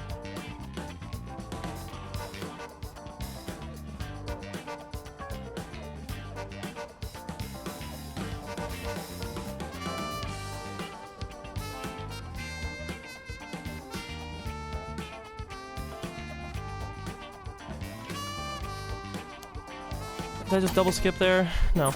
Not your fault. We should have known he'd be on the lookout for us. We got officers all over town. It's only a matter of time before we bag him. So, boss, what are we doing here anyway? Figured Najima might show up. Called a hunch, but he used this place as a hideout 20 years ago. Fair enough, but will we even remember it after so long? Remember that mugshot of Najima we circulated? I think it was from when he got out on parole, but except for a few wrinkles, he looked just like he did 20 years ago. Yeah, no idea how he kept up that weight on a prison diet. A stroke of luck, though, isn't it? It means he'll be easy to spot. See, there's something bothering me about that. We've got every officer in the area looking for him, but no one's seen a damn thing. That makes me wonder, what if we're looking for the wrong face? I mean, he slimmed down, but it's only... Oops. But it's only been half a year since he made parole. Could he really have lost that much weight in just 6 months? Well, he must look different enough that no one recognized him when he started working at Komagata High. So they're just assuming that is the same guy now. Good point, but that means the photo we've got is useless. I know we didn't see anyone when we looked around before, but maybe we should check again. Don't bother. It's only been a few minutes. Take a second to sit and think. Aye, boss. Break time it is. Meanwhile, he's just like AFKing, like right there. The rest of the town's crawling with police, but there's practically nobody here. We've been running ourselves ragged all day. It's nice to finally stop and catch our breath.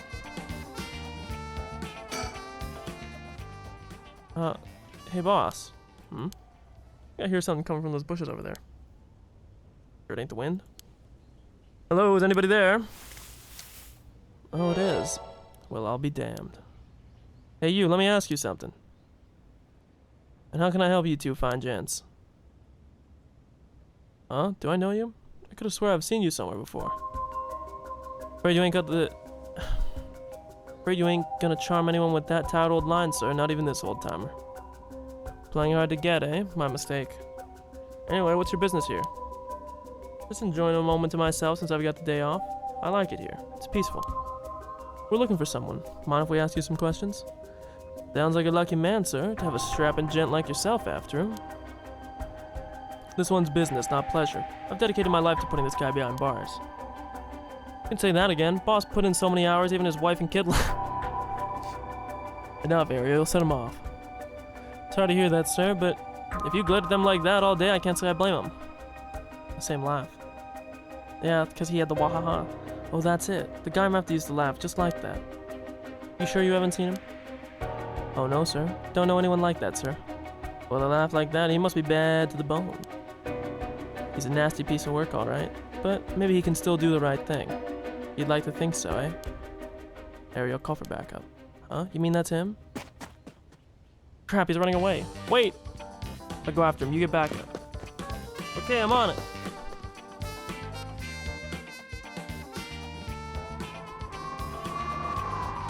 From HQ to all bureaus. Suspect has been sighted in the former Yasuda Gardens and is fleeing towards Komagata Bridge. I didn't mean to skip that. The awning stopped and now it's back. Ariel, go the long way around. We'll trap him on the bridge. Got it.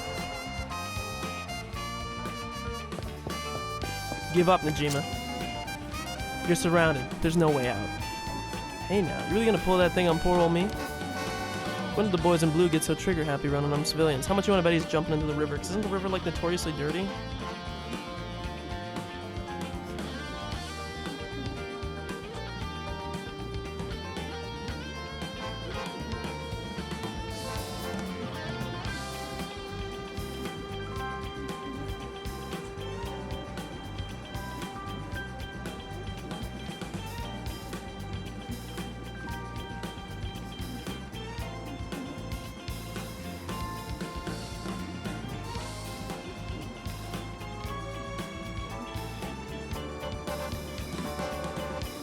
Okay, sorry.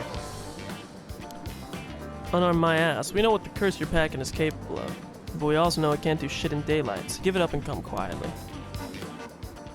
Can't do shit in daylight, eh? What do you think I am, some third-rate amateur? I'm a goddamn black magician. No way, can black magic really do that? Like hell it can, he's pulling that out of his ass. Black magic is from the west, and these curses are Japanese. They don't have anything to do with each other. Besides, if he could use curses while the sun was up, he wouldn't have given us till dusk. Ooh, nice of you to take me at my word on that. Now that EY's out of the picture, I'm shit out of options. Good to know. Sounds like it won't take much to get you to give up. Careful now. I might just be desperate enough to try something. And the kid over there might just be desperate enough to shoot. Bit of a wild card, huh? Here, if he makes any funny moves, shoot him. Leave it to me, boss. Look at him right between the eyes. Whoa, easy there, hotshot. I don't know if you're serious, but think about what you're saying here. If I really am unarmed, you'll be all over the news faster than you can say excessive force. My boss will take the fall, so that's fine by me. You're shitting me. This guy's a basket case. And a damn good officer. Fuck me. You got good spirit, kid, I'll give you that. Just give yourself up and this will all be over. Hey boss, can I shoot already? My arm's getting tired over here. What? Knock yourself out. Whoa, hold up, the hell's wrong with you? You really gonna shoot a guy just because your arms are tired? Fuck, you look like you're really gonna do it. You're out of your goddamn minds, both of you. Hear that, Ariel? Let's hold off a little longer. Fuck me, the hell are you teaching that kid? He's natural. Birds of a feather. Birds of a feather. Fuck, I fucked the line up. Don't take your eyes off that guy for a second, Ariel. I doubt he can pull off what he's threatening, but we can't be too cautious here. And if we try to take him down by force, things could get sticky. If I keep him talking, maybe I can get him to drop his guard or even take him down. I just have to be careful not to provoke him. Best case scenario is we get him in cuffs. Next best is we steal his curse stone. Either way, I need to get some idea of how his curse works or I'll be flying blind. I'm gonna grab a drink real quick. I have a very funny feeling that Najima is not gonna be the whole picture here. Just because, again, it's one of those things that seems too easy. Also, it seems like the whole game is kind of pointing that the lady from Haihaku is behind it. And they're just using Najima as a pawn. But we'll see. We'll see.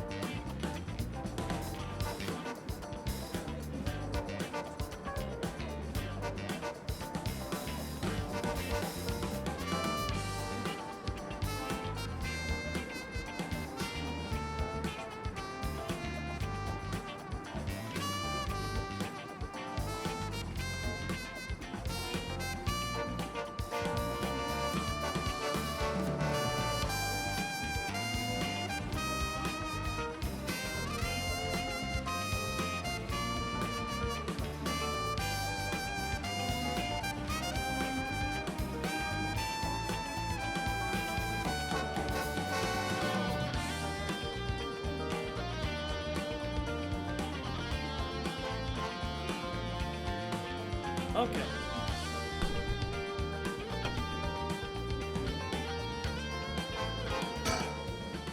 If you want to talk, I'll talk, but first you gotta put that thing away. I can't think straight with a gun in my face. Not a chance. If you got something to say, then say it. Your buddy's hands are shaking. If he squeezes the trigger a bit too hard, I'm done for. Makes things more exciting, don't you think? You've lost your fucking minds. You have the curse stone for the one-sided read? Of course I do. Take a look. Okay, so he wasn't lying. That's it, alright. Oops, better put it somewhere safe. Wouldn't want something to happen to it. How'd you find out about curse stones? Don't have anything to do with black magic. Someone else turned you onto them, didn't they? That puffed up can't speak. That puffed up teacher, Araishi, couldn't shut up about him. He's desperate for a chance to flaunt his smarts. All I had to do was act impressed. Still doesn't explain how you learned so much so fast. Curse and black magic ain't as different as you seem to think. As far as I'm concerned, they're just two ways of harnessing paranormal powers. You sure there isn't more to it? All that matters is whether that power is the real deal. And this curse is very real, as you well know. Joke's on you, Najima. Don't you know the one-sided read is a fake, dropped in with the rest? Oh, give it a rest. I've tested it myself. You use that thing on people? Son of a bitch. When something this special falls into your lap, you gotta take it for a spin. It's just as good as covering my tracks. Good enough not to get... Or I'm just as good at covering my tracks. Good enough not to get caught, at least. Let me guess. You're back to your old tricks, attacking schoolgirls in the middle of the night? Ah, so you know about that, huh? Well, the brats put up a fight. Bought enough time for the other one to get away, so I went ahead and called it quits. Sounds like your curse is a real pain to set off. Nah, I had that sort of way beforehand, but she pulled some kind of spirit bullshit on me. I would have gotten a little bitch eventually, I just didn't have the time. Way beforehand, huh? Interesting. If you think puzzling out my curse is gonna help, don't bother. Why not? Because you won't be able to do shit about it either way. I'll let you in on a secret. I could fuck up a good few hundred people right now if I wanted to. Few hundred? Yeah, now you're getting it. I could kill any one of them at any time. And I guess we got ourselves a situation. You're telling me your curse can kill people you can't even see? Seems a bit unfair. If you really can do that, why'd you even bother showing up in person last night? I wanted to make sure the curse worked, and I figured I'd need to clean up after. Already didn't think. Fuck.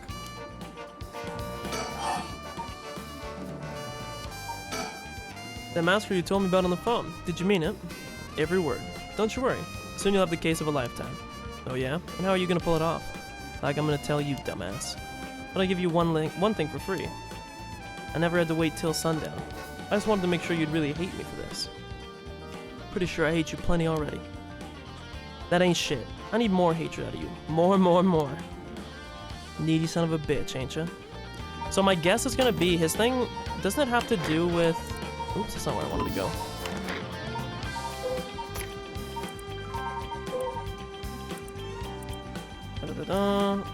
The fact that it's reeds growing along that canal have only sprouted leaves on one side leads me to think that it has something to do with like life only being able to flourish on one side. So something tells me if this city of Honjo is split off, this guy might just be able to kill anybody that's in Honjo. Is gonna be my guess. You seriously got your curse locked on to several hundred people? That's one hell of a curse stone you're packing. These things sure ain't made equal. And of course, you got the nasty one. Of all the shitty luck. Huh. I'm told I pulled a good one. By who? Ooh, I said too much. I knew it. Someone fed you all this info. I don't know what you're talking about. Okay, so I think that's the one that'll be the continuation. Oh, I'm not done. Just wait till you see what I've got in store for you. In store for what you really care about, his daughter. She'd be quaking in your fucking boots. It's not gonna happen. You got enough to worry about without your sorry ass getting in her hair. That's more like it. That's the face I wanted to see. Yeah, that's the stuff. I'm a man of my word, as you're about to find out. What's it been, Najima? 20 years you've been studying black magic? And now you're just giving it all up for Eastern curses? I didn't have you down for a cheater. Hey now, black magic screwed me over first. You can't blame a man for going with the girl who can meet his needs. Screwed you over how? Because your resurrection ritual didn't work? That was the real point of the murders, wasn't it? Must have been rough, putting in all that work for no payoff. Imagine my surprise when I finally found out what you were really after. So now you're trying again with the rite of resurrection, taking the chance to spit in my eye while you do it. Tell me, Najima. Who is it you want to resurrect so damn bad? Who is it you spent 20 years chasing? It's the mother of that baby, ain't it? You had a partner. And though you never put a ring on her, the two of you had a kid. But then she died. Maybe got sick. Maybe got into an accident. But either way, she left you and the kid all alone in the world. Tell me I'm wrong, Najima. It's her you're trying to bring back, isn't it? I've seen for myself just how many folks are pinning their hopes on this rite. And I can tell you this, it ain't natural and it ain't gonna lead to anything good. So, if all you ever needed was someone to help you deal with the pain, then... God, you're so fucking stupid. Huh? Is that really what you think? That's hilarious. You don't know a fucking thing or goddamn thing. What? Damn it, for a second there I really thought you were gonna talk him down, boss. Listen up, chump. I'll tell you what really happened 20 years ago. What really happened? You got it half right. I did have a loving girl back once, sweet as could be. She knows what she went by. Though, I couldn't tell you if that was her real name. Don't know where she came from either. She traveled, I think. Might have been an angel for all I know. She sure seemed like one to me. Then she got sick. Just like that, she was gone. My guess is that it was the pollution, but I never knew for sure. Couldn't afford a decent doctor. My life after that was a living hell. Until I found this grimoire in an old bookstore.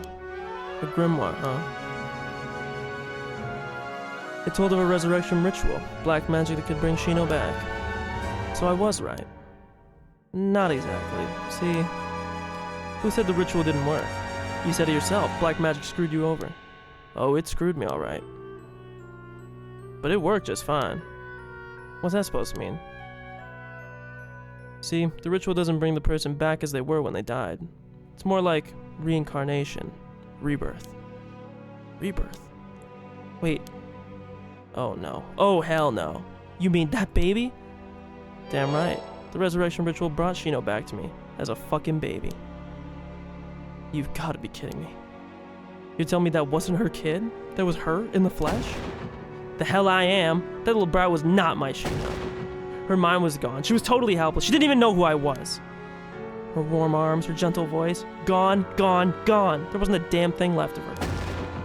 What the hell did you expect? She was a baby. If you'd really cared about her, you would have grown some balls and acted like a father. Fuck that. I snatched sacrifices off the street for her, chopped them to pieces for her, and that's what I get? A screaming little bundle of shit and piss? That wasn't my Shino. Give me back her softness, her warmth. Give her back to me. So you just let the baby die? I knew you were scum, but you really are the lowest of the low. Look me in the eye and tell me that if your wife turned into a baby, you'd love her just the same. How could I do that when I couldn't even be sure it was really her? Yeah, I get it. I'm sorry, yeah, I get it. I get that you're human garbage who doesn't care about anyone but himself. So now you're going after the right, in the hopes you'll get luckier this time. Luck doesn't come into it. The right really works. There's proof. And what happens if you get the same results? If your Shino comes back as a baby again? Ugh! Shut up. Don't put that lie in my head. It'll work this time. It has to. Okay. Can we just, like, condense these into the same thing?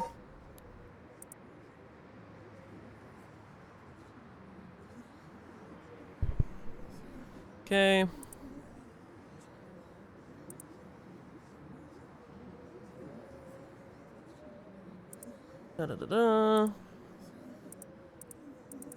Fumichika began believing in miracles when he voluntarily enlisted in World War II as a teenager and was the only POW in his unit to survive. By the time the war ended and he was freed, he had learned from some English and gained some considerable weight from the food he was given in captivity. Upon returning to Japan, Fumichika found that the area in which his partner's house was located in Tokyo had been burned to the ground and his entire family wiped out in the disaster. Starting over from nothing, he worked hard and eventually opened a small general store near the Sumida River. Though it was not a thriving business, it was enough to put food on the table. Fumichika was inspired by the new cultural trends flooding into the city as Tokyo was rebuilt from the ashes. He was especially fond of books and enjoyed visiting antique bookstores in Kanda to search for rare foreign books in his free time. Of all books, however, it was those on the paranormal and the occult that caught his eye, as he was already open to the existence of such things due to his miraculous return from the war. What was initially a passing interest gradually became a deep fascination with Western black magic as he gathered more information on the subject. Still single after 30, Fumichika tried performing a black magic ritual to summon a partner. Soon after, he met a woman who called herself Shino, though her real name remained unknown. Shino had left her hometown in the countryside where she had no family or work to support her, and somehow made it to Tokyo while earning a meager daily wage. When she met Fumichika, she was haggard and on the verge of starvation. Fumichika, who felt a connection with Shino due to the ritual, decided to take her into his home and let her live there. Both of them having lived alone for most of their lives, the two turned out to be a perfect match. Shino gradually recovered but was still not strong enough to work. Fumichika was by no means a skilled businessman, and their lives were far from financially secure, but Shino, who had experienced wartime Japan, was simply content to have food on the table to eat every day. The two spent their days together, poor but happy to be by each other's sides.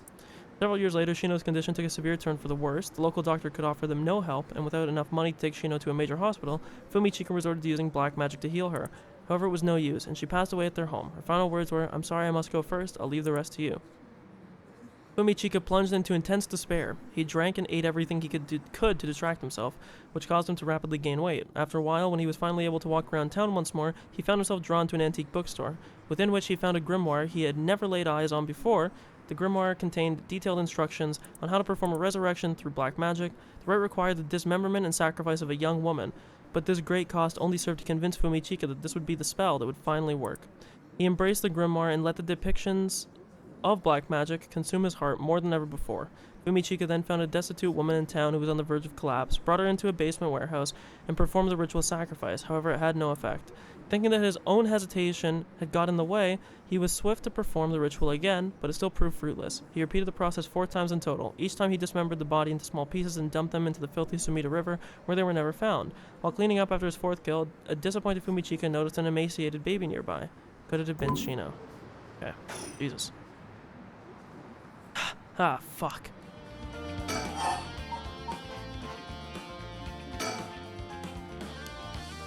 Okay, so I still have to keep talking about the other thing. It doesn't matter. I'm through with black magic. Is that why you gave your grimoire to Iwai? Figured he could use it. I put a lot of work into getting him to believe that sort of stuff. Fine, then keep your mouth shut, but I do know one thing. All that about being able to use your curse during the day? It's bullshit. It's just a bluff. Oh. Is that what you think? Your back's to the wall and you still haven't used your curse. If you really could pull the plug at any time, you'd have done it by now. Huh, now there's the Tsutsumi I know. Fine, I admit it. It's exactly like you said. If I could have used my curse, I would have. So I did. Huh? Should be a few new corpses around the city right about now. You sure you should be pointing guns at me when people are dying across the city? When did you... Hey, Ario. Guess I'm gonna check that out. Just don't take your eyes off Najima. Aye, aye, boss. Hey, I need someone over here. Yeah, that's right. Get to earning that paycheck. If we don't see to him soon, there'll be plenty more on the way. Look. Girl behind. However, will you get out of this mess? The longer you keep me here, the more people die. That's blood on your hands. Bullshit. You're bluffing. Think what you like. You'll see soon enough.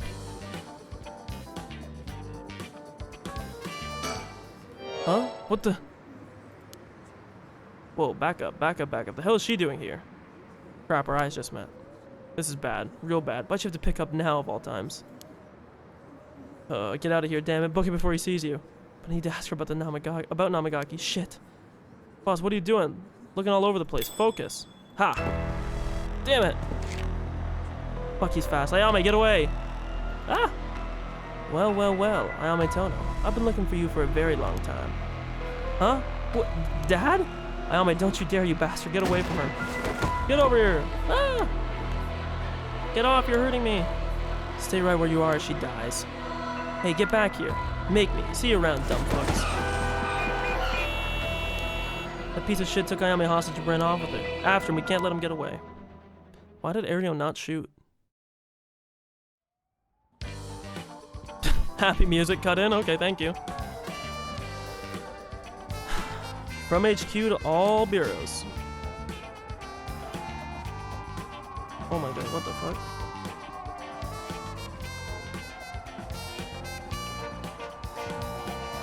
Jesus Christ.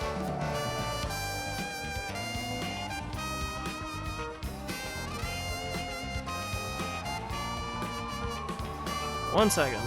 Last text of the night.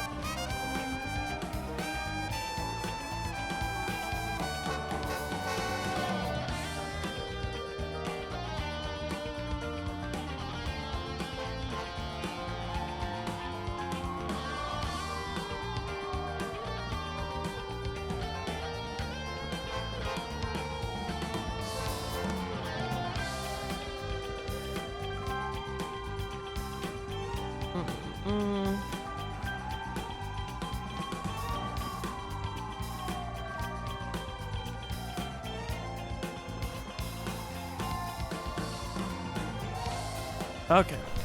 Suspect has evaded capture at Komagata Bridge and remains at large. He's currently on the run with one female hostage. I gotta say, boss, we really screwed that one up. Yeah, we did. It's my fault. All we can do now is hope he doesn't slip the net.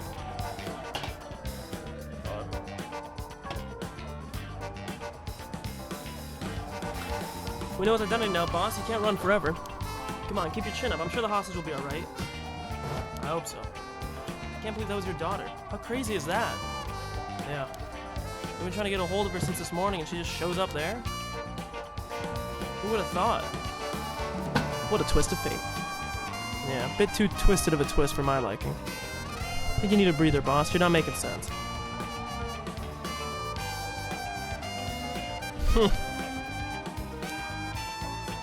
No, we don't know that yet. We'll see what she has to say before we jump to any conclusions.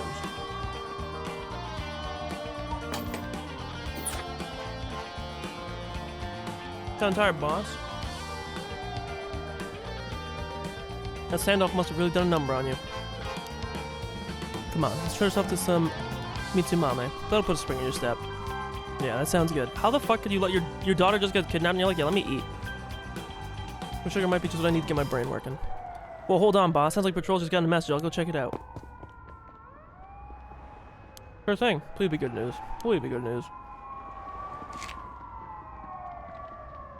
Good news, boss. I found Najima. No shit, what about the hostage? I don't know. They just said to come quick.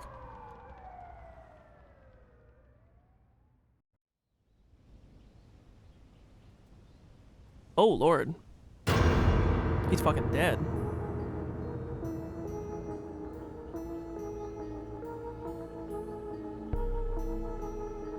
Damn it. Guess we'll find out when we get there.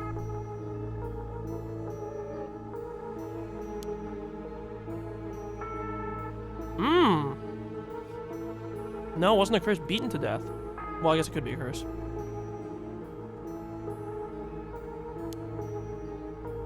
Wonder if it was her curse. Deceased possessions have not been recovered and appear to have been taken. Okay. Location of the deceased female hostage remains unclear. Please continue to pursue her as a person of interest.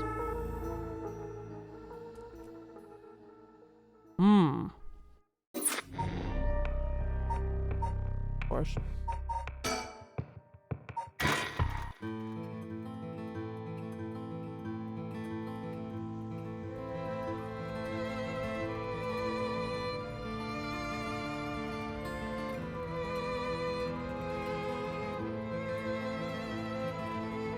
I know we're supposed to be finding that record of Fate's Yin Scroll thing, but it would be nice if we had more of a lead to work with. Right now, our only option is to try and trace the bloodline of the Onmyoji Seimen Tsuchi Mikado for today. Or to today. But he's not a legitimate descendant of his family, so the library doesn't have anything about it. And since we've got nothing so far, we find ourselves here. Huh. Bunch of police cars speeding by here earlier. I wonder if something happened. Could Inspector Tsutsumi have let Najima escape and everyone's scrambling to find him? Nah, sure that didn't happen.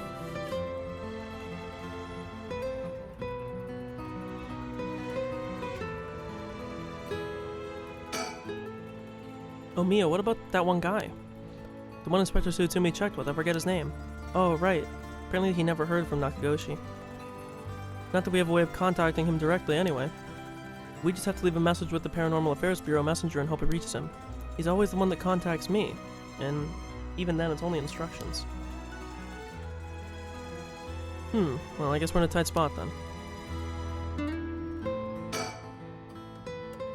Do the best we can. Okay, so it's gonna be Haihaku, of course.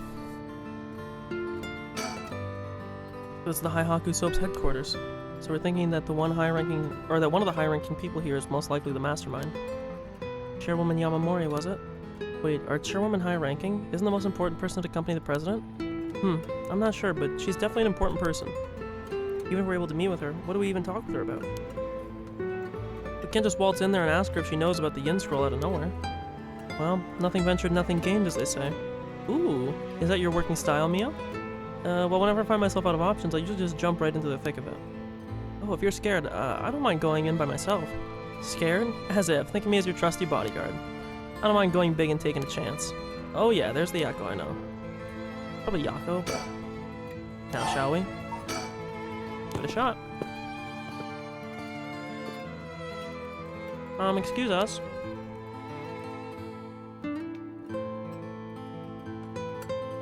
Looks like we're out of luck. When do you need an appointment months in advance to meet a chairwoman?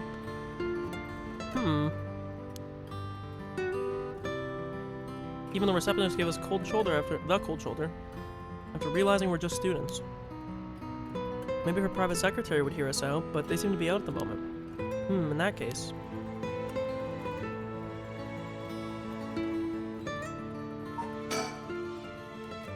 Barging in suddenly didn't work out. At this point, there might be nothing more we can do. Okay, interesting.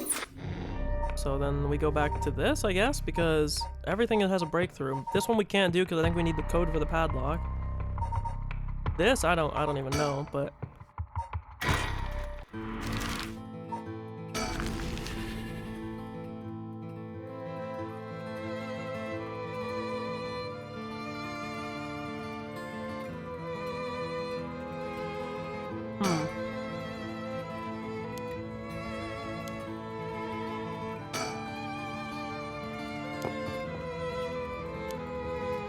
Was that there before?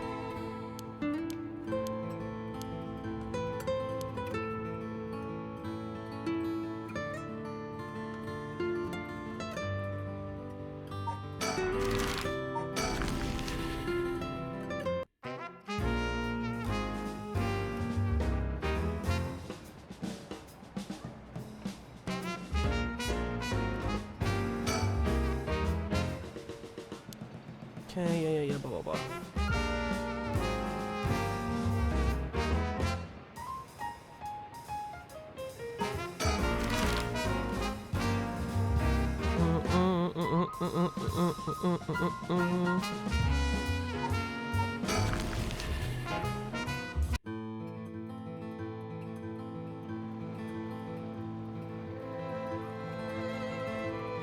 She's not here.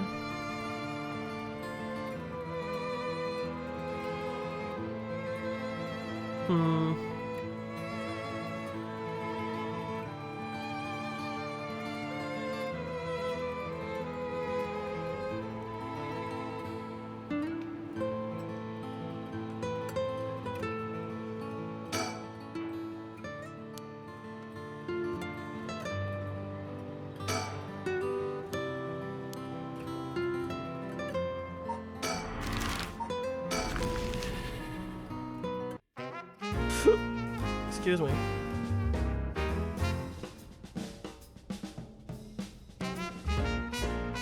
We already saw that.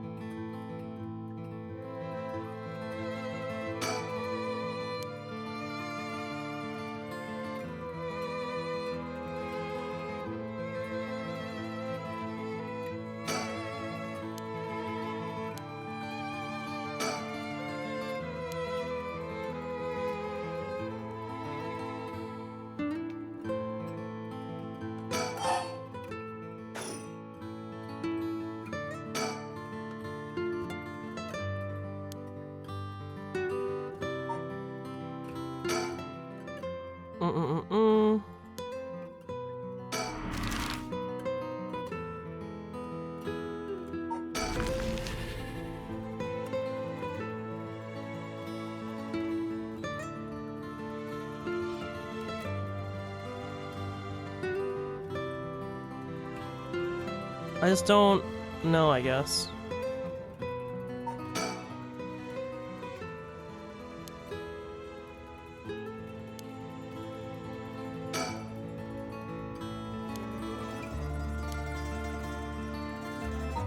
I mean, I don't think it's anything to do with this.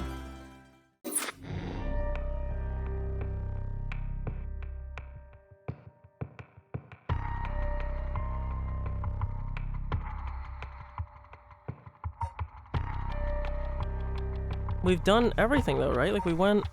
The only thing it could be is if it's here, but I don't understand.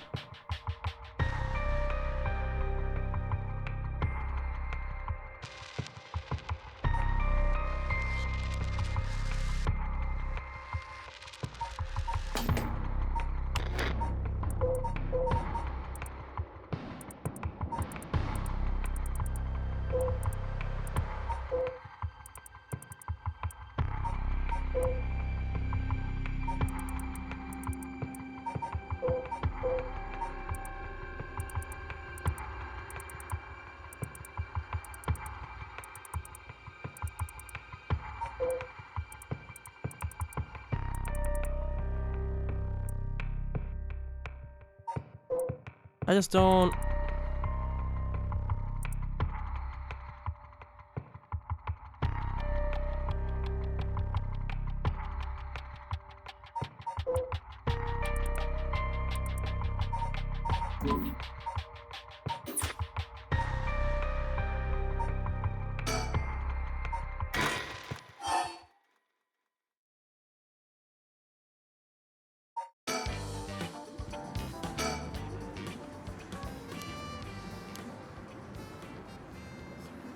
This is like an alternate...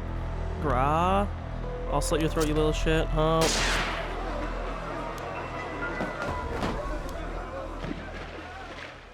He did jump in the river.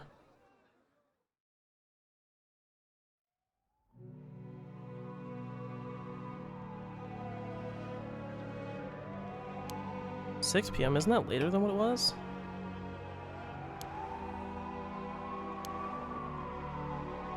Wine listers permitted beyond the immediate Sumida River area.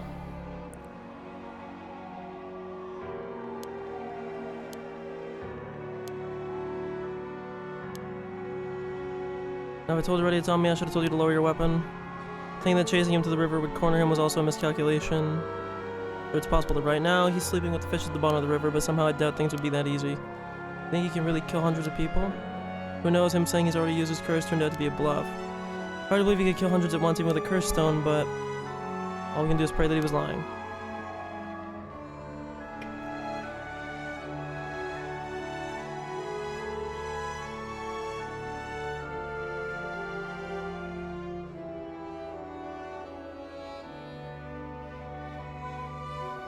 The condition for it was only later discovered.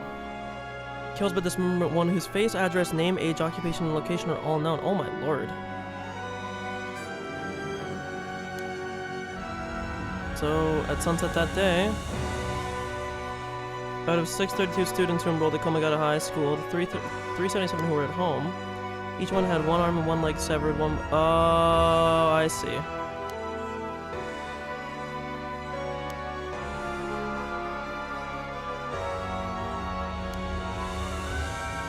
From unleashing pandemonium, this is just a bad end.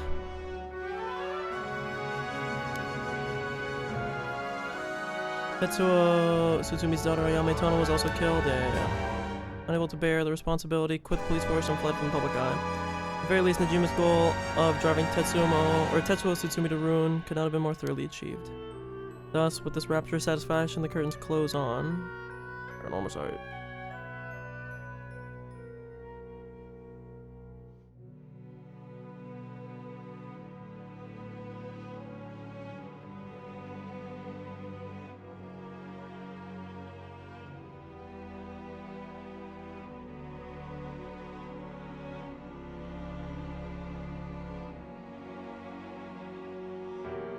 I don't really know how to progress here.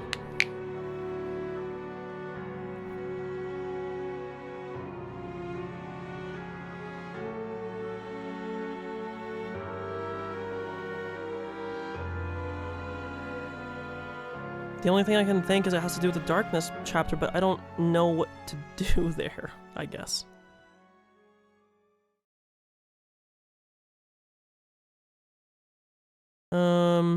Remains unclear.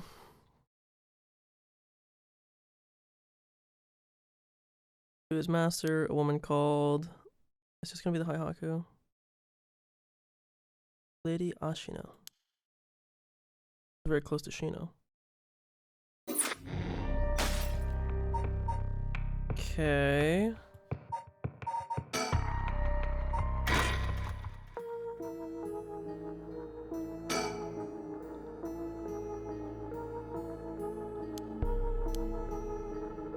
I mean, it has to be with this, but I don't...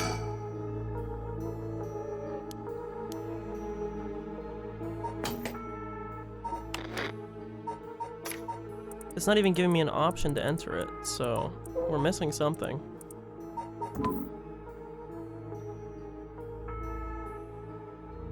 The only thing is, I could have missed... The only thing I can think...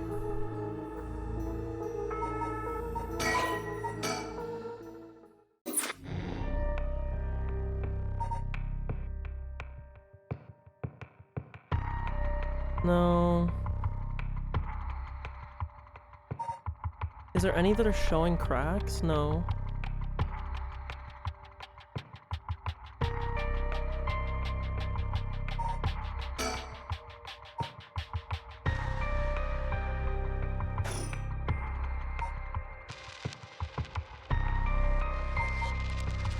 So it has to be one of these two.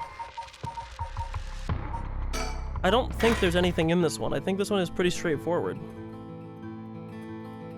It's literally like, well, let's go in. And they tell us to fuck off.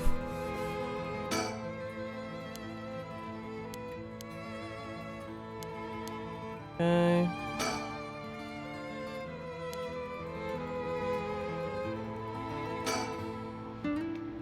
Yeah, so... And the only thing is it has to be something with this. I guess we... Like, did I miss something? I don't think I did.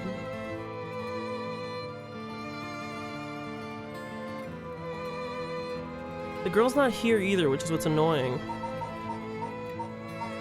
The only thing I can think is if we missed some info somewhere, but...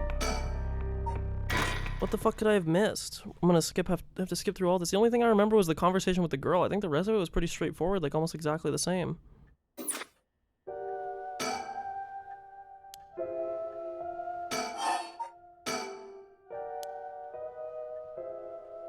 Okay.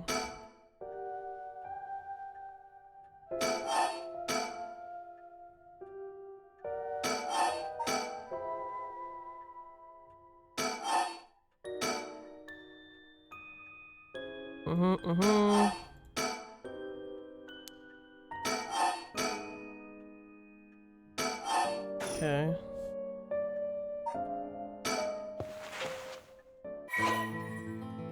To finish investigation, next power, you may also come back and restart from which you left off. Yeah, we already know. We came here, there was nothing. Don't even actually know why I came back here. We should just go to the other park.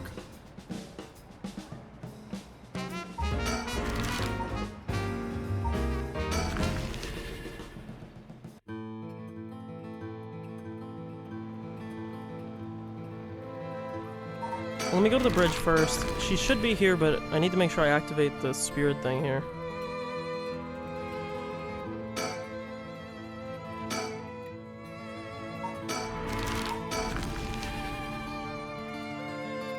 It already said I saw it there, though, but I didn't. Is she here still? She's not. I'm so confused. I might have to look this up.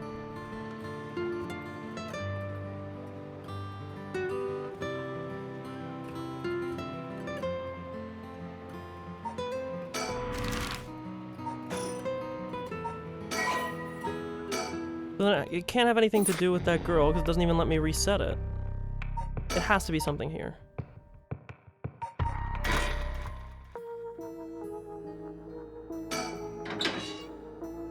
Room has electricity at least. Does that mean someone is using this place for something?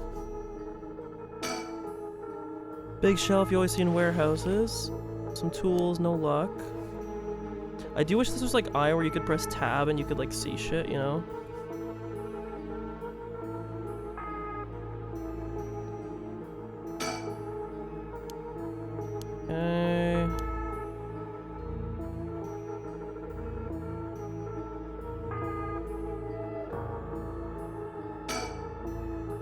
Looks like the light on the ceiling is on, but it's still so dark. Oh, there's dirt all over the bulb. Time for... Are you fucking kidding me? There's no... That doesn't even make sense. You would still be able to see. Okay, well... What the fuck is that? There's something on the... Oh, this girl's actually the curse bearer. Ever-burning lantern. Or not the ever-burning lantern, the guiding thing. Beckoning light. What is this? I'm sorry, my fault, blah blah blah blah. Resentful memory. The evil ones, the curse bearers. Kill them all. By their own bane. You've acquired... There it is. This makes sense. By using their own curse. So by that nature then... Doesn't that mean that this curse was the one that must have killed Shogo?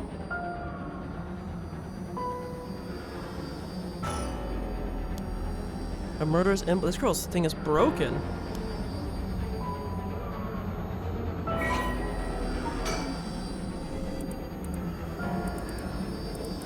Kills by means of the curse they possess, one who has become a curse bearer.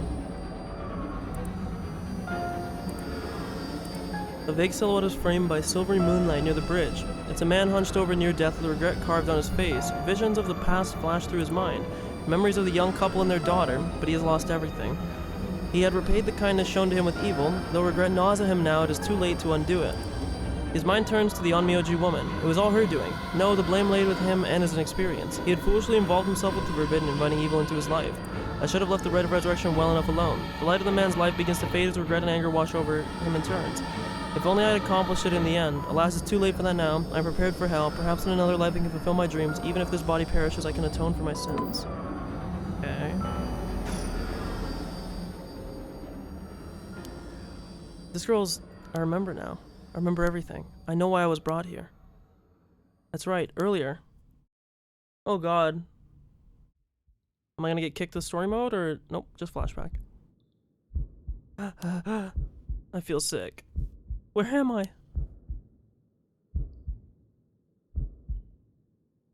Yes, that is correct. We finally have a confession. Someone's talking on the phone? Yes, quite stubborn. We had to use the maximum dose of truth serum. Truth serum? Did they drug me? There's someone behind me. Can I get a look at them?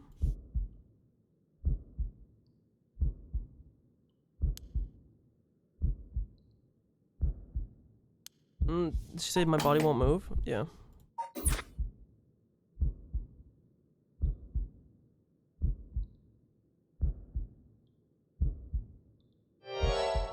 Oh, you're awake, God. You scared me there. Your head must be beginning to clear right about now. You Takumi? You tricked me. Such a harsh accusation. It was you who was being uncooperative. What did you do to me? What was that about a truth serum? I assure you, you have nothing to worry about. You're in no danger.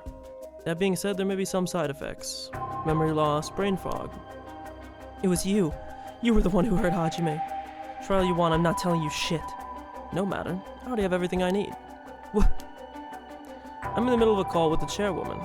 Why don't you have a rest while you wait? You gonna whack me? Hey, stop! Get away from me! So they are behind it.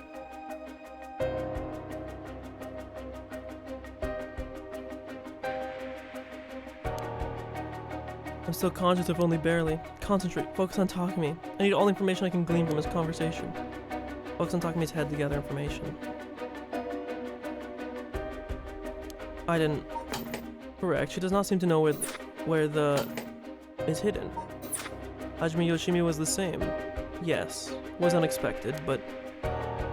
No, he really did do something to Hajime. Damn, I'm fading. That was close. I have to keep listening. From Araishi, yes, exactly as planned. As for Iwai, I expect they'll find him, blah blah blah. Yes, as soon as possible. The curse will likely, tomorrow, according to Araishi. I can't. Just a little more.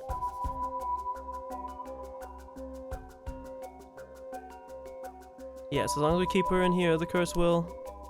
Yes, she will certainly want to bring back her dead fiancé. Is he talking about me?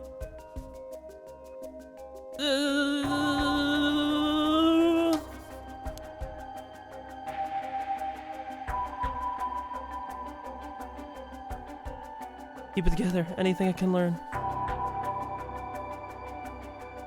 Yes, I'll be leaving her here. I'll take the telephone with me. Ah, yes, that is in the cabinet. It should pose no problem. Yes, I have changed the lock. The year of the company's founding. I can't hold on any longer. No.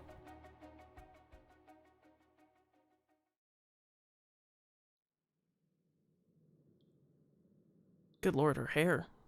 That's right, I remember now. That man is Takumi Yumioka of Haihaku Soaps. He showed up at my hair salon about a month ago. He came to ask me to try out a new shampoo they'd made. We spoke about it again a few weeks later, but...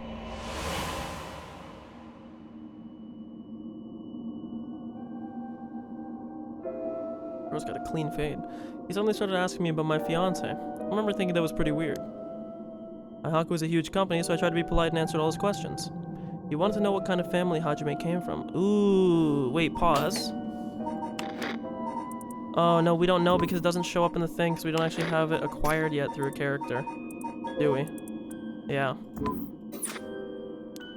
If there's anything special about them or if he was heir to anything. I thought it was so strange, I didn't give him any specifics. And then that night, he never came to the place we agreed to meet.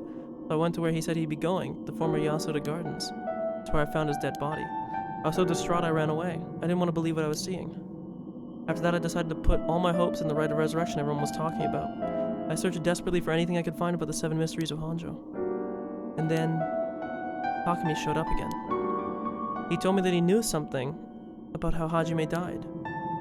Though I would just act interested in what he had to say. Oh, I thought I would just act interested in what he had to say, but I fell for it completely. Next thing I knew, I was locked up in this room, pumped full of drugs and left here on the floor, barely even conscious. I spent the night dreaming of him, praying for a chance at the rite of resurrection. And at midnight last night, I got the curse of the beckoning light. Between the drugs and the curse, I passed out. That must be why I lost my memory. But now I remember everything. It was Haihaku. They went after Hajime. They put me in here. Okay, so now this throws a spanner in the thing too, because now she has this curse, which means that one of the university girl and one of the chairwoman don't have a curse. So maybe the university girl legit doesn't have a curse.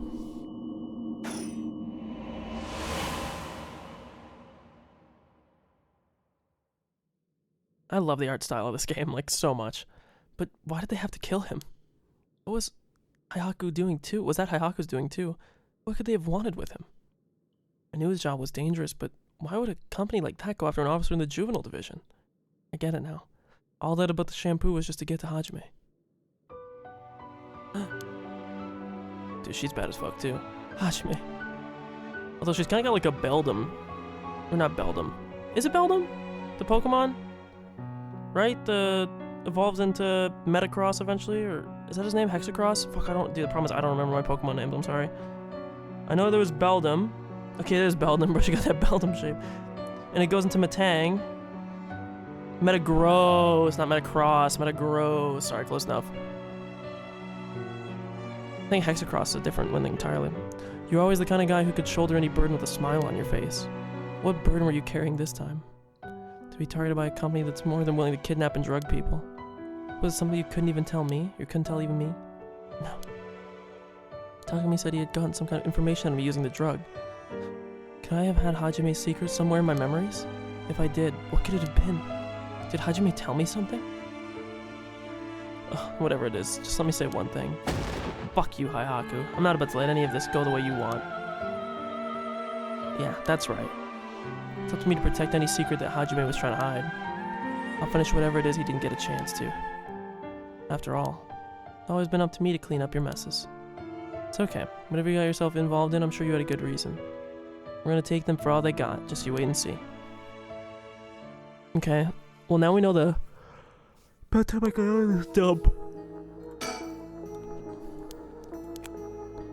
Pen, I don't really need it. Well, the pen's obviously gonna be useful for something. Fairly recent issue, cover stories and interview with the chairman of Haihaku. Not interested. So there was a, manga magazine. Weekly Shonen Scorpion. I think Hajime used to read this even at his age. He liked the series about delinquents. Now the time to get caught up reminiscing. There's strange bottles and bags full of some kind of powder in these boxes. This place is a factory. These may be products. Their products. There's no telling if they're dangerous or not. Better not touch them. But we know what this is now, though. Takumi said something about this. Said to put something in here and locked it. There's probably something in here. Should I try my luck with the lock? The first number from the left. Okay, well first... files. Culture and Society. Haku Soaps.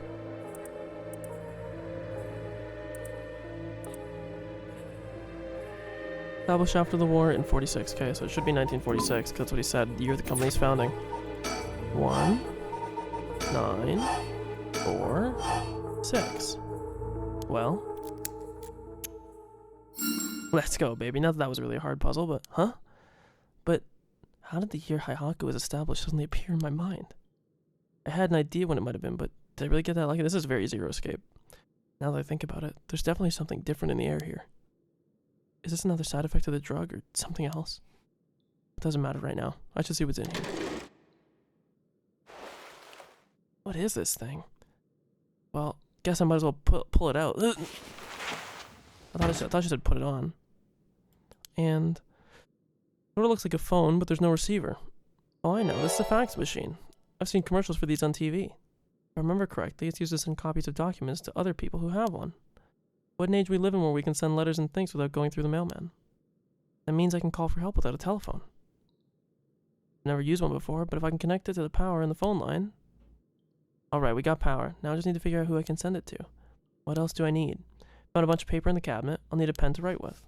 I'll need a phone number for a fax machine to send this to. What am I gonna do about that? Okay, well, let's get the pen. Got a pen, now I can write messages. Though I better check that it actually works. How do I test that? Can I write on, like, the magazine or the manga? Bunch of garbage in the corners. My guess this room isn't used very often, if at all. Fairly recent. Okay, so...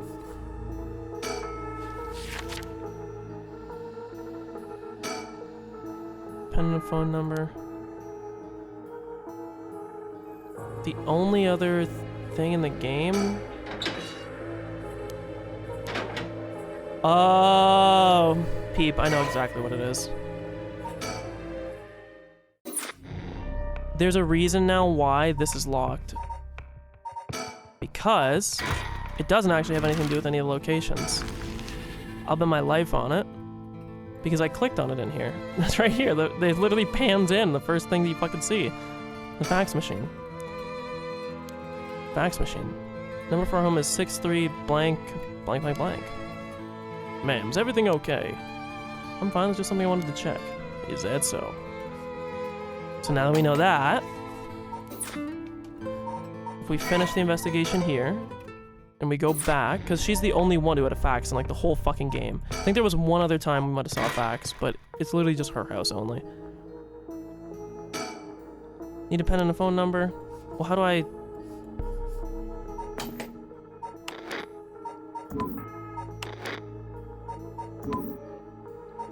But how do I use this info? Cabinet, empty now.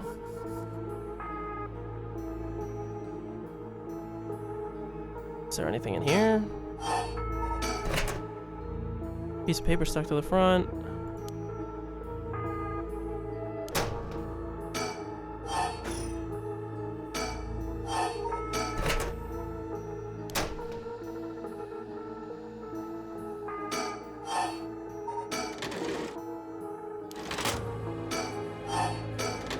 It's always in the bottom. Alkylbenzene, benzalkonium chloride, sulfonic acid, sodium hydroxide. Wow, really nothing? Oh! Oh, hey! Delinquent penguin. Wait, is this is that thing? What?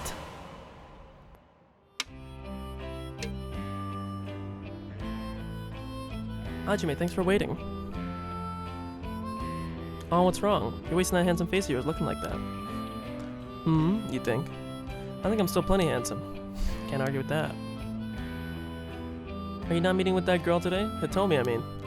Nah, she's off doing who knows what. It's too bad. I just found a hair catalog I thought would be perfect for her. Seems like you're pretty worried about her. Yeah, she reminds me of myself with that. I do remember they said this. I can't help but worry. You think? I'd say she's a little ball of sunshine compared to what you were like. Shut up. I'm talking emotionally. She needs an adult who can understand how she feels. It's like a kitten. She thinks everyone around her is out to get her, so she bites at them all. Huh, you might be right. Tell her I wanted to see her, will you? Sure, I'll do that, but... The other girl I ran into the other day... This other girl I ran into the other day is a tough case. Oh? She must really be something else if you don't know how to deal with her. No, it's not really that kind of thing. Some people just have so much misfortune thrown at them. Oh, it's Michio, probably? What do you mean by that? Well, I can't really get into the details, but she might have the talisman I've been looking for. Said it was a memento from her father. Could we really be related? Huh?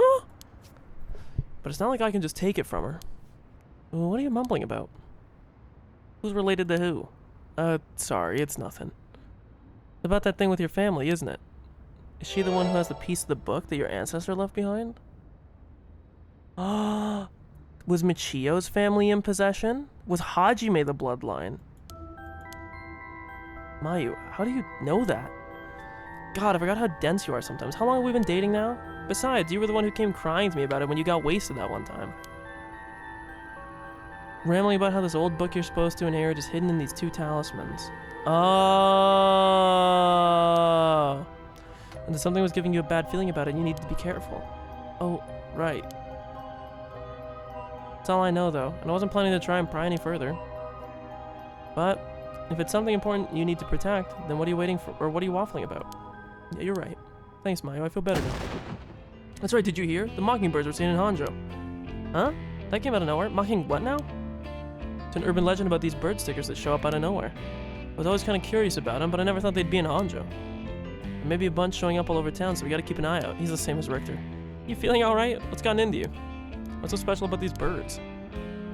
Come on, one of them is a penguin with a pompadour. You can't tell me that isn't the greatest thing you've ever seen. That's so dumb.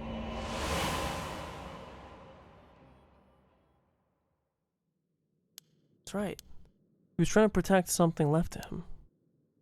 Couldn't that be the information that Honjo wanted? Aww, and then it's the guy with the pompadour.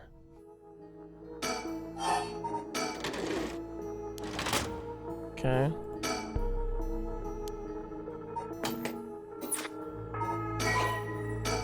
Why didn't that give me the info, though?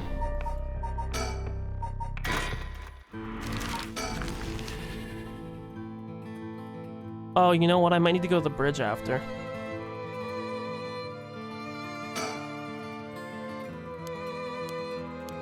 The number for our home is 63 star dash star star star.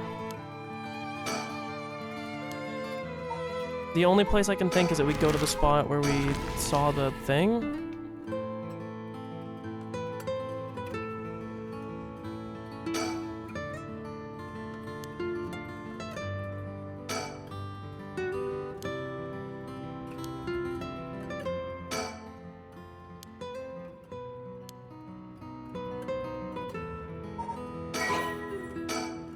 But why can I not retain that info?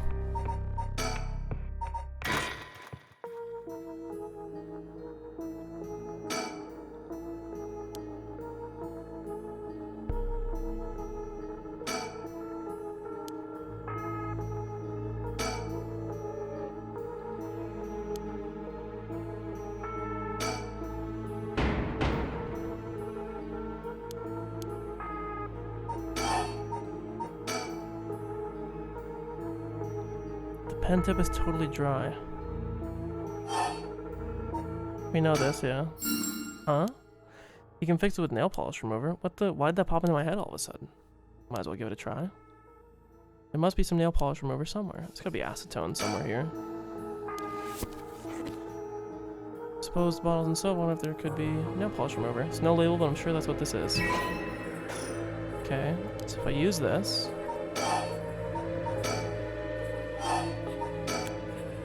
It didn't say anywhere that it was dried up, by the way. Should be able to use the pen now, at least for a while. Numbers, yeah. It happened again. The number from a fax machine just popped into my head. There's no way all this information is coming from my own brain. Could someone be sending me their thoughts? I wonder if that's like also the hidden power, like the in-universe explanation for why she can do this, is that she has the guiding beacon because it's supposed to guide the way. I'm kind of thinking that that's what it is.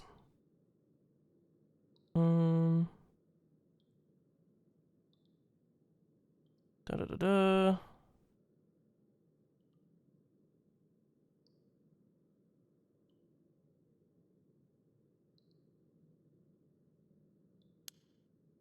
Never mind, I have to focus. Let's get this message sent.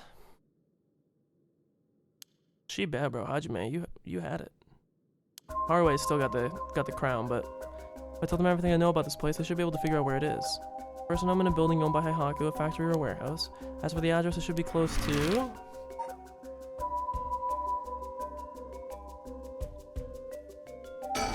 I mean, we know this, just because of cheating, because of other timelines, but...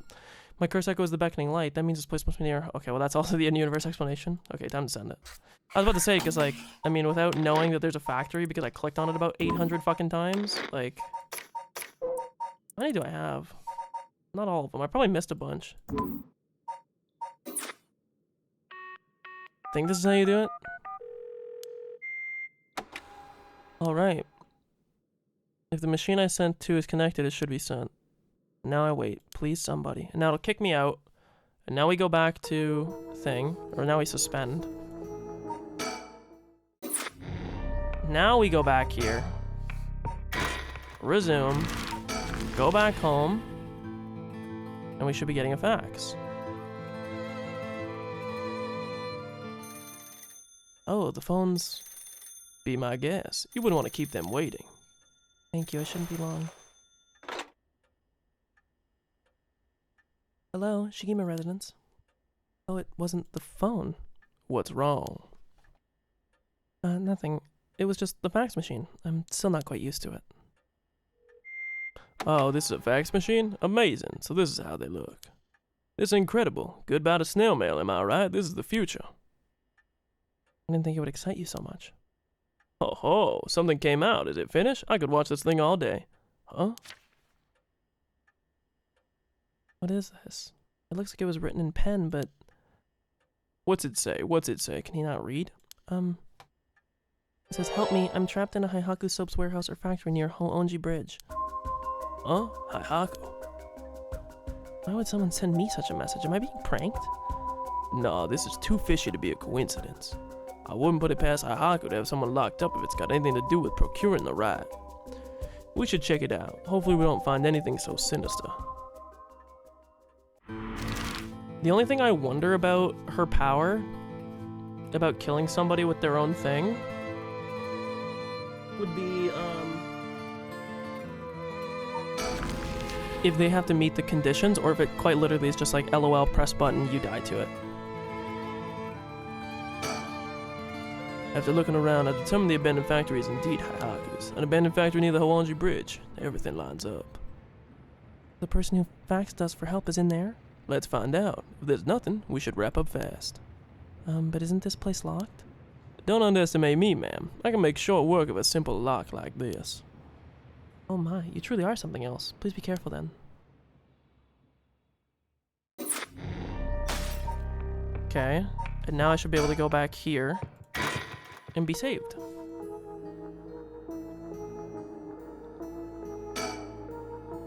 Someone come and save me? Do I just have to wait?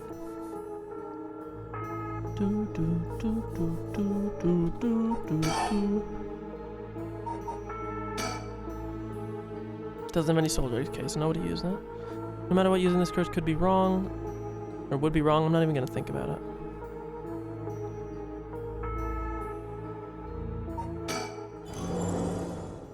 Just remember that I heard the rules for the Red Resurrection when I got this curse stone. But killing other people to bring someone back, that's out of the question. Hajime would never accept sacrificing another person to come back himself. None of this was ever an option to begin with. The way we lived, I didn't think this was gonna do anything. Ever since we were kids, we were always ready to die if that's what it came to. We never take our foot off the gas just because we were scared of death. We were never such big fans of living anyways. That's why we were always prepared for it. I used to wonder if we took things a little too lightly. I love this game's art style, but that's just how much we trusted each other. So I have no use for some shitty right. And that's the truth, Hajime. I mean, that's good.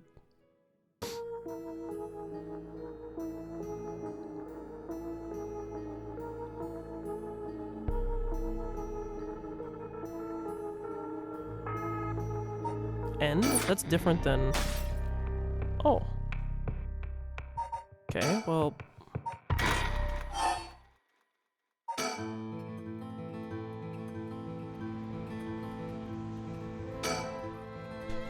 Waiting for the secretary, the only thing we can do. Huh? What is it?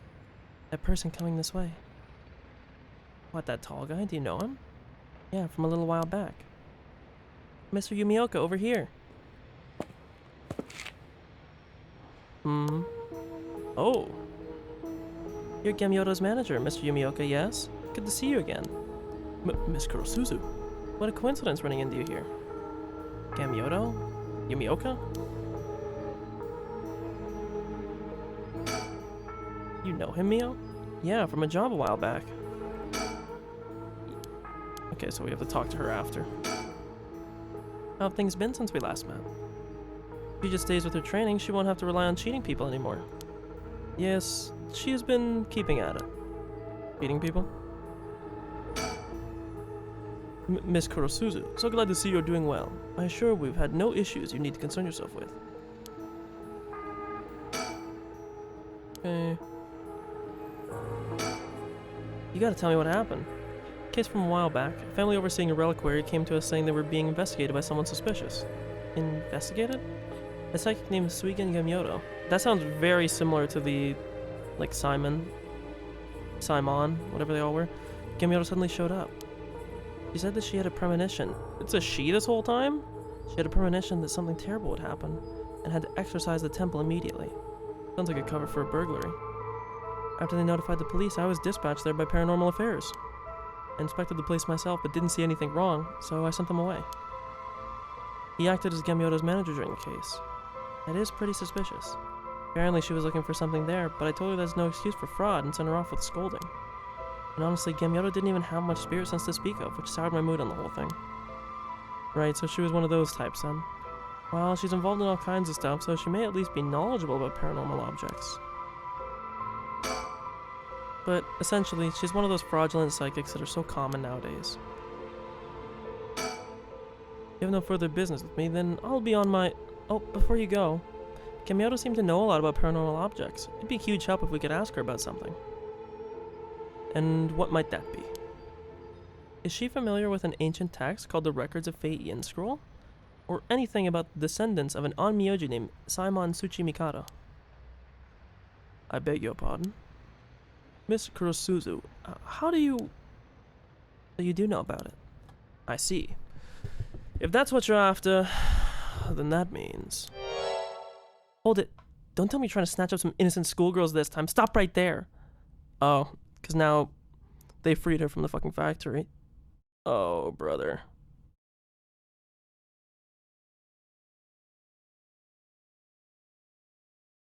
Dude, what the fuck? I can't believe the Blue Jays signed Alejandro Kirk to 5 fucking years. What do you mean?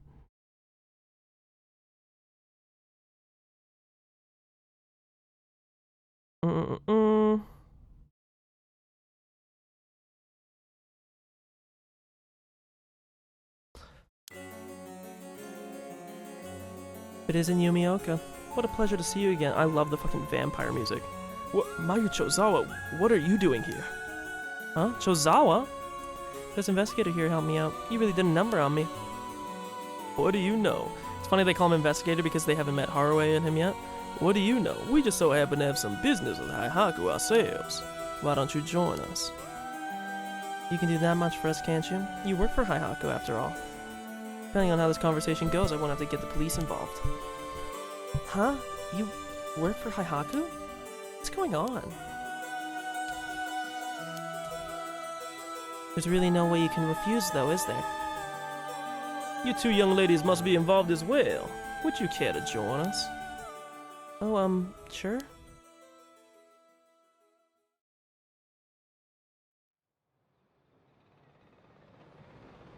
The only thing that's confusing to me, though, is that if she has the ever-burning thing, not ever-burning, fuck, I keep saying that, the guiding beacon or whatever it was called, and that's what was used to kill Shogo, then that or Yoko killed him in that timeline, but that doesn't really make sense because Yoko died to it as well, and we know Shogo didn't use it on her, so, because she died before Shogo even picked up the power, so then in that case, too, I'm even more confused. I'm still banking on the theory that there's somebody that has a curse stone that has the power of all the curse stones. Because I just don't understand, unless Mayu knows about this and just doesn't remember or something. Because I just don't... If she's in possession of this, I don't know. Yeah, I don't... It doesn't really line up. I feel like there has to be another variable, but... How long can you play dumb with this many people lined up and waiting for answers for you? Or wanting answers from you? You better just give in and come clean with everything you know. Ugh. Fuck, there's a lot of people to talk to. Haruhi, my baddie. Excuse me, are you new to all this too? I guess I'm kind of just tagging along. Me too. Let's make sure not to get in the way, shall we? Right. I like Haruhi. Excuse me, I had no idea that Gamyoto was connected with Haihaku. So, I'd just like to ask. Was it Miss Yamamori from Haihaku who obtained the Record of Fates and passed it on to Araishi? No, that was not the case. Oh, my mistake. Was it Suiden Gamyoto's doing then? No, it was not. We first learned of the Record of Fates from Mr. Araishi. It was then that Miss Yamamori gained an interest and extended a contract to compensate him in return for research and findings. So in that case, that means there's still somebody that's behind the scenes that kicked it all off, if he's telling the truth. This guy's been known to lie, though. Then who was it that activated the Feast of Shadows to call forth the Curse of the Seven Mysteries? I give you my word that we had no part in that. We had learned from Araishi beforehand that something would happen at midnight last night. That's all. Hey, there's no way that's true. Stop lying. Ah, I must ask that you please refrain from violence. Hold on, Yako. It's alright. The minute I learned that Gamyoto was none other than the Queen of Haihaku herself, I felt that was the case. Are you saying they're one and the same? He doesn't have strong enough spirit sense for it. Oh, gotcha.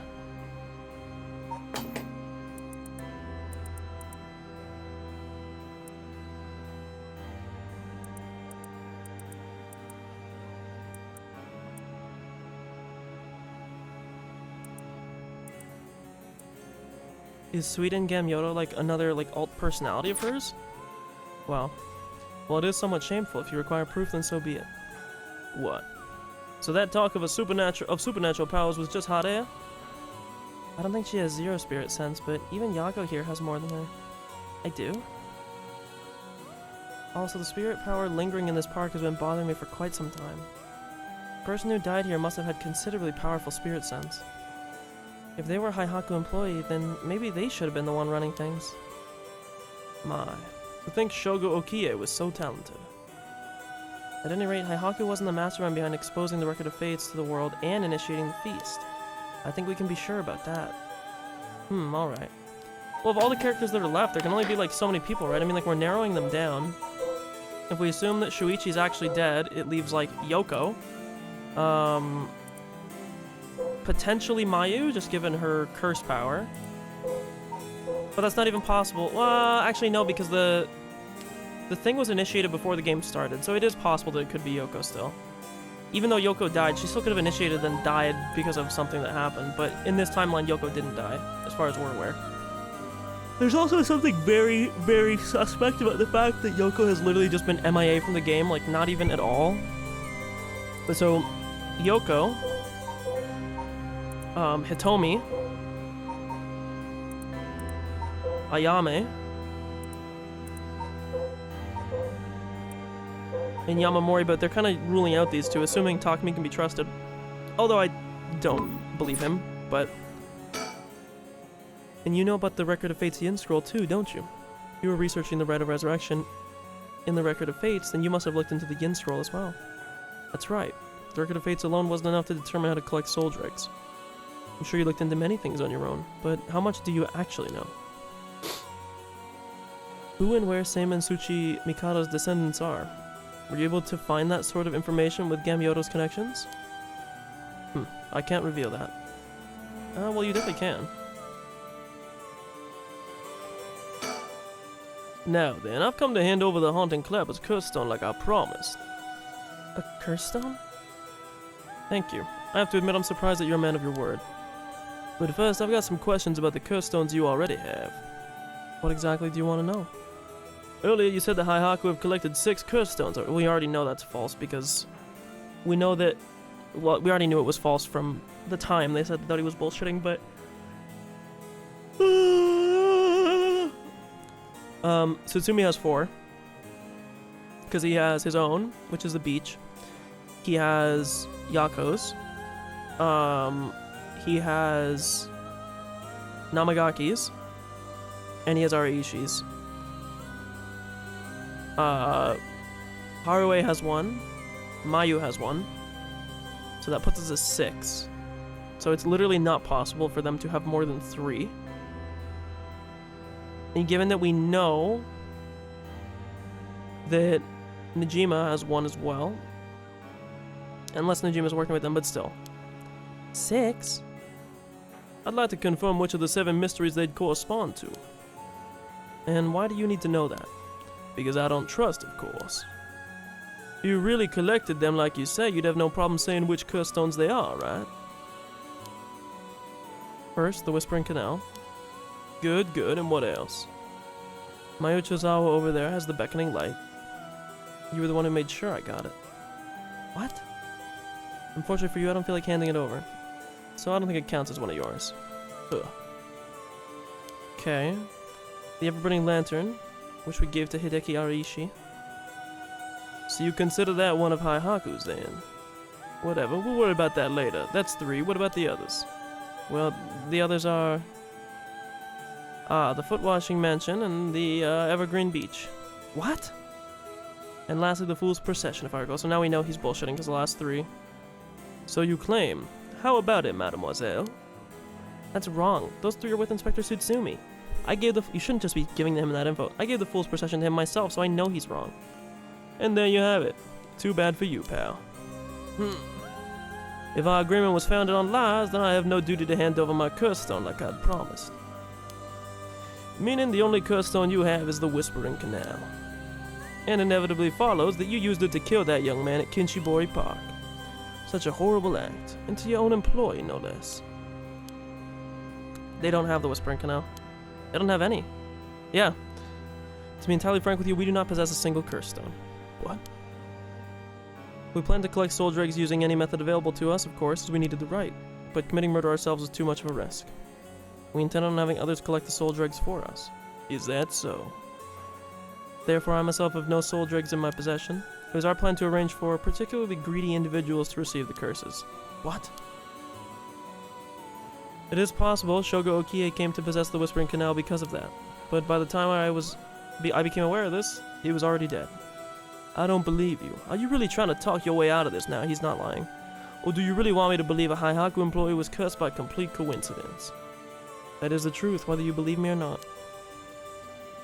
It must have been someone else entirely who took Shogo Okie's stone and killed him. No, it was never his to begin with. Yoko had it. I have no idea whatsoever whose hands the Whispering Canal is in now, nor where it may be. Oh, could it really be? Then it wasn't Haihaku who put the idea in Fumichika Najima's head to get a cursed stone either. Najima? The only ones we negotiated with are Iwai and Araishi. Ah, so Iwai. They killed him. Excuse me, but does that mean you don't know the location of the remaining curse stones either? There's one that hasn't been mentioned. What about the Taiko of Sugaru? Ooh, good question, my mysterious mademoiselle. I'm afraid we have no information in that regard either. Have you heard enough about curse stones? I have nothing else to tell you. Excuse me, Mr. Investigator. What is it, mademoiselle? Would you be willing to give up the curse stone you have? Ah, yes, you have a point. They're too dangerous to carelessly walk around with in one's pocket. However, sorry to disappoint you, that's not possible at the moment. And why is that? You don't know, do you? Then I'll tell you and our friend from Haihaku over there. I doubt any of you have attempted it yet. But it seems the curse stone cannot be given to normal people. Huh? What? I actually tested it with the madame here earlier. That's a very weird way to say that. Shouldn't just be with madame here earlier. Even if you give the curse stone to someone else, the curse bearer doesn't change, and the stone eventually makes its way back to the bearer. Okay, this is really important info. There's no way. Oops. There's no. Oops. I'm trying to get my notepad.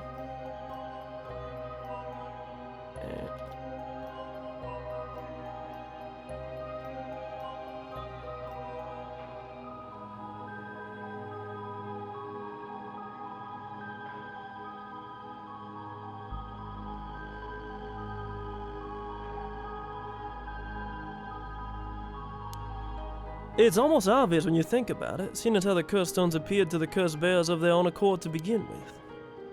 But Inspector Tsutsumi has collected curse stones from other curse bearers.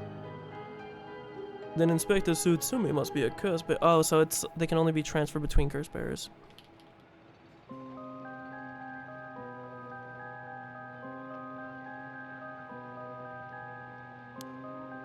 Ah.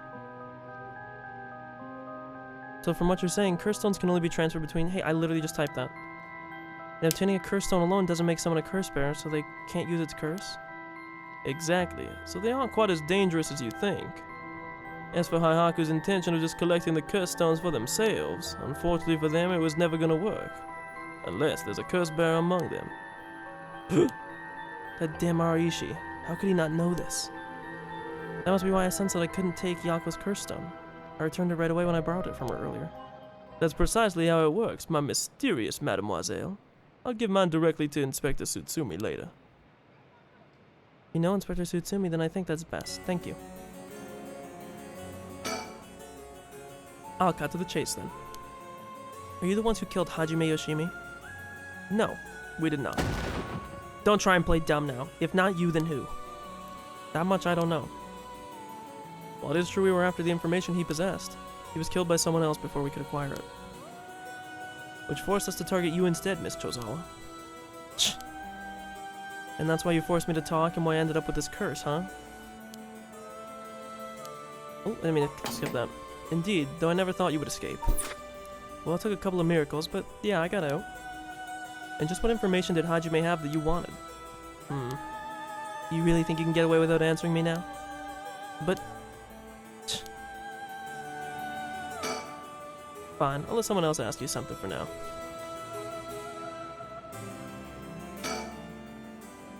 Who and where Simon Tsuchimikado's descendants are? Were you able to find that sort of information with Gamyoto's connections? I can't reveal that. Then would you prefer I expose to the public how Gamyoto is a fraud with almost zero spirit sense? Fine. I understand. From the results of our independent research, I found that Seimen Tsuchimikado's descendant was Hajime Yoshimi. Okay, yeah. I think I said that earlier, that it... I know I said this at some point. What? Well, that's why you went after Hajime. However, Hajime Yoshimi was only carrying a fragment of the whole. Yeah, because one part and one part it was given to the offspring. So the other half was the other girl. That's right, he did say something about a fragment of an old manuscript. The location of the Yin scroll was hidden. This information was split into two and hidden in a pair of talismans, which were then passed down from generation to generation.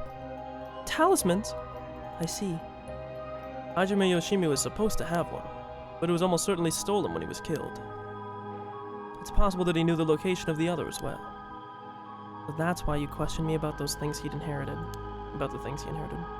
The girl Hajime had been helping recently must have had it then. Oh, Michio's talisman! Yes, Michiro Shiraishi was also likely a descendant of Seimin Tsuchimikado. God, what a name. But what? The talisman she carried is a keepsake from her father. We searched for it based on Miss Chozawa's memories. However, Michiro Shiraishi was already dead. Oh fuck. Michio Shiraishi was already dead.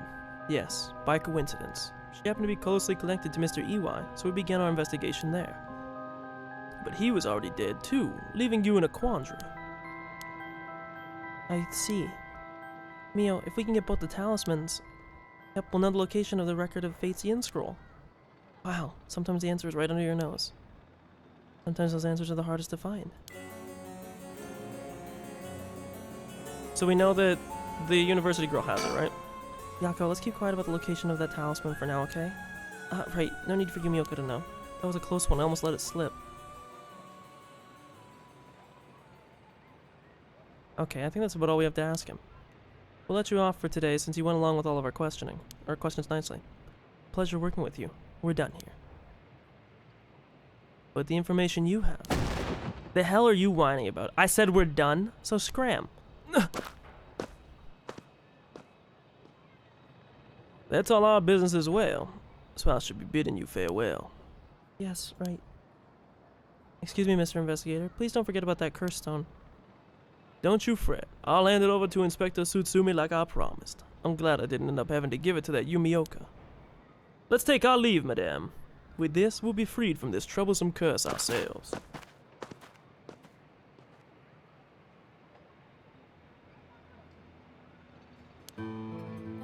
That lady and the investigator? We should keep an eye on them. Agreed. Really, why? I think they're up to something. Just my intuition, but still. Yeah, I wonder what that investigator really wanted out of all this. If his goal was getting information about the curse stones, then this might be bad. Oh right, I got one of those curse stones too, the beckoning light.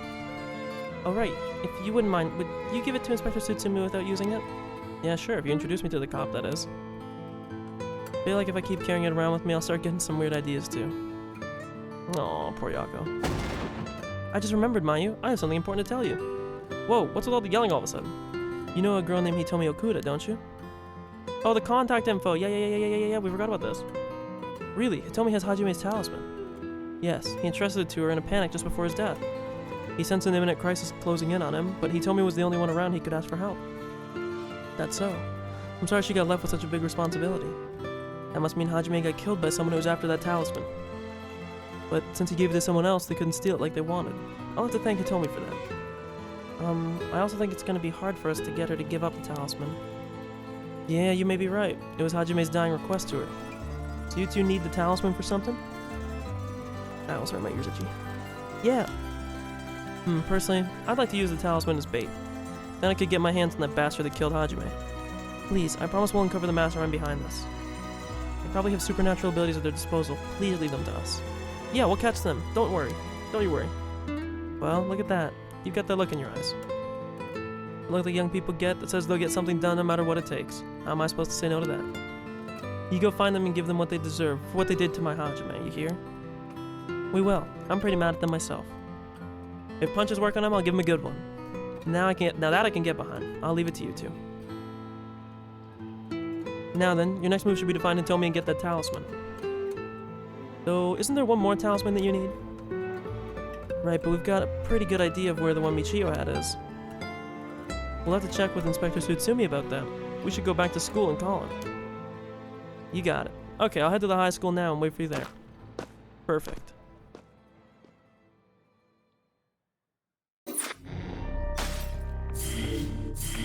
Hey.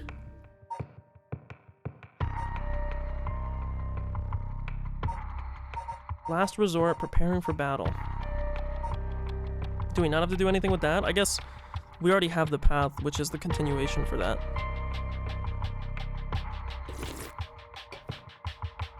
Bum bum bum. Okay, let's see here. Together with Yoshimi's fiancée Mayu, Yako and Mio report all they've learned so far to Tsutsumi and the others, putting all their stories together they can see their final objective at long last. So we gotta be getting close to the end, right? like I would imagine. We are closing in. Do-do-do-do.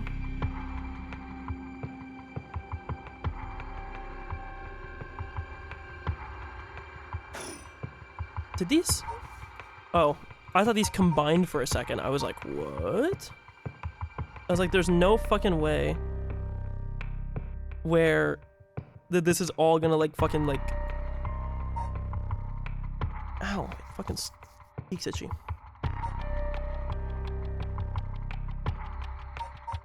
Let's do this first. We're getting close to dusk.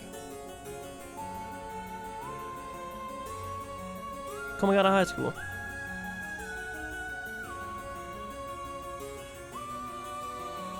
Mr. Tsutsumi, this is Mayu Chozawa. Ah, so you're the one. The Sumida police was looking for you. Glad to see you're alright. Sorry, I should have told someone I was okay. I was just so pissed off. Falling right into Hihaku's hands, I got myself into some deep shit. Hihaku seems like they're still up to something. We'll have to make sure they clean up their act once and for all. Get it? Because they sell soap. Nice one, boss. You're really on top of your game today. So I'm trying to make me feel better. I shouldn't have said anything. More importantly, Mayu, thank you for your cooperation with Yoshimi. We'll get to the bottom of it, I promise. You must be Detective Aria. I heard a lot about you from Hajime. I'll be counting on you. Catch whoever did this, no matter what.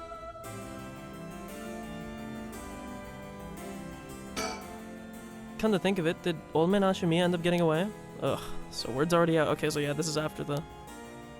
He was cornered but managed to take a hostage and escape, is what I heard on the radio. What happened after that? So that's all they're reporting? Here's what really happened. He was killed? Oh, so this is already after finding the body too. And the hostage was Tsutsumi's daughter, whose whereabouts are still unknown? Yep, his daughter showing up was a huge surprise. Even Boss couldn't believe it. Damn it, the hell do you expect? No one could have seen that coming. There's already an emergency search underway for her as a key witness and suspect. I'll be rejoining the search for her after we're done here. Key witness and suspect? But wasn't she a hostage? Could she have killed Najima and fled the scene? Well, it's just a possibility. We actually still don't know what her thing is. We're talking possibilities, might as well tell them everything. Very likely that Najima was killed by a curse stone. Yeah, because of the very specific number of attacks he was given. What? By a curse bearer? Oh, it's already evening, so the effect of the Feast of Shadows will be starting to return. Yeah, which makes it likely that a curse was used to kill him. Boss, you're repeating yourself. Try to calm down for a second. But that would mean... the inspector's daughter is probably a curse bearer, right? I fucking knew it, bro. Huh? Did you say something? Maybe I'm losing my hearing in my old age. Boss, you can hear just fine. Don't play the old man card every time you want to get out of something. We even talked about how she might have the Taiko of Sugaru if that's the case. Did we? My memory's a little hazy. You got a soft spot for your daughter, don't you, Inspector? Ugh.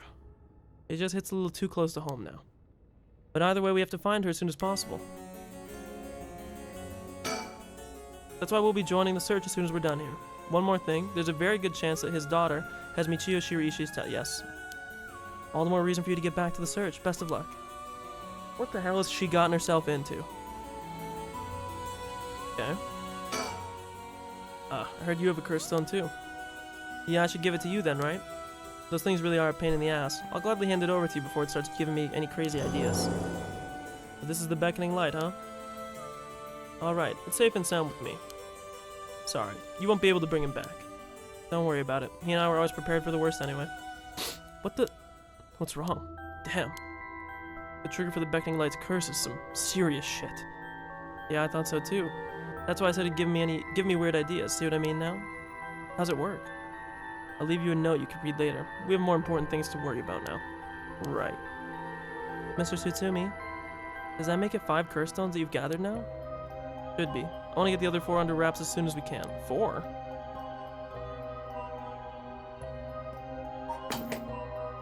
Oh, sorry, yes, 9 total. I thought he said 6 first. I'm like, 4?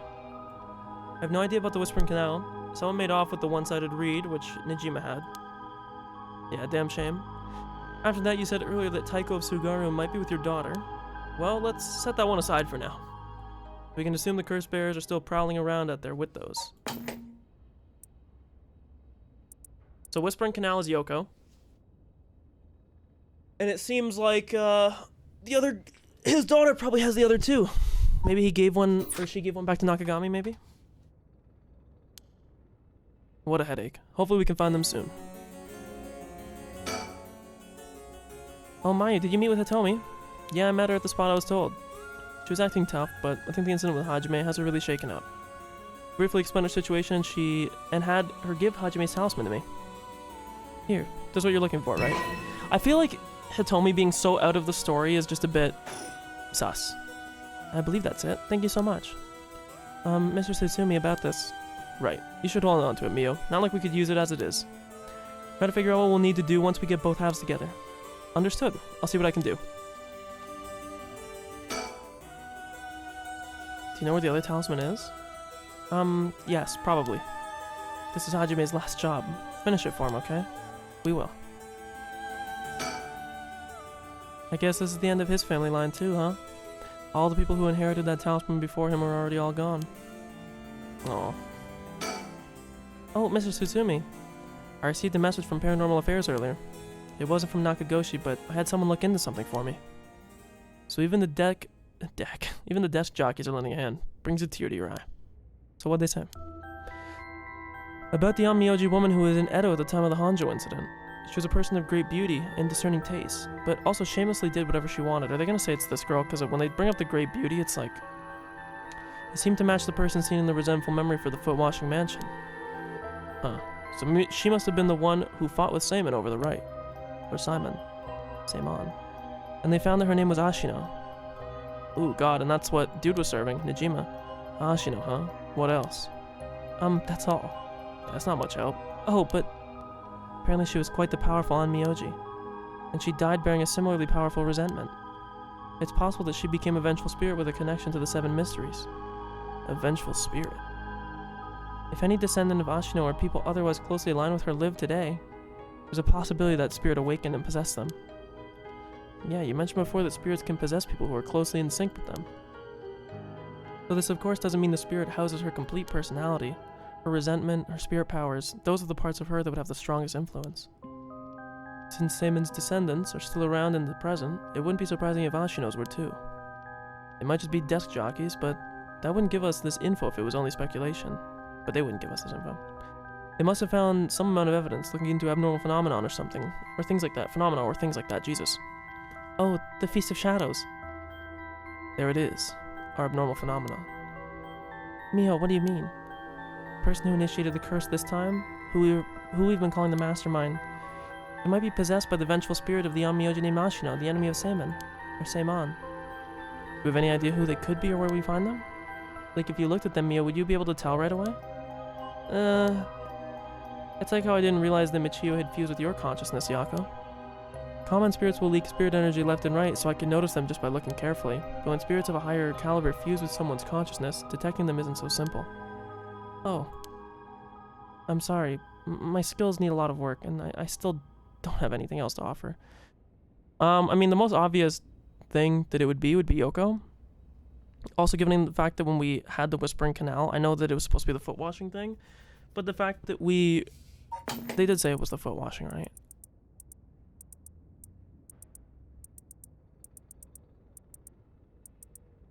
Yeah. The person seen in the memory. But the spirit that was attached to the Whispering Canal was like the girl with the eyes, like gouged out. So I have a very strong feeling that it's going to be Yoko. Again, it's a classic anime trope too to call back to something at the beginning, so. Mio, that's not true at all. You're fine. We'll make this work somehow or other. Thanks. Basically, I believe the mastermind behind everything is a woman possessed by the vengeful spirit of the Onmyoji Ashino. Or Ashino. I see. Is this mastermind also the one who killed Hajime trying to get the record of Fate's Yin Scroll? I think it's very likely. So that's how it is, huh? Then I want you to catch them no matter what. Now, is that everything we need to chat about? If you don't need anything else, we'll be going back to the search. There actually is one thing. And what's that? Just completely hypothetically, what if the inspector's daughter was the mastermind? I mean, she's a woman. It seems like she was after the talismans, and Sutsumi does have spiritual power. Sorry, I don't really understand what you mean. Boss, come on, we've got to look at the facts. But that would mean Inspector Tsutsumi would also have to be one of Ashino's descendants. Oh right, you're just a normal person, right, Inspector? Unless that's why you're so resistant to the paranormal. Don't believe I've ever heard something about being related to Saman Miyoji. But you put it like that. Her being the mastermind, it's possible. Really? I say possible, but I mean unlikely, is what I want to think. Damn it, I don't even want to imagine it. Boss, we're gonna consider it, we have to do it properly. No dragging your heels about it. No, it's not that. There's something I never told her. Never wanted to tell her. The truth is, she's not my real daughter. What? 20 years ago. Well, it's a long story, but we took her in when she was just a baby. Oh my god, it's the Najima thing, because of 20 years ago. She was the Najima kid. Do you know anything about her birth parents? You could say I do, I guess, but really I don't know anything. What's that supposed to mean? I don't get it. Ariel. You heard what I said, didn't you? Just now? About 20 years ago? No, boss, that can't be. Najima's... That's right. When we arrested Fumichika Najima, there was a baby at his house on the brink of death. That was my daughter, Ayame Tsutsumi. She goes by Ayame Tono now. What? Someone had to take care of her. The baby holds no blame for the circumstances she came from. But boss, according to Najima, that baby... It's his former lover reincarnated using black magic. What? Personally, I think that story is bullshit. According to Najima... And story dumping? My goodness. It's hard to believe from Najima's behavior, but could it really be true? I've got a few doubts. We have to question whether the Shino woman ever really existed in the first place. There are no records of her and no body was found. Her name never came up once during the investigation. Even if this woman really existed, I'm skeptical that someone could be reincarnated as a baby through black magic. I agree. No matter how you look at it, a spell with that effect is hard to believe. Even the supernatural has rules that must be followed. Seems more likely he's deluded himself, not wanting to recognize that a spell he risked his life on failed to work. That's my thinking too. The more natural conclusion is that the baby is his and Shino's, and that she died in childbirth. As long as we don't know Shino's origins, we have to consider the possibility that she could be a descendant of Ashina. Well, they're only one letter off. If nothing else, thank you, that's what I'm saying, bro. Assuming all of that is true for a moment. Ayame getting taken away by Najima and then killing him, that would mean that she killed her own father. Calm down, it's all still conjecture. But now that Najima is dead, we have no means to investigate. So regardless of everything, there's only one thing that matters. She's my daughter. As her parent, I'm responsible for her. Nothing can change that. I understand. Alright, we should get back to the search. We'll find her and clear all this up. Clear up all of this. Yes, sir. The talisman you young ladies are looking for has something to do with this as well. I'd appreciate it if you could help us find it. So if anything happens, please call the police. We will. I'm worried about Hitomi, so I'm gonna head to where she is. I'll be waiting to hear some good news from you all.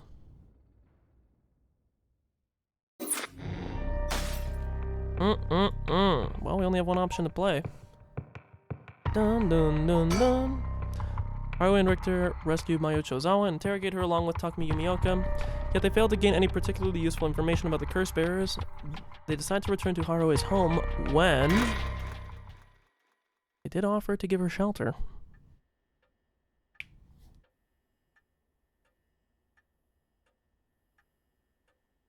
We received an update on the hostage situation. 56-year-old male, oh my god, he was 56, who announced his intent to commit mass murder in Sumida City today. Has taken a woman hostage and gone on the run, but was found by the police in a park in Sumida after 4 p.m. and confirmed dead. The weapon the suspect was said to possess was nowhere to be found on site, and its whereabouts are currently unknown. Furthermore, the female hostage was not present, and the search for her continues. Interesting. If it's being reported on the news, then that lends credence to her story. Anyways, I should ask her about her side of the story. Okay. So she did come here. Well, it's just like I said, right? The female hostage mentioned on the news just now. That must have been you. Which means you killed Najima with your own curse stone. Well, you said you'd give me refuge, so I came to take you up on that offer. What are you planning? Me? Well, obviously, I'm on to my last resort. So you're a curse bearer, with a curse stone too, right? Are you surprised? Yes, I have a curse stone of my own. It's the Taiko of Sugaru. And why go after other people's curse stones? Because killing people is bad, you know? Don't you think so too? You're right. It's wrong to kill people for the sake of resurrection. Right, and it's not even 1 for 1, so it's hardly a fair exchange. Either way, that's why I wanted to only use soul dregs gathered by others. But that didn't work out in the end. No one had the backbone to use their curse. The world's gone soft. With no one mercilessly using their curse in pursuit of their own goals, I had to take matters into my own hands. I heard, Namagaki, that young man you were with used his curse stone too. Huh? How do you know that? Ugh, creepy much. Are you stalking me? I may have heard it from a detective I know. Ugh, there it is. Cops. Betcha knows a bunch. I know your type. People who boast just because they know a couple cops. But the police is filled with nothing but scum. Man, you seem to hold quite a grudge against the force. Speaking of, this guy's really creeping me out. What's the deal with him anyway? You gonna explain? Even the way he moves is all weird and exaggerated. Right. I haven't introduced myself yet. No. No, thank you. Okay. So what were we talking about again? Oh right, Yutaro Namagaki. He's no good, honestly. He was such a wuss, I had to spur him on so many times for him to even use his curse, and even then he was pissing his pants. And just when I take my eyes off him, he hands over his curse stone to someone. Honestly, he's a disappointment. That's what happened. Which is why I figured I had to do it myself if I wanted to get it done right, you know? That's why my last resort is collecting soul dregs on my own. Okay, you are fucking crazy. Let me introduce myself. It's hard to talk as strangers. Is it? Are you okay telling me who you are? Well, I won't stop you. Do as you please. Well, I'm Haruo Shigima, and this is my house. My father and husband are both with the police. Is that so? God, she's so bad. Then you know the cops are just the worst people, right? Well, there are certainly many who are cold, especially with their own family. In a police family, one is always expected to just grin and bear it, no matter what happens. God, I know, right? So, okay, I'm not giving it away, but we already knew. What a relief. You understand. I think we might get along. Oh, well, I'm glad then. And I'm Rick Takai, private investigator. Did I ask? But, you're an investigator? So your job is to sneak around and follow people to pry into their secrets, right? Oh, is that why you keep probing with all those questions? Ew. Guess there's not much I can do to change that terrible impression you got of me. Hey lady, why are you working with this dude? I asked him to look for something, or look into something for me. Really? It's just that he keeps looking this way. I still don't trust Richter to be a totally good guy. I said this at the beginning. Dressing up so eccentrically, I don't know. Isn't your father a police officer as well? That man is not my father. Not in name or deed. Sounds like there's some bad blood there. I've already legally cut all ties. He even had the nerve to act all high and mighty today, and still refused to help me. You met him today? Yes, today. Remember that Chief Tsutsumi who was chasing Najima? Well, that's him. My dad. What? You're his daughter? Former daughter. I've cut ties. He's never acted like a father, so he doesn't deserve that title. You know, I heard something about that Najima guy. Apparently he wanted to get revenge on Chief Inspector Tsutsumi for his arrest by going after his daughter. What, really? And I heard the police had been searching non-stop to take you into protective custody. That explains why the police were staking out your place, too. Man, how could I have known that? They came in such intimidating numbers. Wait, hold on a minute. Doesn't that mean that Najima was specifically after my life today? That sounds about right. It's a good thing you got out unscathed. Or rather, managed to turn the tables on him. Oh, that means legally speaking it was self-defense. But that truly was quite frightening. I think I'd have to go through this just for being related to a cop. It's a disgrace. It really is. To cause their own child such trouble. I'm sorry. It's okay. You're not the one that needs to apologize, lady. I'm sorry. It just reminded me of what happened to my son. Your son? What happened? My child was also kidnapped and murdered in order to enact revenge against the police, you see. What? How awful. That's terrible. I'm sorry to hear that. Now that you say it, I do remember hearing about an incident like that last year. That must have been your son, huh? My condolences. Now that I think about it, although we've met a few times, I don't even know your name. I guess we're more like acquaintances now.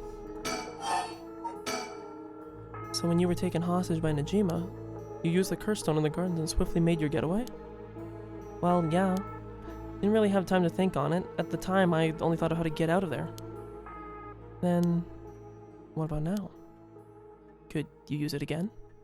Your curse stone? Well, the curse doesn't respond during the day, but it's evening now.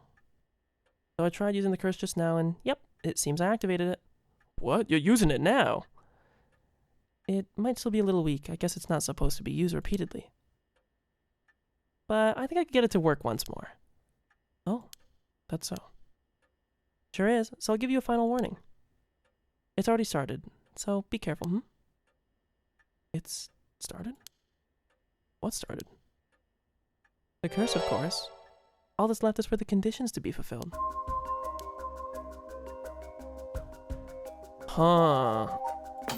Yeah, she is one crazy fuck, huh?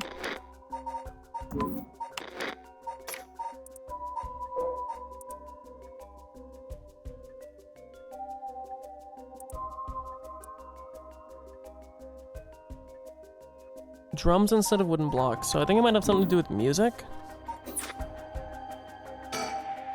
Calm down, ma'am. If you're using a curse, one would target a cursed bear.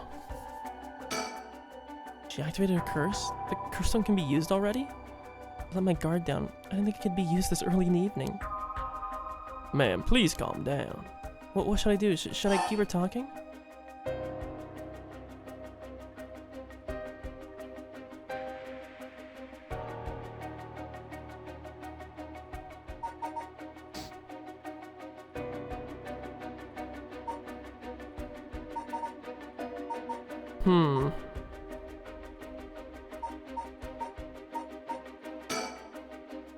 Not talking about that, how about we talk about why you're so shaken? As I thought, you have a curse stone too. You're a curse bear, aren't you, lady? Yes. Yes, I am. I'm sure you've already noticed. Well, yeah, around last night, it was a little too obvious. Oh, look at the baddie staring her down. Judging by your address, I'm guessing you've got the haunting clappers. Yes, that's right. A lot of soul drags on the table for killing a curse bearer, you know. Or there's a lot. I'm well aware. Did you get soul dregs when you killed Najima? Of course. His curse stone already contains some soul dregs as well. I think killing one more curse bearer will be enough for the rite. You can combine soul dregs across several stones? Correct. All it needs is the prerequisite amount.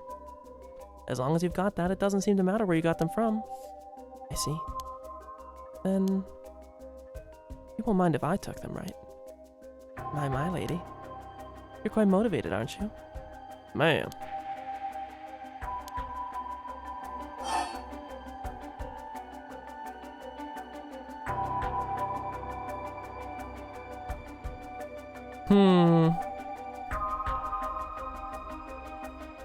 I don't know if I'm only gonna get one question is the problem. I was gonna ask on the last one, do you have a lighter?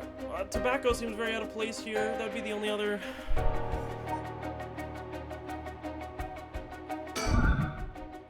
Your father, the chief inspector. I met him not too long ago. Oh, really? The fact that this is available, he came off a little stiff and awkward. There's a surprise. But there was something charming about his seriousness, and he seemed like he cared a lot about his daughter. Please, cut it out. It's gross. You don't know a thing about us. Outsiders shouldn't butt into another family's affairs. Though, he may as well be a stranger to me now. Even if you've cut legal ties, you're still related by blood.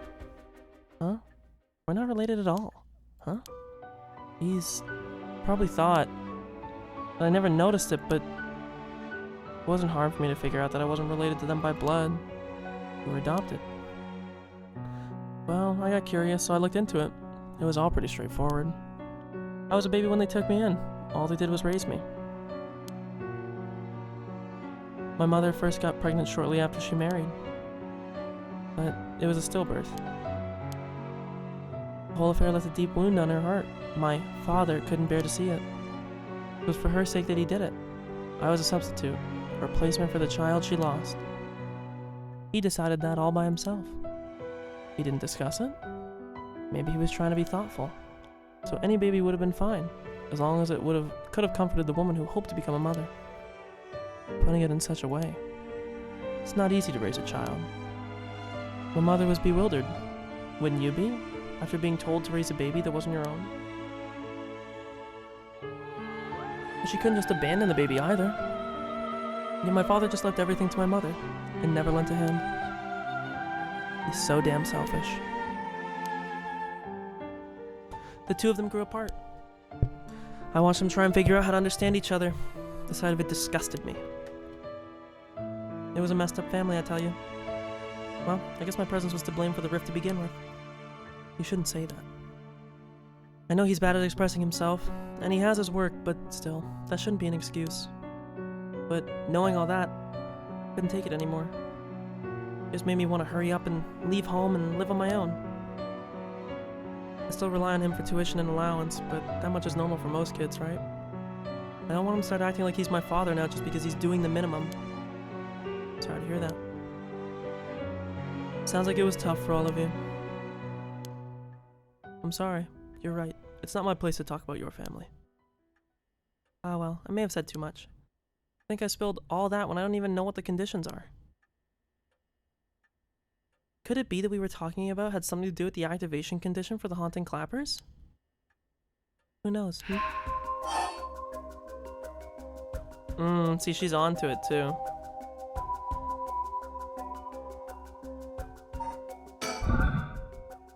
How did you kill Fumichika Najima?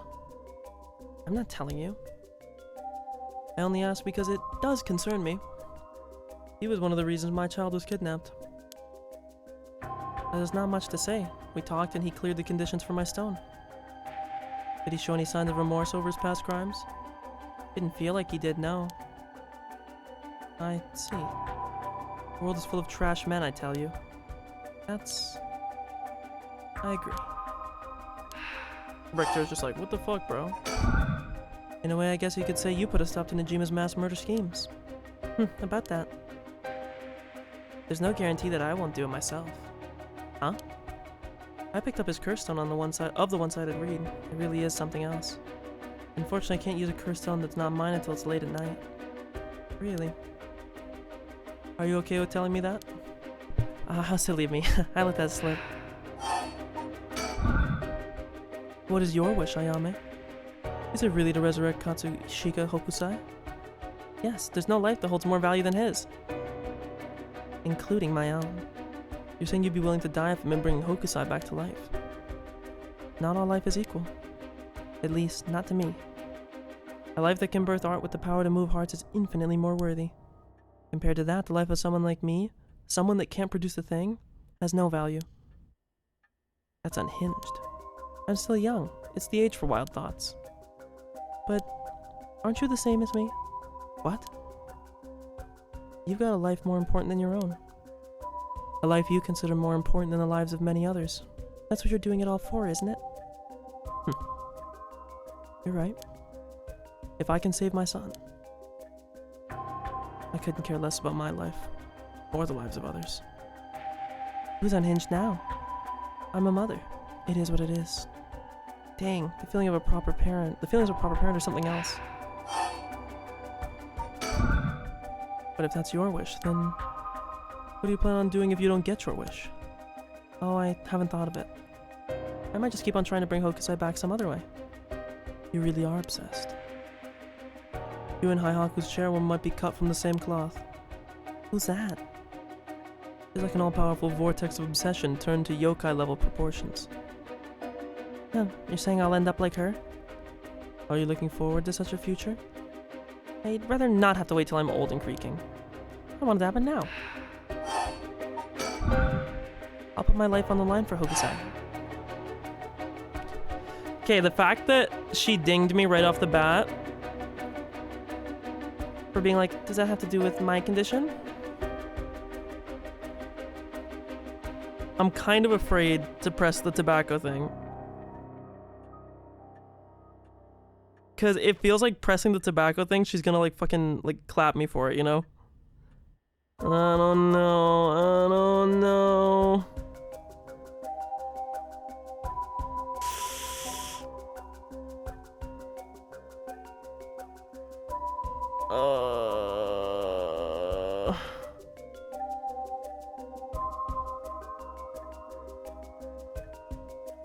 Fuck it. Do you smoke? Oh, well, a little. Feel free to smoke if you want to, please. I'm okay. I don't see any ashtrays out on display either. Does no one smoke in this family? A little rare, isn't it? Nobody in the family does.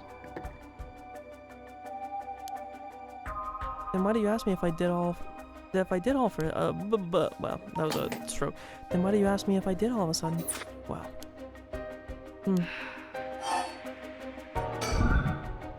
Listen, Ayame. I have something to ask you. No. The answer is no. The curse still in your possession. I'm not giving it up. You're right. We're both made of stronger stuff than that. You're not giving it up. And neither am I. You know full well, right? That there's no room left for negotiation here. You're right. There's not. Am I just forced to curse her?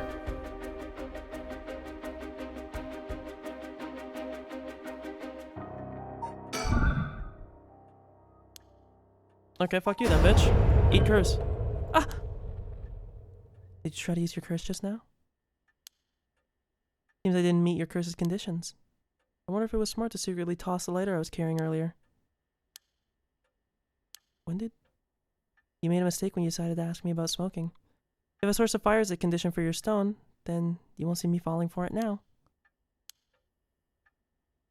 You wasted your chance with all this chatter. All you need to do is activate your curse first. I brought everything Najima had on him, including the lighter he was holding. But it's over now. Yes, I concede.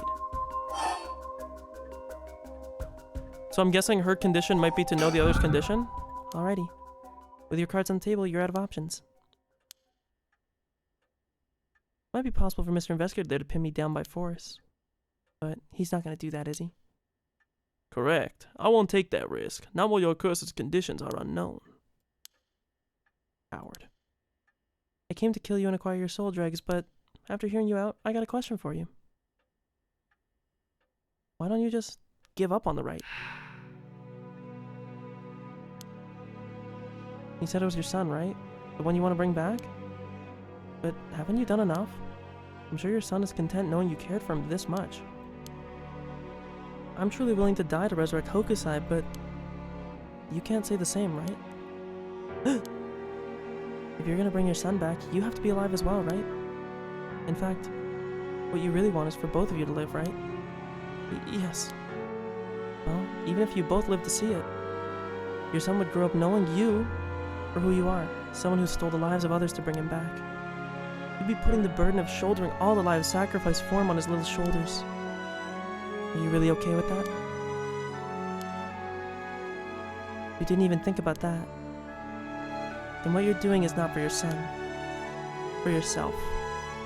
Aren't you just bringing him back to fulfill your own desires? Kind of checkmating you right now. Ma'am, what she's saying may be harsh, but holds a kernel of truth. Don't reduce yourself to nothing but a mother who would sacrifice anything for her son. But that's not... We discovered the truth behind his kidnap. Next, you should take some time to come to understand your own feelings. I'll help you every step of the way. Getting to the heart of things is what an investigator does. What will you do? Ma'am, if you relinquish the curse stones to a curse bear, you will no longer be a curse bear. You won't be a target anymore. Ayame is giving you a chance.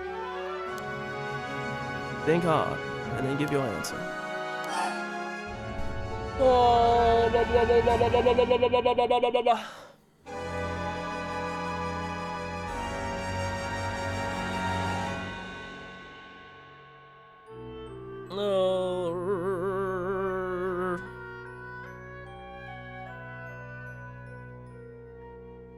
I mean, there's not really an option, right? It's either I give it up or she kills me and I give it up, right?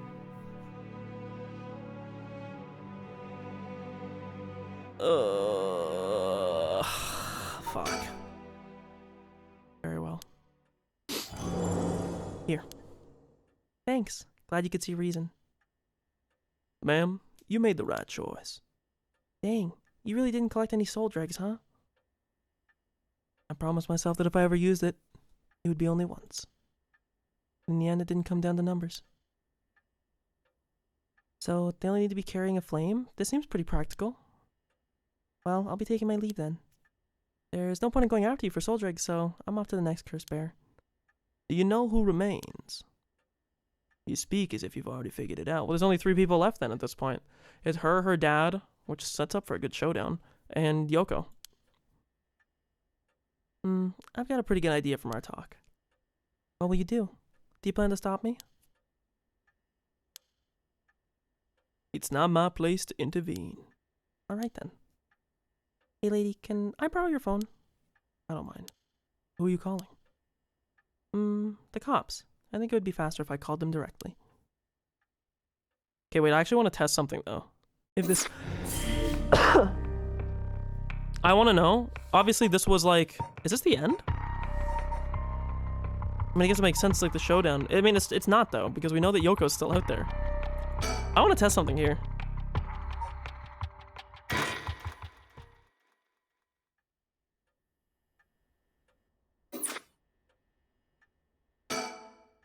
Oh, did I bug it?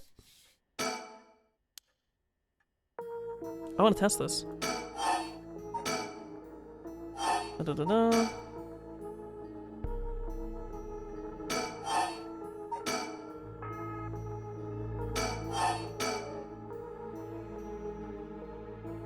Okay, I just want to see if it works.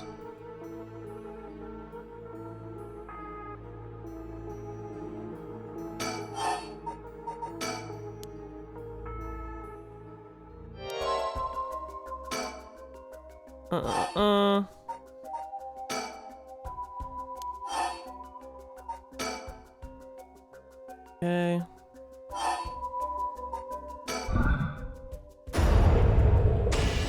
Huh? Man, please think this through. Ah! Oh my god, she actually does just fucking burn her alive.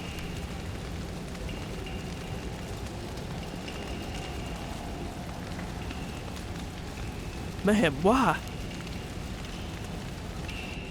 It was the only way. Richter. Could we settle any outstanding tabs now? Yeah, sure. I actually kind of like that. I just wanted to see if she was actually telling the truth, so she tosses it at some point. Some days later.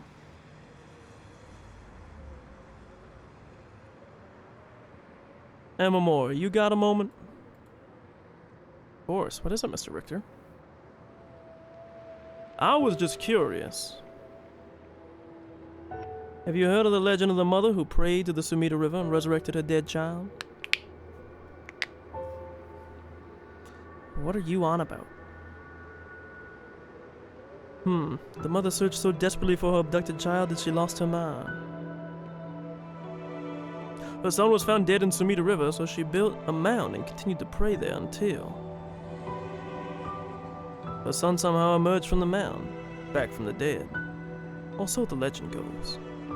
I heard it's being adapted into a no play too. Interesting. And? Well, it just had me thinking that legends really do exist. Sorry to ask again, but... what are you on about? Good track. I love this fucking track in the background. This is kind of a sick ending.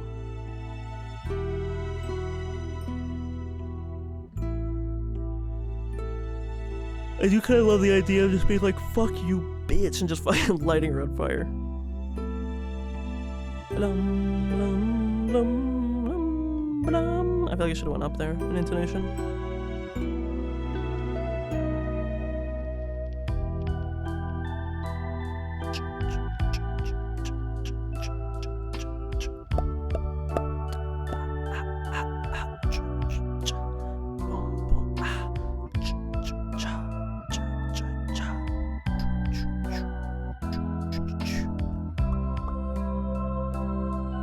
This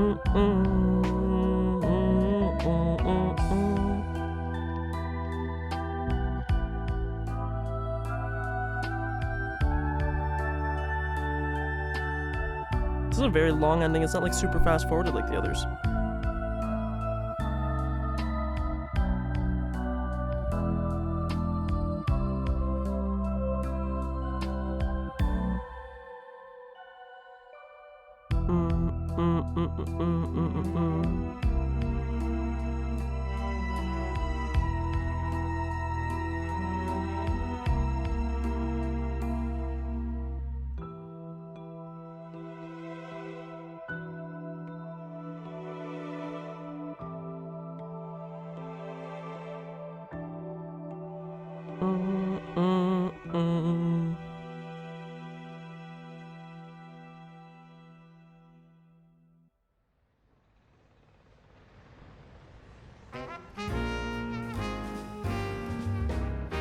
Never mind, it is what it is. Welcome to my office.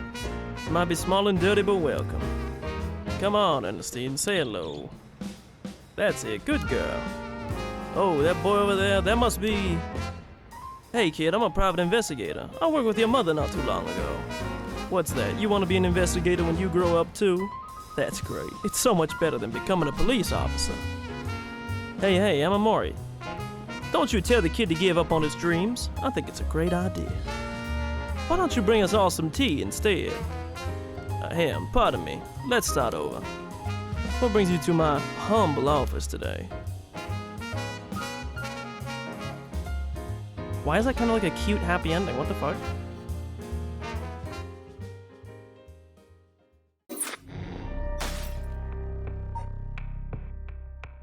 Why is there still a thing here, though? I wonder if you do it without ever activating?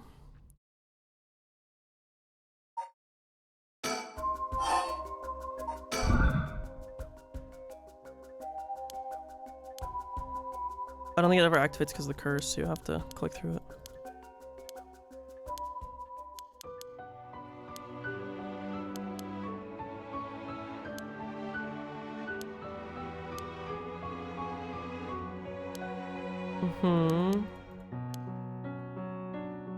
You can't, like, I can't believe you can't right click it, it's actually annoying as fuck.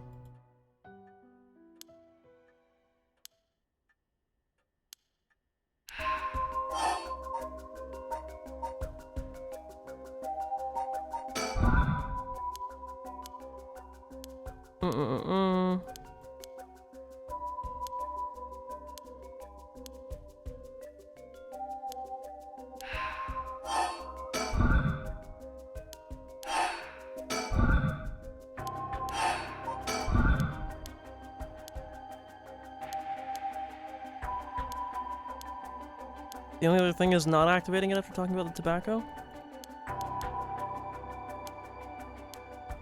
I think it was enter was the other key.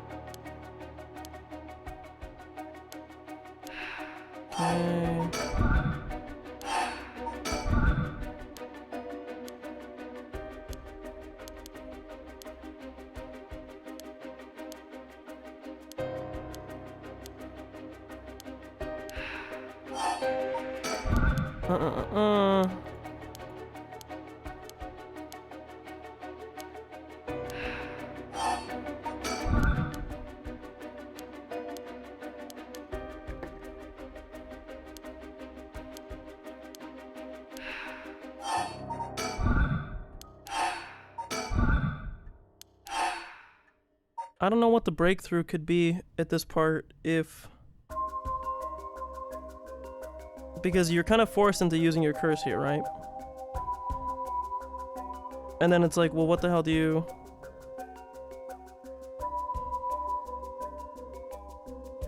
I don't know, I don't care. We're going to the other one. I'm tired of waiting. Sorry, I said Tatsumi. Tatsumi and Ario continue their investigation, deciding to meet with Ayame Tono to get to the bottom of it all. What will be the conclusions of the curses of the 7 measures of Honjo to Seimon and Ashino's intertwined fates? I'm getting a drink, 1 second. I'm assuming this is going to be the end.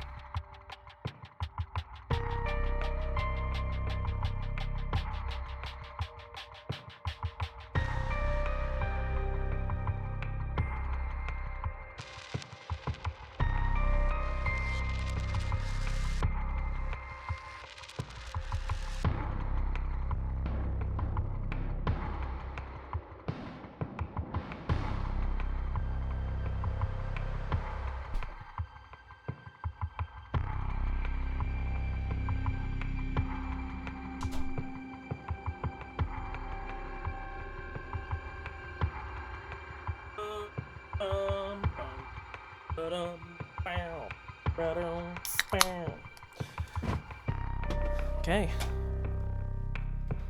Let's see where we go with this.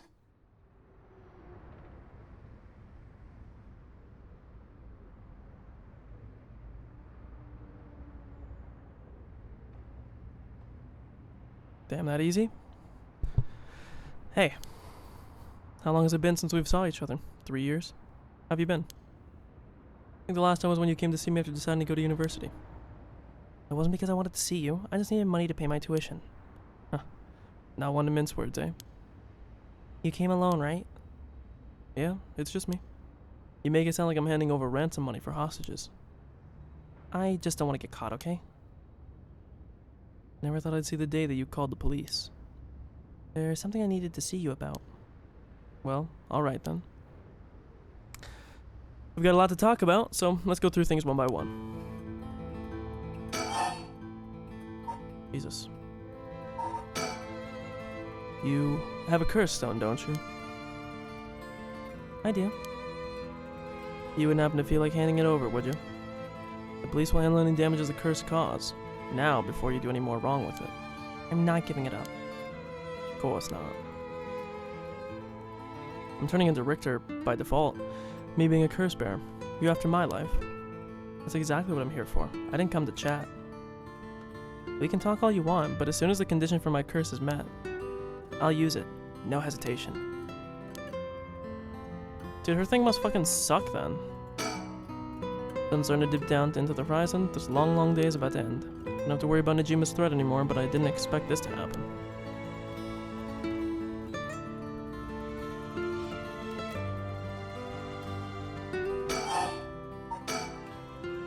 Or do you have more than one? How many curse stones do you have? 3.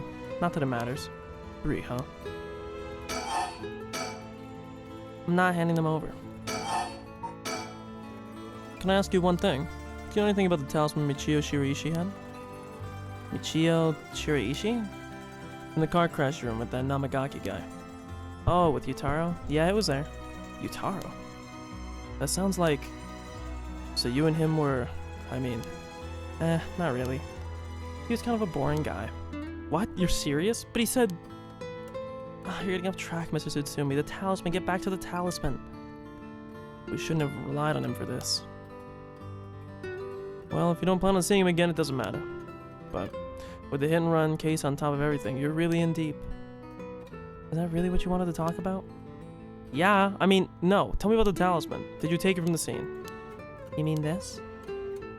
That's it. I picked up at the scene of the crash. I didn't want to leave fingerprints behind. That doesn't make any sense. You hit them with a car.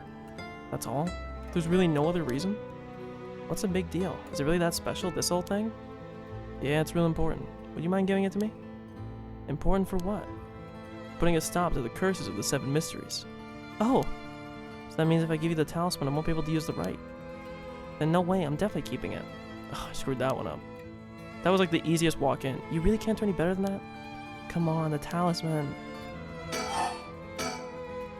Will you give me the talisman? What? No way, I can't lose the right. Why are you willing to go so far for the right of resurrection? What do you want with it? Even if I told you, you wouldn't understand. You just call it stupid and dismiss the idea completely. Come on, I wouldn't do that. Maybe together we can think up a way for you to get what you want without resurrection. I want to bring Katsushika Hokusai back to life. Oh, Hokusai? What, Hokusai the ukiyo-e artist? That Hokusai? You want to bring him back to life? That'd be quite the feat, huh? That's... you... I heard you like this art, but why would you do something so stupid? See? Ugh. The only time I ever felt there was a place I belonged to was when I was immersed in the dreamlike world of ukiyo-e. Though, I'm sure you never noticed. Really. I had no idea. It saved me. Hokusai is the reason I'm still alive today. I didn't know you felt so hopeless. You only realize it now, but it's too late. Feeling sorry won't do either of us any good. First change over the past 3 years, she's got a more grown-up air about her. Hard to believe she's the same little girl who would get omelet all over her face when we took her out to eat. But how far back I have to go to have a happy memory together? That's pretty, yeah, yikes, man. From the moment I heard about the rite of resurrection, I knew this was my destiny. If this is all I ever accomplish, I'll die happy. You're really serious about this? I'm sorry I couldn't save you from Nijima. Are you hurt? And there it is. That's so like you. What? You're only mentioning that now? Shouldn't that have been the first thing you asked me? Oh, well, You're not worried about me. All you care about is yourself. Yeah, you're right. I've been selfish. I know. Oh, Mr. Tsumi, you can do better than that. You really screwed up there, huh? So I think this is gonna be a meme where you have to, like, go back through the conversation already guessing. I'm fine. I managed to get away. Somehow or other. Right. I'm glad. Then I'll put this bluntly. Did you kill Nijima? And if I did, would you hide me from the police? Well, I don't know if I... That's what I thought. Your job is the only thing you really care about. Yes, I did it. I don't think he even knew I was a curse bearer. He brought me to those gardens and I realized while he was talking to me that he fulfilled the condition of my curse, so I just gave it a shot. I didn't think it would actually activate. But there's no going back now. That's not true. You can still make things right before you make them worse. And let me say it another way. This is my chance, and I won't throw it away. Your chance? Did Nijima say anything to you? Said a lot of bad things about you, that's for sure. Yeah, not surprised there. I said a lot of bad things about you back. I didn't want to be outdone. Harsh. In that sense, I felt just a little like he was my kindred spirit. No, kindred spirit? What are you talking about? He's a dangerous criminal. But I'm a murderer now too, aren't I? Maybe we're not so different. No, you're different. Am I? Maybe not that different. But at least you're honest. I know I haven't been the best father, but I wonder of all the fathers in the world, are there anyone who wouldn't cover for their child if they'd committed a crime? How should I know? You're the detective here. You must have seen plenty of cases like that. Yeah. Plenty of parents take the fall for their children, or give them a place to hide. As a person, it's wrong, but maybe as a parent, it's the right thing to do? I don't know. But I think having a father like that would make it easier to go to him for advice if I did do something wrong. Maybe there's a sense of security in knowing that no matter what happened, you'd have at least one person on your side. I see. That's what it would take. To be on your side. I can't do that. That's okay. I wasn't really expecting you to. So Nijima really didn't tell you anything? Not really, no. How is she? Yasuko, I mean. Mom? I haven't kept in touch with her. I've been on my own this whole time. I'm sure you've reached out to her though, haven't you? I did call her this morning actually just to make sure she was safe. She's been running around all over the place looking for you. Sounds like she's fine to me. Did you contact her after I called the police to tell her you'd heard from me? I did not. More accurately.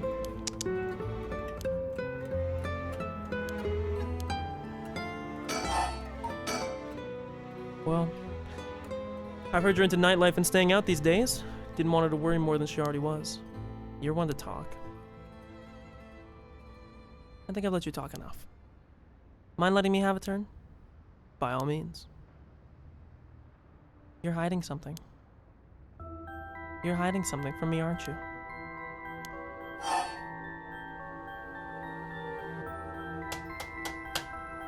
I am. Well, sure. You can't live as long as I have without having a secret or two. Of course you try to dodge the question. Now then. Let me tell you how my curse works. Thank you. That's actually what I was going to say. I want to know how it works. How it works. What? My curse bludgeons to death anyone I find out is hiding something from me. So if you try to cover something up that I know is true, I'll be able to use my curse on you. With that in mind, can I ask you one more thing? I get it. Why you wanted to see me. And let me tell you one thing first. The Evergreen Beach has a similar condition. I can use my curse on anyone who tells me a lie. What? How is that fair? And you'd use that curse on me? As an officer of the law, it's inexcusable, but as a parent with a duty to his child, I have no other choice. Are you threatening me? Do you really think that's enough to convince me to do as you say? I don't want to use it either, but for your sake, I suggest you try not to lie. Go ahead then. If I lie, then so be it. Okay, I'm gonna ask. If you try to hide it now, you really will die. Am I your real daughter? I'm just a baby you picked up to replace your stillborn, aren't I? And you could never bring yourself to tell me who my real parents were, so you just kept hiding it. Still too much of a coward to tell me, huh? You don't like the truth, so you won't admit it. That's my real parent. That my real parent is the man I was just with. Ayame! Is that all you have to say? Then I only have one answer for you. Oh, bro.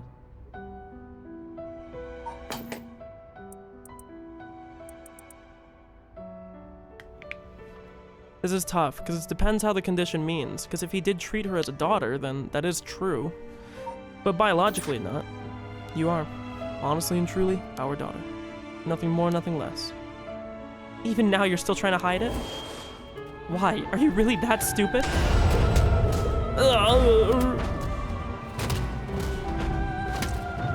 Boss! Why is your bird worth dying for?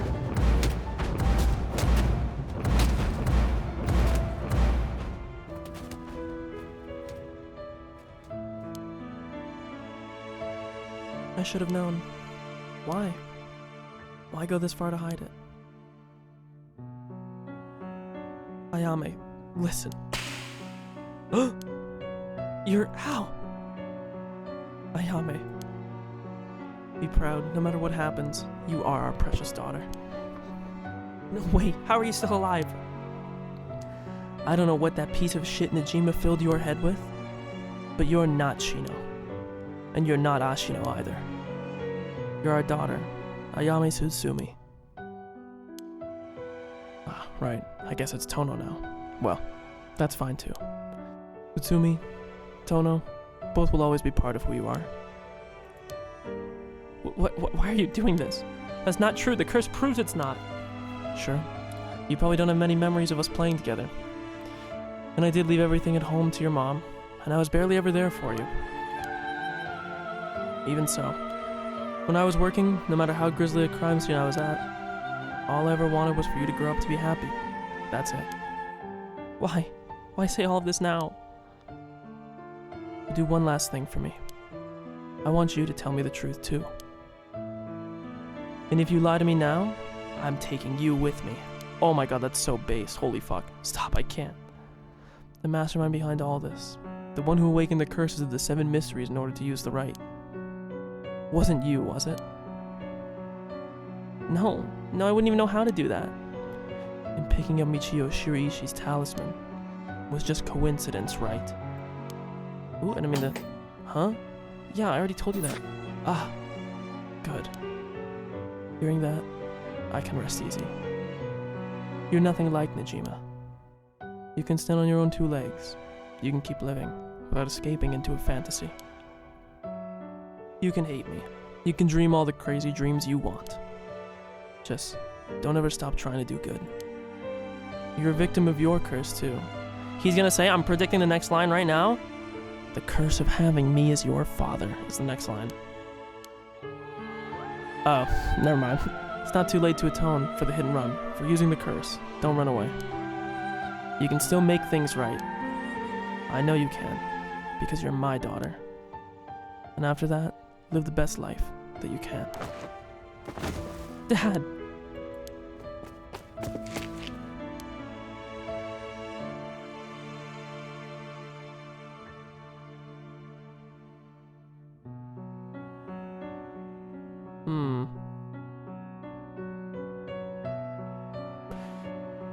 That day at 6:18 p.m., Ayame Tono was taken into custody. Tetsuo Tsutsumi's death was confirmed at the same time. The 5 curse stones possessed by Tsutsumi, as well as the 3 given up by Ayame, lost their curse bearers.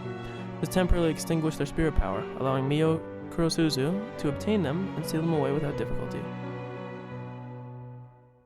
It's only 8, remember, Yoko. The Yin talisman possessed by Ayame Tono was recovered and entrusted to Mio Kurosuzu as well. Thus, any massacre that could potentially be caused by this iteration of the curses was prevented before it could ever happen. Or so it seemed.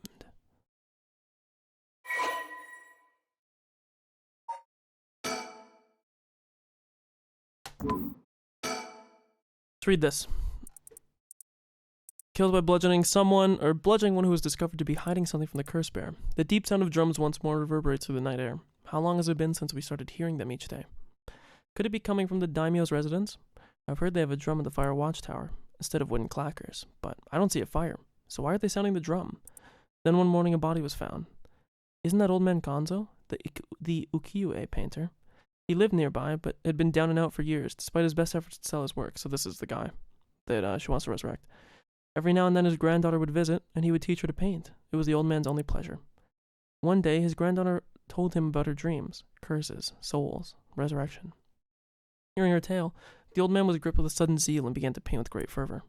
His works quickly became famous, enchanting all those who viewed the strange imagery. Even the daimyo had taken notice. What could possibly have happened? The people whispered amongst each other. It looked almost as if he had been beaten like a drum.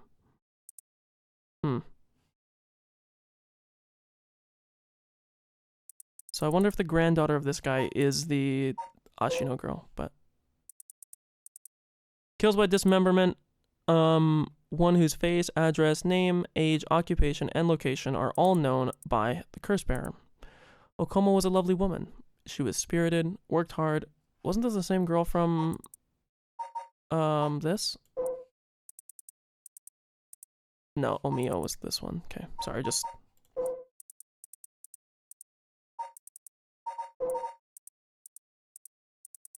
Because notice how the Whispering Canal is still somebody... It's a girl, right? I think this might be the Ashino person.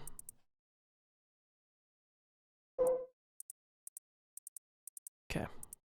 She was spirited, worked hard, and lived a frugally yet pleasant life until her husband hanged himself. My husband, a swindler? Who would believe such a thing? Okoma was determined to clear her husband's name. That is when she met Tomezo, a man that was a stranger to these parts. This man must be one of the daimyo's spies. It appears that after my husband, I will be next. So be it, but what is he hunting for? Okoma, putting on the airs of a woman mourning her husband, went to the bridge nightly to seek information from Tomezo. She soon discovered that she was right, and that her husband had been deceived. Okoma decided to bring her newfound knowledge to the daimyo, much to Tomezo's alarm. Angered by having been misled, he confronted her on the bridge, but Okoma would not listen. She cursed him, calling him vile names, and eventually his patience wore thin. Blood spattered everywhere, and by the time he returned to his senses, it was already too late. He looked over the bridge into the river of blood below and saw the corpse of a woman missing both an arm and a leg. Okay.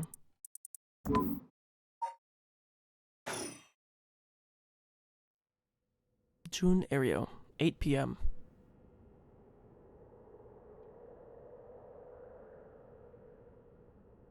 Sorry for keeping you on so late, Mio. I can't take my mind off the curse bearer who was never found. Notice what park they're in. Notice what park they're in. Notice what park they're in. Oh, it's no problem for me. I usually work at night anyway. Did you see Yako home safely? Yep, we sent her home in a patrol car earlier. Apparently she put up quite a fuss, saying she wanted to see things through to the end. Thank you. The Feast of Shadows was starting to take effect, so it would have been dangerous.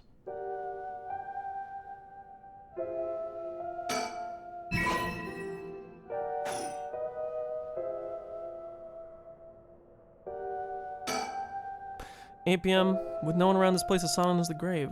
No one wants to go out at night in these parts after everything that's happened over the past 2 days. Can't get my mind off the remaining curse stone, the Whispering Canal, and who the mastermind is. But we have to deal with that thing before I can worry about any of that. How's it going with the 2 talismans? Have you figured out the location of the Record of Fate's Yin scroll? I have, more or less. When I combined the contents of the 2 talismans, they formed a seal which could be undone. The thing inside the talisman... Sorry, I have the hiccups. Jesus. The things inside, the talismans that look like scraps of wood, were actually a tiny scroll kept folded up by the seal. Who would have thought the talisman actually contained the scroll itself? So that's the Yin scroll then. What does it say?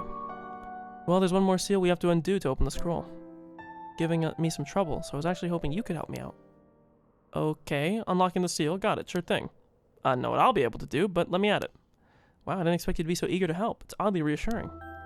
Okay, let's see. There are 5 seals holding the scroll shut.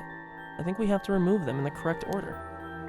Each seal has a different design. A carp, a light, a beech leaf, a taiko drum, and a reed. If we get it wrong, it's going to, you know, go boom. No, we'll just have to try again. I tested it once already. Oh, you already tried it yourself. So brave. I think it's devised so the seal can only be undone if the curses for the rite have already been unleashed. And I think there's a hint to opening it hidden in something related to the curses. So let me know when you're ready. So I think what it means is we're going to have to deduce which ones were used first. It won't explode or anything, so we might as well give it a try.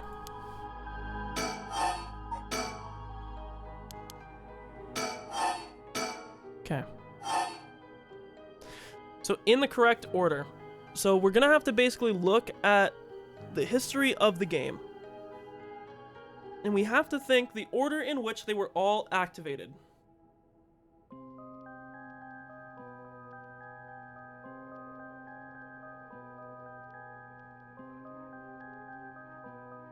It's either well, they weren't all activated though.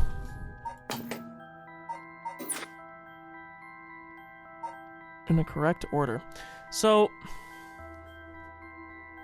let me think. It's also weird that it's these 5, right? The light seal. Do I have all the things, by the way?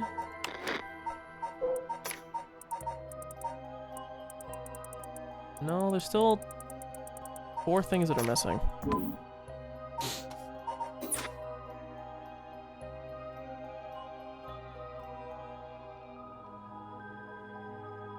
Is it maybe like the...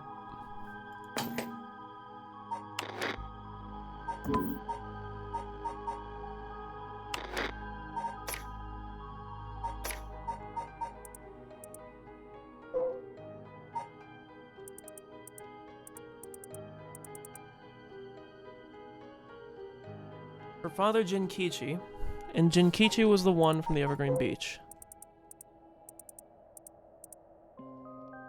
Right. A local man named Jinkichi. Okay.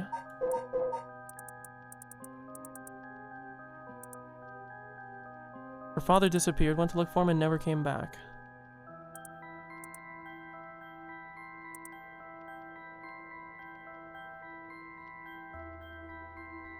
Okay.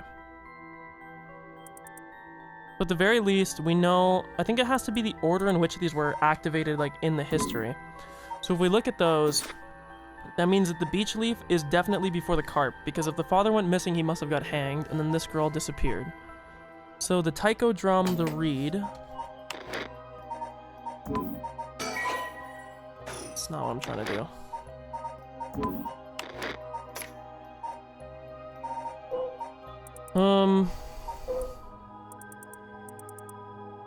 I don't think that's it. I think it's...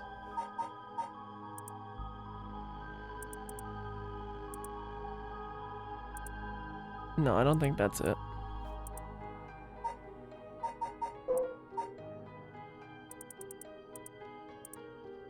Pretty sure it's this.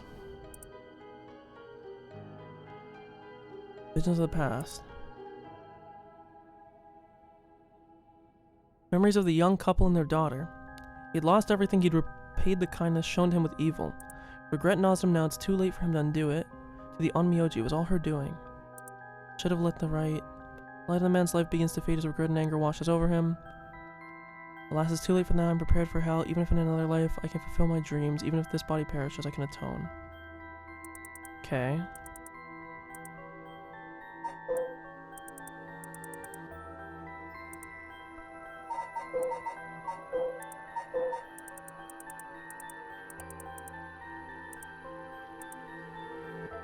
Prosperity that the ukiyo-e boom brought must have been what fanned the flames of his greed.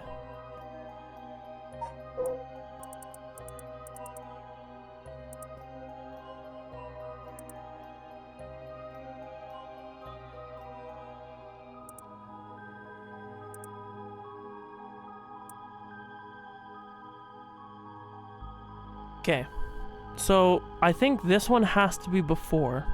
Because it says here, it's talking about, where is it?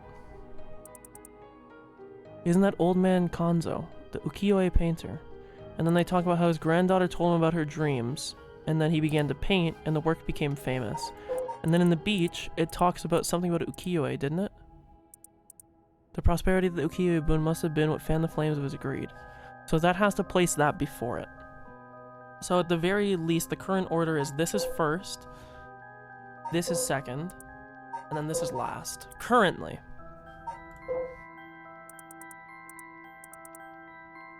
Spirited, worked hard. My husband, a swindler, was determined to clear her husband's name. Tomezo, a man who was a stranger. One of the daimyo's spies. And discovered she was right, and that her husband had been deceived. Deceived?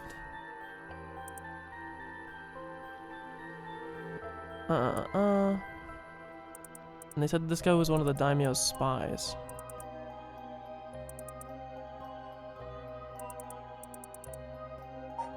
And then the last one was... what, sorry? The reed, the drum, the beech leaf, the light, and the carp.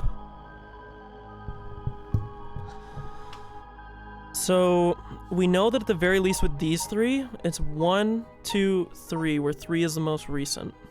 So then we have to find out with the light and the reed where it all plays into it.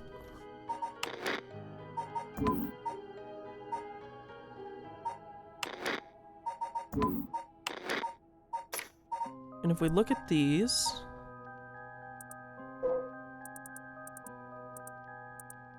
a vague silhouette is framed by silvery moonlight near the bridge. It's a man hunched over near death with regret carved in his face. Visions of the past flash through. Memories of the young couple and their daughter. But he has lost everything.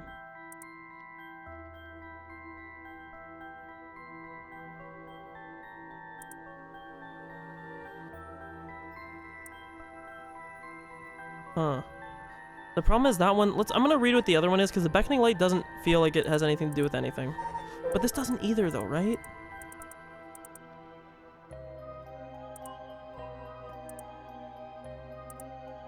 Oh, no. An unfortunate incident occurred in which a man attacked a woman in a bout of fury. That's the story of the one-sided reed. Even declining to invoke the right to defend his honor. But the deed was done, he could not accept it. His rage at having been used by his daimyo boiled over, running into a grudge that he would never forget. Nearby he saw a lantern quietly growing. Okay. But I think it actually is the lantern. I don't think it's the beacon. Or the light. Sorry. The only problem is I think this... yeah, listed as the light.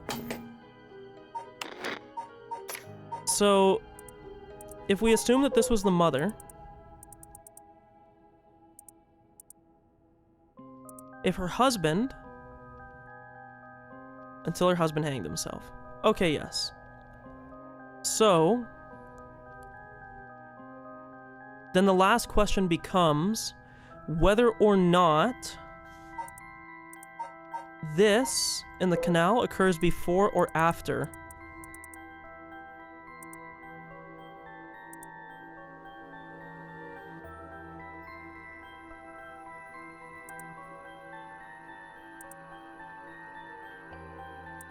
Because we just don't know which of the two in the lantern or the thing is the last one. Because if we're trying to put it in chronological order, where's my paint? Let me open up paint. Why do I not see it here? Here it is. if we're trying to put it in chronological order, where 1 is the earliest, and then the end,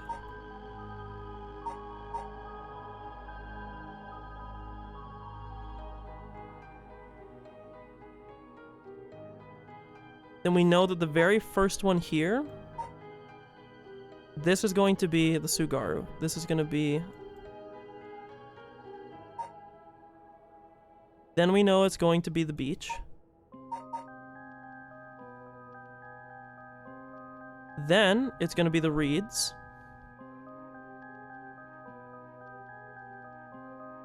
But then the question becomes with the last two. We know... I would assume it goes like lantern, and then canal, or carp, I guess it's in this case.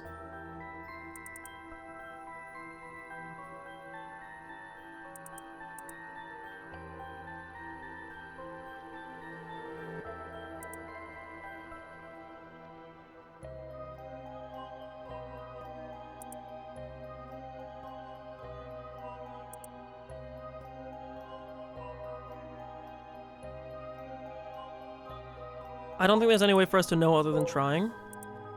But I think the order I put in paint is the correct order.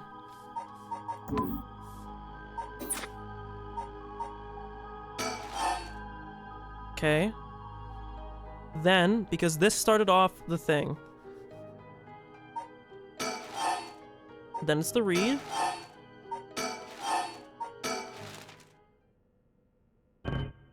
No, fuck.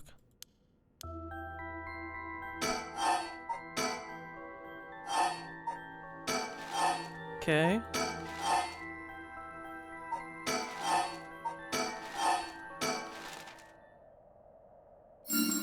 Wow, so that was it. It was just these were swapped. I'm gonna call bullshit because there was no fucking way for you to tell which one came first. That's just all I'm gonna say. Because I don't think there's anything that... Unless I missed something.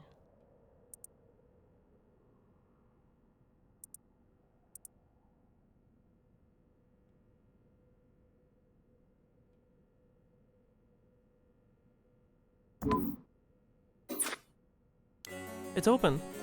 Getting in just 2 tries, that's great. Nice job. Easier than I thought. I just looked at which event followed which. Now we can finally read what's written inside. Let's see.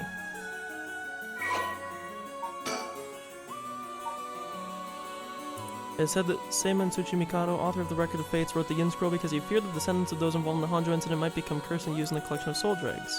For the right of resurrection, blah blah blah blah. Okay, we already know that. I bequeath this soul to future generations to be used in the event that the calamity should arise from this grievous incident. Those who seek to forestall disaster must gather these three items in one place to cast my rite of cleansing and expel all ritual and curses in full. My soul, that is my curse echo. My body, that is a living continuation of my bloodline. My spirit, that is my own consciousness. And we know that if it was written in Seiman's hands, I believe... We'll read that in a second. But I believe that it's the beckoning light. Right? Because of the whole a vague silhouette, blah blah blah blah. I shouldn't have left. Yeah, so the beckoning light is his. So we know the beckoning light is his thing. But his descendant is Hajime, is he not? And he's dead. This is the story that takes place in the late Edo period. There was once a family that lived in a row of houses in Honjo. The family consisted of a Netsuke craftsman named Jinkichi, his wife Koma, and their daughter Toki. They enjoyed a poor but happy existence. One day they took in a man by the name of Seiman, who claimed to be a shomoji. He was on the run, having barely escaped with his life from something or another, and wound up in Honjo. The tough circumstances had left him sick and destitute. Jinkichi felt sorry for the man and decided to shelter him. The stranger was deeply grateful for the kindness and care of Jinkichi's family, as without it he would have surely died. And told them thusly on the day of his departure, I want to give you my thanks, but unfortunately I have nothing of value. He paused and asked, is there anyone you want to bring back to life? It turned out that the man's true name was Tsuchimikado Seiman, a descendant of renowned Onmyoji, and he had been researching the fabled rite of resurrection. For his crime in unearthing this forbidden rite, he was chased out of his family, but he wrote down everything about the spell in a book he named the Record of Fates while on the run. Whoever sought to perform this rite would need to kill people and gather their soul dregs. Seimon had only researched the rite out of spirit of inquiry, but the thought of himself willing to use the rite if it was for the sake of Jinkichi's family. However, Jinkichi shook his head. Sacrificing someone is unthinkable. We didn't help you because we wanted something in return, so you owe us nothing, he said, declining the unbelievable offer. Seimon bowed his head in gratitude countless times at those words and left their house. In the same area there lived an ukiyo-e artist known as Old Man Kanzo. His art didn't sell much, but he often looked after Toki while Jinkichi and Koma were out working. Young Toki heard Seimon talk about the rite of resurrection, but, being too young to comprehend it, regaled it to Old Man Kanzo as a story of fiction. Old Man Kanzo, inspired by the story, I never put that together, that was even the granddaughter, and filled with renewed vigor, put his heart and soul into the next painting. This piece, centered around the theme of resurrection, became an instant hit in town. Jinkichi, being a shrewd businessman, saw an opportunity and jumped on the bandwagon by carving Netsuke connected to Old Man Kanzo's ukiyo-e. He made up stories about his Netsuke, telling people that their blessings were connected to resurrection, and his business rapidly flourished. That man unknowingly left us a wonderful gift, thought Jinkichi and his family, but they were unaware of the tragedy that would soon unfold. Before long, word of Old Man Kanzo's wonderful ukiyo-e reached the ears of a local daimyo, and he was summoned to the Lord's residence. But what awaited him was not praise, but cruel torture at the hands of Ashino, a female onmyoji who was in pursuit of Seimon. It was her who pressured Seimon into reaching the rite of resurrection, which she secretly planned to use to preserve her beauty for all eternity. Ashino took advantage of the fact that the daimyo's heart was weak and frail following the loss of his family, and manipulated him into capturing Old Man Kanzo, the source of the recent rumors about resurrection. Tell me where you heard about the rite of resurrection, Ashino demanded, as the brutal beatings continued. It was said that the eerie sound of beatings rang out like the beating of a taiko drum night after night, reaching even the watchtower of the Sugaru residence. In the end, Ashino's cruel torture secured her the information on Jinkichi's family and the existence of the Record of Fates. The daimyo sent his chief retainer to bring in Jinkichi, and the torture resumed afresh with the new captive. This time she intended to obtain the whereabouts of Seimon and the location of the Record of Fates. Jinkichi didn't know where Seimon went to, but even if, he had no intention of telling and stubbornly kept his mouth shut. The torture was pushed too far, and Jinkichi was unintentionally killed before he spoke a word. The daimyo had Jinkichi's corpse hanged from a beech tree and declared that, unable to bear the guilt of the crime of deceiving the masses with false rumors of resurrection, Jinkichi committed suicide. This too was all part of Ashino's plan to send a message to the common folk, especially the increasing number of those who sought out the rite themselves. News of what happened to Jinkichi spread, and people lost interest in the rite. But wondering if the stories of resurrection were all but a lie, wondering if the stories of resurrection were all but a lie. But rumors that the daimyo's word was perhaps not all that truthful spread quickly when a dancer claimed to have witnessed the chief's retainer's cold-blooded handiwork firsthand, and Honjo fell into unrest once more. The chief retainer arrested the girl and proposed a deal to put a stop to the rumors. The girl was to say she just wanted attention and retract her story by saying it was entirely made up.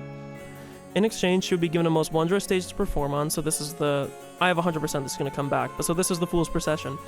But when the day came, she was suffocated by the mask prepared for the performance. Unbeknownst to her, the mask had been covered in glue as a part of the plan to kill and silence her. Koma never believed for a moment that her husband Jinkichi had committed suicide. She was certain someone was behind his death, and asked around persistently for the names, addresses, and any other information she could find on people with connections to the daimyo. The chief retainer would not allow things to escalate any further and had Tomezo, a ronin who once served as a spy, go after her. However, she turned the table on him, shouting, "It was you who killed my husband, wasn't it?" Confronted with the accusation, Tomezo flew into a blind rage and cut Koma down in broad daylight. Ordered to take responsibility for his failure by committing seppuku, he exposed the daimyo's plot as he disemboweled himself by the lantern of the soba cart used to give coded signals. With both her parents gone through means unbeknownst to her, Toki found herself to be all alone. One day late at night, she went searching for her parents and met her doom, falling into a canal where she drowned. Wait, pause real quick. Okay, no, because it was cart before. Wait, no! Because I put lantern before carp, and then the correct order was carp before lantern. Fuck you, I was correct.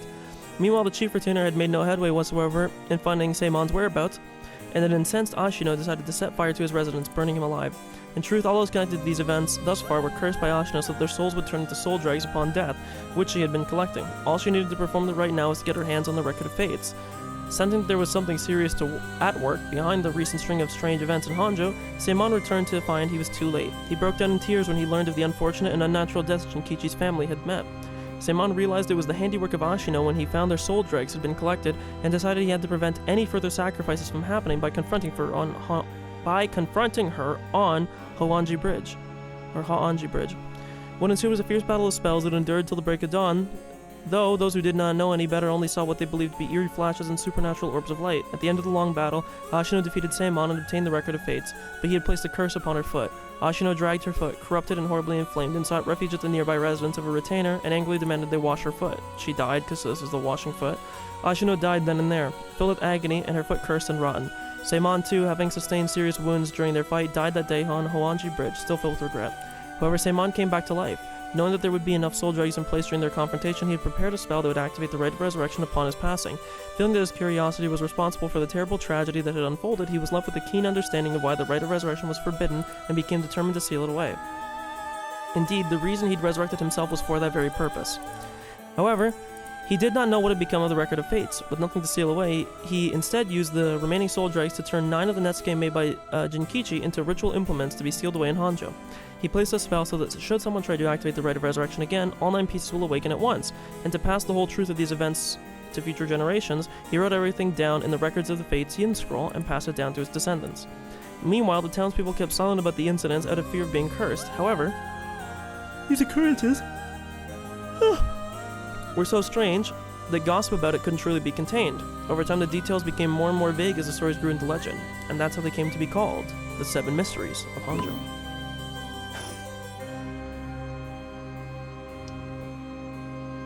I see. What does it say? First is a detailed account of the tragedies surrounding the Rite of Resurrection that occurred in Honjo back in the Edo period. The whole story of what we call the Honjo incident is laid out clearly. The incident was the origin of the 7 Mysteries of Honjo and their curses, right? Yes, the resentment of the victims of the incident turned into curses, which are the cursed echoes. The contents are organized like an answer sheet, so it doesn't just give us the info we need. Is there anything else? Yes, here's what we've been looking for. I bequeath this scroll to future generations to be used in the event that calamity should arise from this grievous incident, it says. Whoa, he foresaw all this happening. And it continues. Those who seek to forestall disaster must gather these 3 items in one place to cast my rite of cleansing and expel all rituals and curses in full. My soul, that is my curse echo, my body, that is a living continuation of my bloodline, my mind, that is my own consciousness. See, this is the only thing that confuses me. This is the one is the easiest, it's the lantern. But I don't know about these two. Because wasn't it Hajime that was in continuation?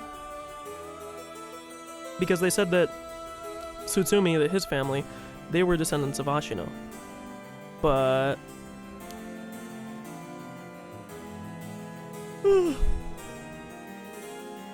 wow, so if we gather these 3 things in one place, Seimon's Rite of Cleansing will activate and completely negate the curses in the Rite of Resurrection.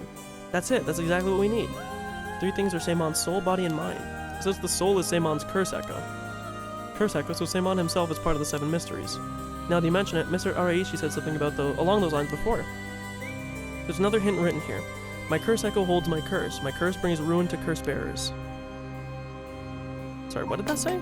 My curse echo holds my curse. My curse brings ruin to curse bearers, so bad things will happen to those who are curse bearers. And the curse echo is the beckoning light. Because that makes sense, because his was the one that causes the curse bearer's curse to be used on them. Maybe it'll make more sense if we keep looking, but will the curse echo still appear if the curse bearer is already gone? Next, the body is a descendant of Seimon's, it seems. Wasn't Yoshimi a relative of Seimon? He and Michio Shiraishi, who had the other talisman. They're both dead. Both of them had already passed by the time this iteration of the curses was unleashed. That's true, what are we gonna do? His bloodline was so split up, there have to be others. Oh, there's another note here too. Where? Is it another hint? As for the body, seek not only one who bears my blood, but one with strong spirit sense.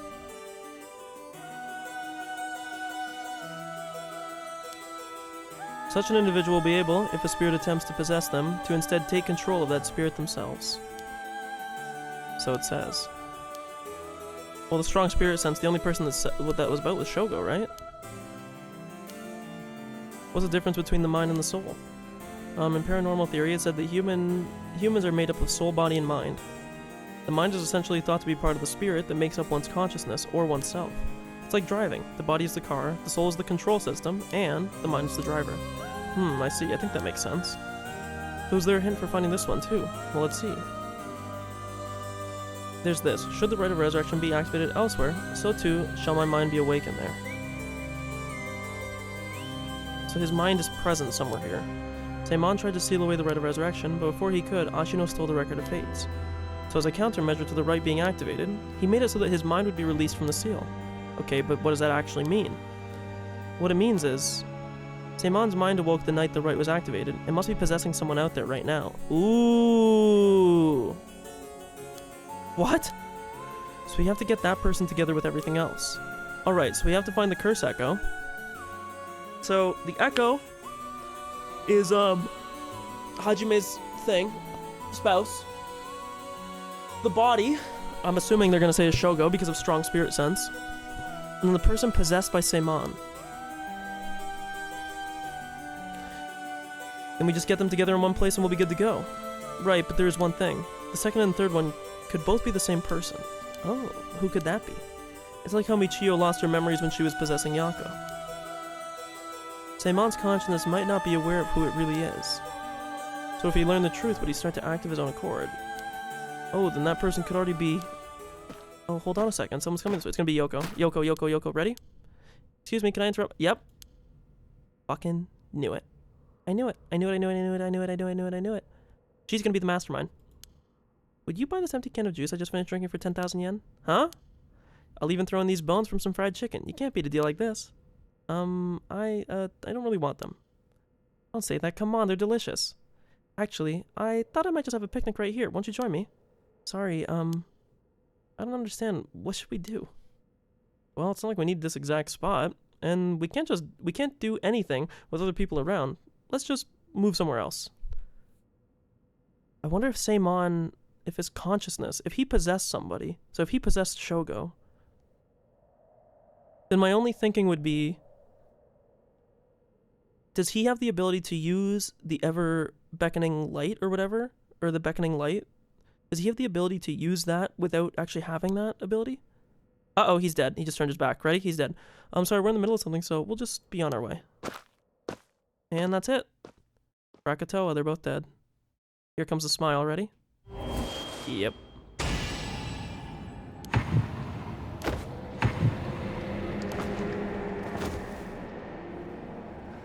Well, we knew that it had to be from Yoko. Like I said, when she died, the question that's still confusing this whole time now is still going to be, who the fuck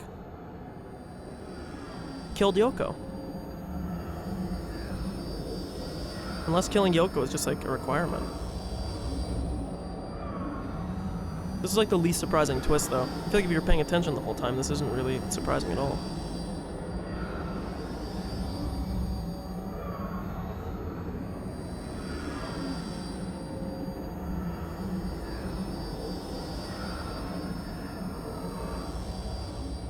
Okay.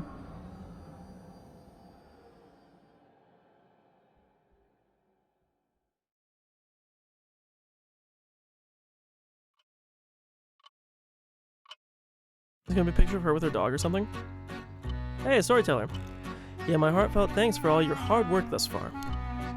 This brings the story of the 7 mysteries of Honjo to a close. And who could have foreseen such a conclusion? Unfortunately, it seems the so-called mastermind was one step ahead of you. She remains hidden, leaving behind no evidence. Perhaps there is truly no way to stop her. However... Wait, I have a theory right now. This game has been very meta so far, right? The other thing... We don't know who this guy is. Right?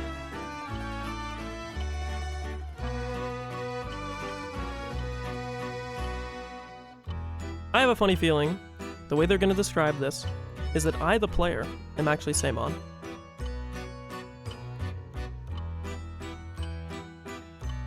The storyteller may also be Seimon. But the idea that we went into Shogo first, by all means, please pursue a different path. You've done it once before, so I'm sure you already know how. With that, I shall be taking my leave. I have been your humble storyteller. Good night. Okay.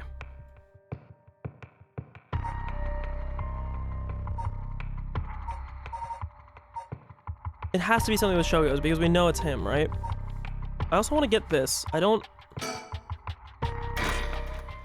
guessing what it is you have to lie about your status. Da da da da. I do love that it like bugs out if you skip that.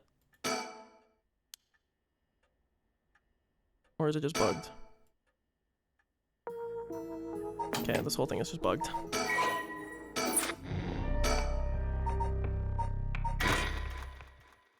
I'll just wait till we actually load in.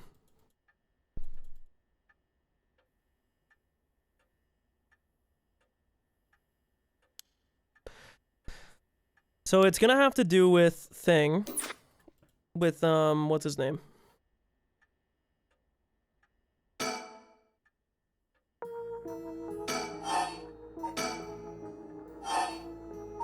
Wait, what did this say?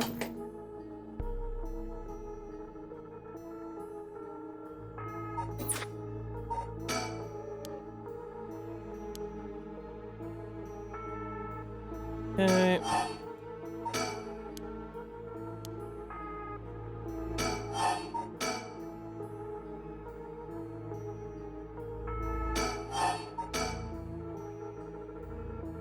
I have to pee really bad.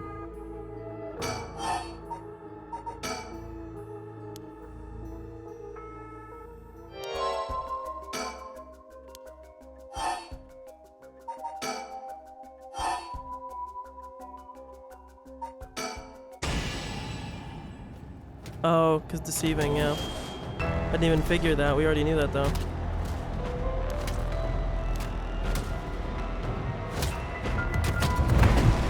Oh, sorry, I didn't mean to skip all that. Ah, stop. Too bad she's already dead. This is horrific. I'll be taking her curse down. Whoa, huh? All the hunting clappers needed was a source of fire. That was a close one. Now then. What will you do, Mr. Investigator? You're not a curse bearer, so I don't have any reason to kill you. But I won't show you any mercy if you're gonna try and capture me. So what'll it be? I still don't know how to make her curse. I still don't know how her curse works. It's too risky to make a move. Your employer's already dead anyway, so there's no reason for you to go out of your way to arrest me, right? I could still do my duty as a citizen and report you, you know. Oh, what a surprise. This is when you decide to suddenly choose the side of righteousness? Choose after the same thing, you know. There's no clean hands when it comes to soul dregs. Looks like you don't have anything to say about that. I'll be taking my leave then. Bye-bye.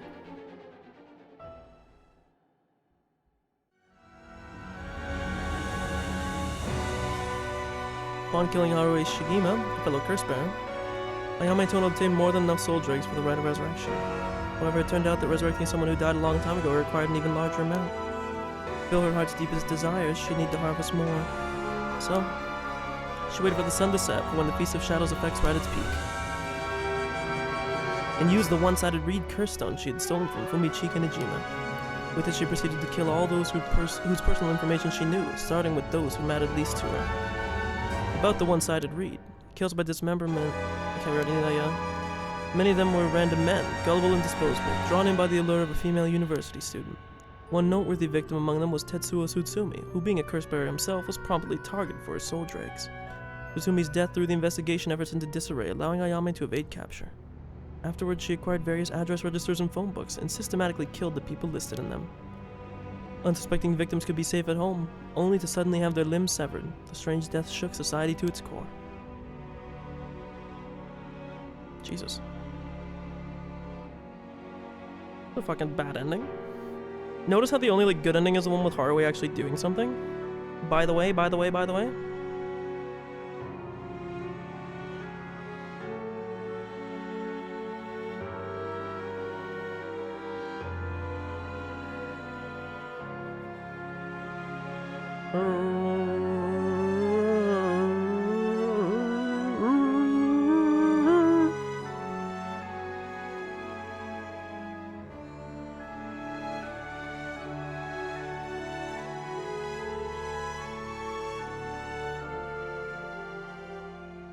I have to fucking pee. Really badly. But all things must come to an end, and so, in time, the killing stopped. Sometime after the killings, a modern-day genius female ukiyo-e artist burst onto the art scene. She introduced herself as the mysterious Mad Paintress, and her fame grew quickly as she presented one incredible work after another. Praised as the modern reincarnation of Katsuhiko... Yeah, it's Katsushiko. Katsushika Hokusai, she quickly made her own mark on history. Yame's aspiration. Wow.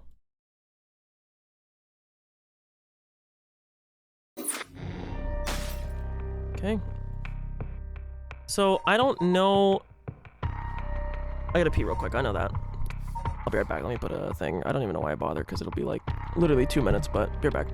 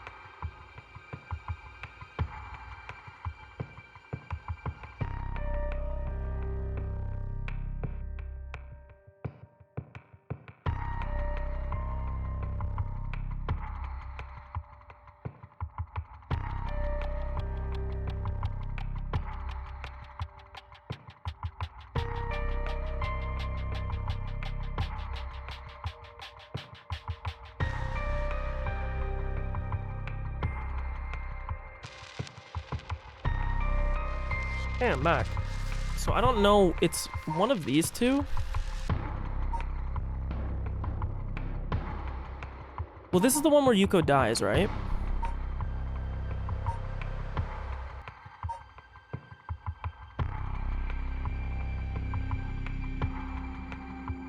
So we don't want this. Well, I guess we could, but that kind of defeats the purpose. We also don't know how I actually want to check something here, too.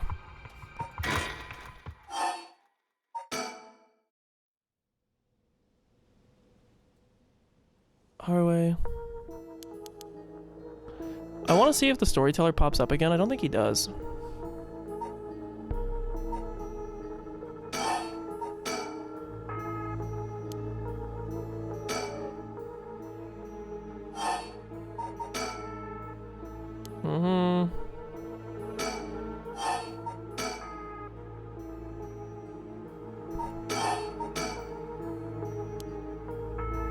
It doesn't matter. I don't think we can do anything with it.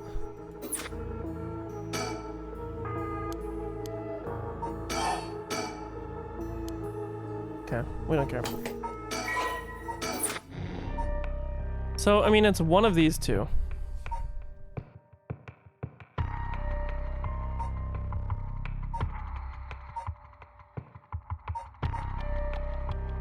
Oh, see, look, I didn't get rid of the alerts or the text thing. See, that's why I shouldn't put it up. So it's one of these two, I just don't know which it is.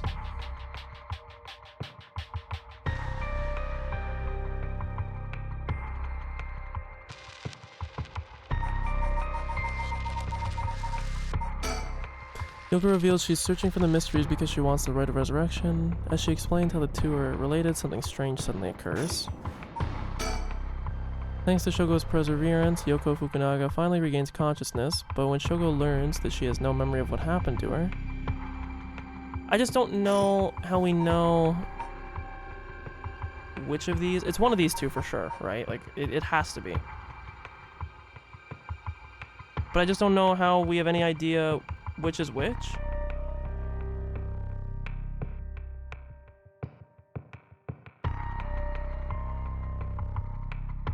I just don't...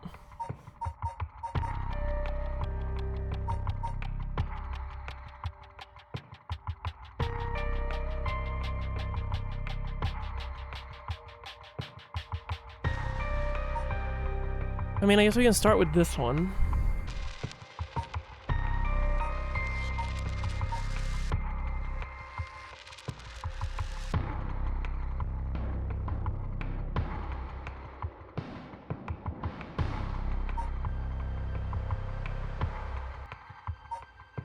I don't know, I guess we'll...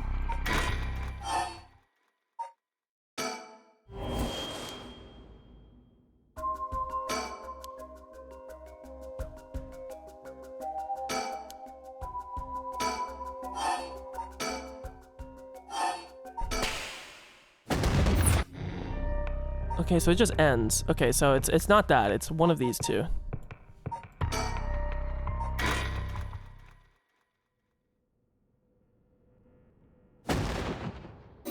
And that one just ends too. Does it have to be the one where she dies? What were the conditions again?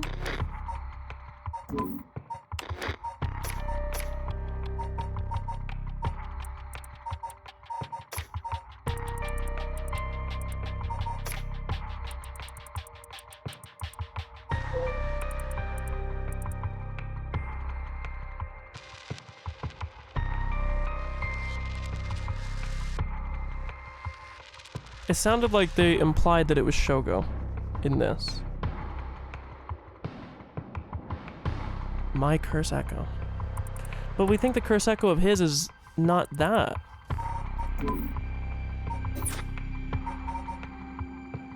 Well, I know it's not anything else. Like, it has to be... Also, how many scenes are there for everybody? 1, 2, 3, 4, 5, 6, 7, 8, 9. 1, 2, 3, 4, 5, 6, 7, 8, 9, 10. 1, 2, 3, 4, 5, 6, 7, 8, 9, 10. Is there actually 11 for her? Am I miscounting that? 1, 2, 3, 4, 5, 6, 7, 8, 9, 10. No, wow. Okay, Yako had the most scenes. Didn't feel like it. I guess 2 of them are bad ends, though, so they're not really scenes. It's also weird that this girl gets her own timeline for it to just end here. I mean, it's not going to be this, right?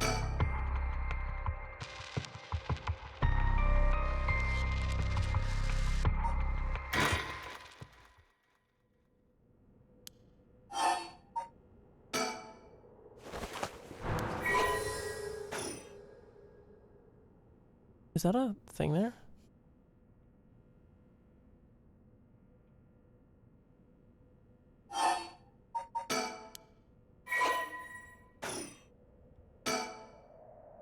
That looked like it was a fucking hummingbird, or hummingbird, mockingbird.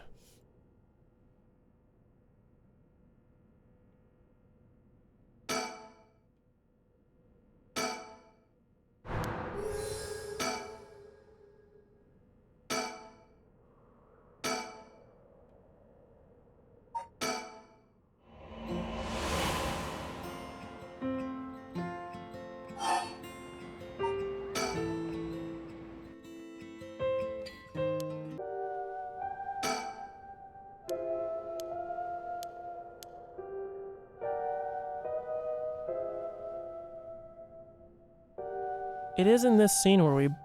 Like, I just don't...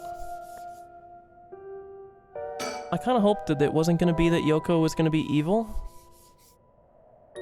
Although that is like the classic, we're pulling like a Danganronpa.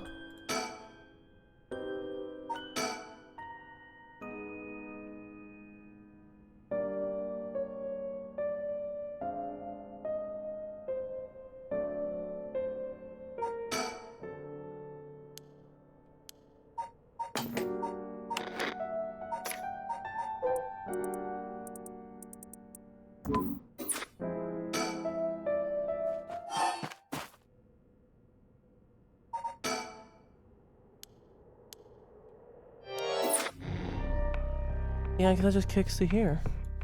Does it really have to be this?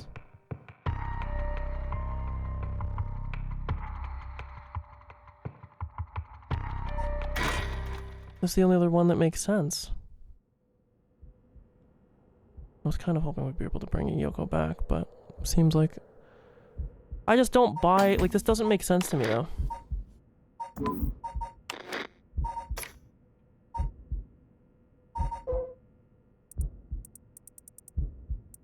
This is Toki's. This isn't his. His is the beckoning light.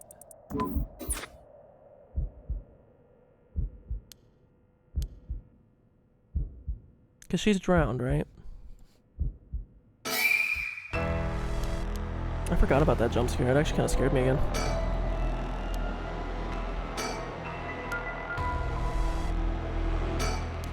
Okay, phone booth.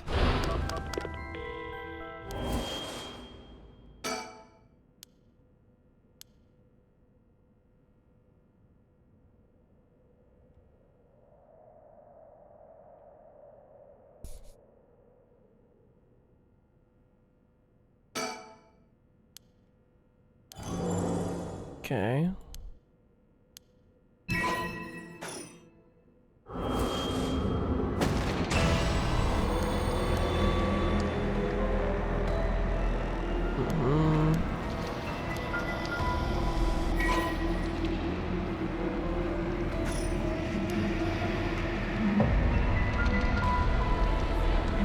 Wait, sorry, what did that all say? Okay.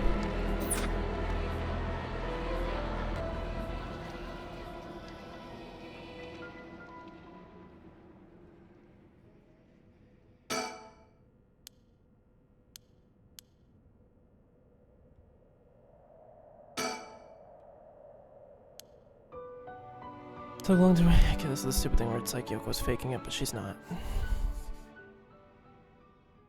Oh. It is this one. That's so sad, man. Because there's Takumi. But here's this. Huh? The hell is that? It looks like a light floating in midair.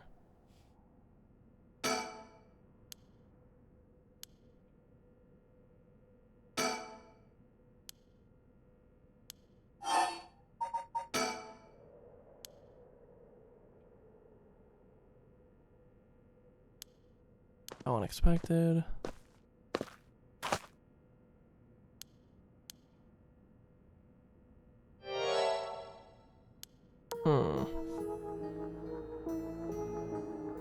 Oh, it's closer now, Jesus. Is this another one of the 7 mysteries? It looks like a will-o-wisp. Maybe, was there something like that in the 7 mysteries? Huh? Am I supposed to touch it?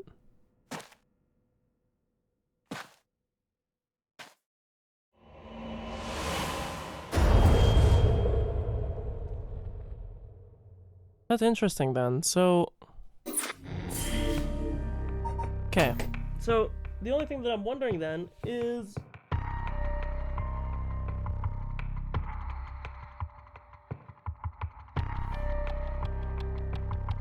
How did I die in the first loop when you turn your back on him?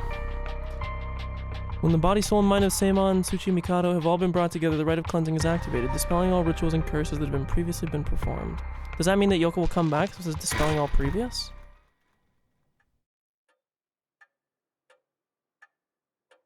My. Finally, you've arrived at this juncture. I expected no less from you. That would mean that you have managed to bring everything to light. Though, there is the possibility that you have wound up here by chance.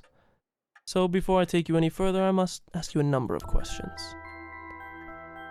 About what exactly the soul, body, and mind of Seimon Tsuchi Mikado are.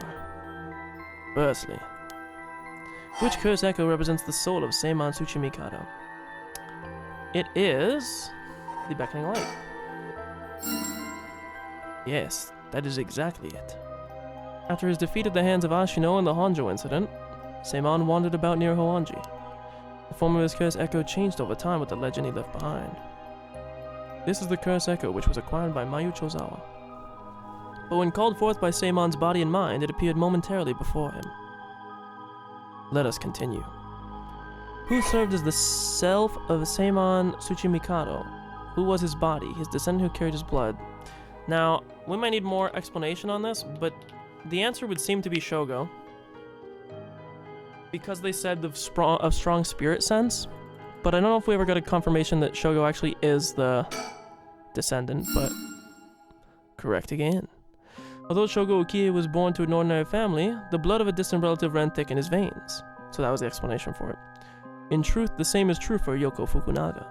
She was also one who had the blood of a distant relative coursing through her. In her case, it was Ashino. Okay. Seimon and Ashino, fated to meet again all these hundreds of years later. Now for my final question. Who is the mind of Seimon Tsuchi Mikado? Tell me the name of the person whose consciousness was directly tied to his. Now, because this game is meta, I'm gonna guess that it's us. I even said it earlier, the fact that we're jumping through, the fact that the people wouldn't know that we were possessing them.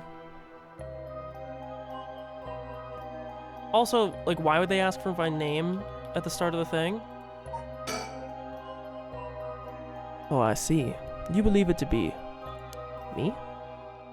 Are you saying you believe it to be yourself? Are you certain? Yes, you are correct. Finally, you have remembered. Was very tempted to say it was him, too.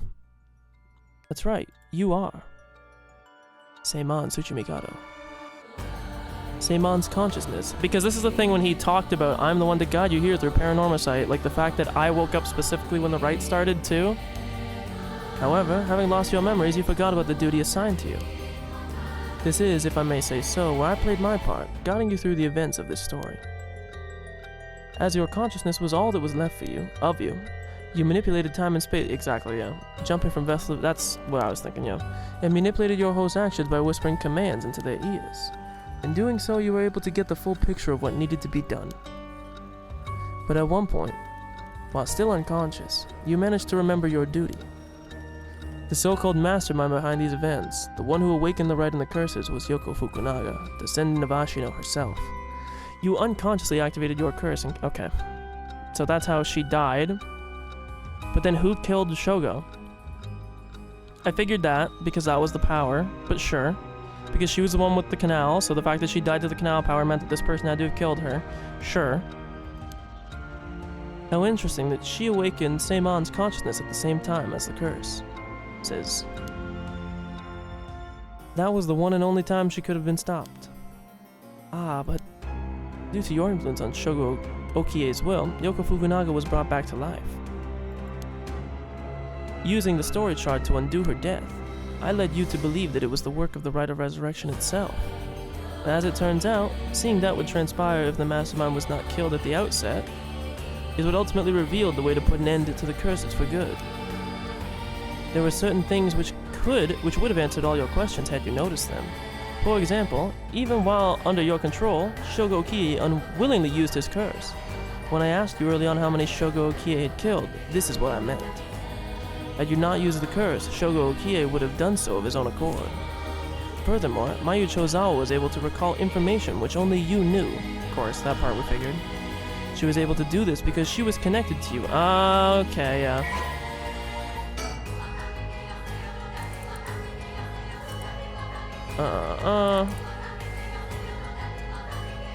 In truth, Yoko is a descendant of an Onmyoji who continued to practice in modern times. Her ancestor, Ashino, attempted to seal the rite of resurrection in Honjo during the Edo period. Born with exceptional spirit sense, Yoko learned about her own ancestry while researching her roots and was disappointed to find her bloodline had fallen into mediocrity. She became consumed with the ambition to restore her family's lost glory through her own powers and devised a scheme to succeed where Ashino failed and performed the rite of resurrection. Yoko continued her training, developing her spiritual and curse powers until she discovered the Record of Fates, which offered clues regarding the rite. She plotted to use the curses of the 7 mysteries of Honjo to gather a large number of soul dregs by calling forth curse echoes and setting the stage for mutual slaughter. The ultimate plan involved invoking a large-scale feast of shadows, awakening the curses, performing the rite herself, and bringing together enough soul dregs to revive Ashino. Since the effects of the curses increase the more people know and fear them, she first entrusted the Record of Fates to local historian Hideki Arishi, who could be used to easily spread the rumors. She also contacted Fumichiki Najima, a criminal with a deep understanding of mystic arts, to obtain the curse stones needed to gather soul dregs. Unsurprisingly, Najima was very interested in the story of Ashino, and readily agreed to aid his revival. While carrying out these steps, Yuko learned of the existence of the Yin Scroll, which threatened to thwart her plans. She added a note about the scroll in the Record of Fates before giving it to Araishi, intending to acquire it before it could pose an issue. Through her investigations, Yoko discovered that Hajime Yoshimi was a descendant of Seimon, and threatened him with a curse in an effort to scare him into revealing the whereabouts of the Yin Scroll. While Hajime bravely resisted Yoko's threats, she killed him with the curse to ensure Seimon's descendants would not stand in her way. As preparations were coming together, Yoko obtained the seemingly less dangerous curse stone, the Whispering Canal, in order to become a curse bearer. So how did she learn the ability to curse?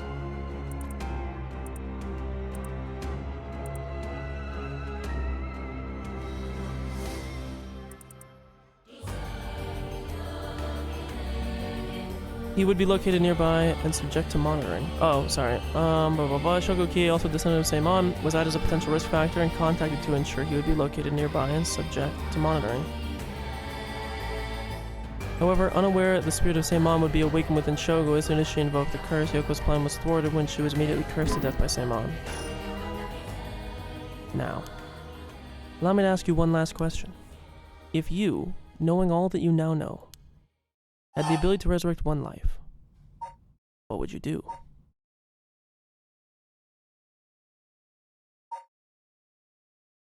I wouldn't want it. I would destroy it as the only new option. Oh, I see, I see. That was Seimon's original intention. I apologize for leaving it out of the options when I first asked you this question. Now, it's time to bring things to a close. Upon your arrival here, the rite of cleansing was activated, dispelling all other rituals and curses. Look upon the fruit of all your efforts. I had it all. And then we shall leave this world behind for good. Thank you, truly, for all the work you have done. See, I still don't understand, I guess, how Shogo. So Yoko shouldn't be dead, right, if it undid everything? That's what happened? I can't believe it. Nope, she's still dead.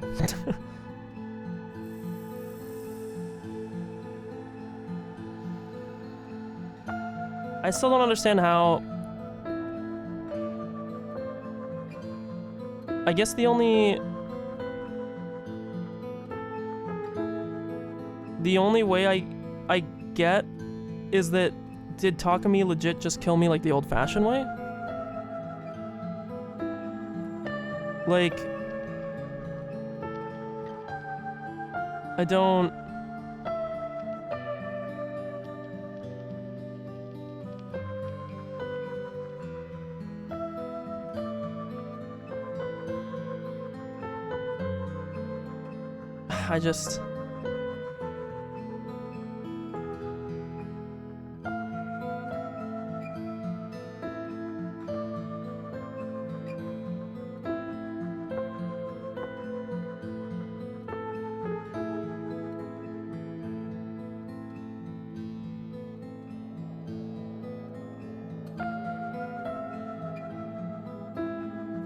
I don't know.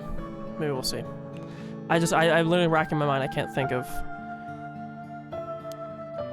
Yeah, I was the one who did that to Yoko.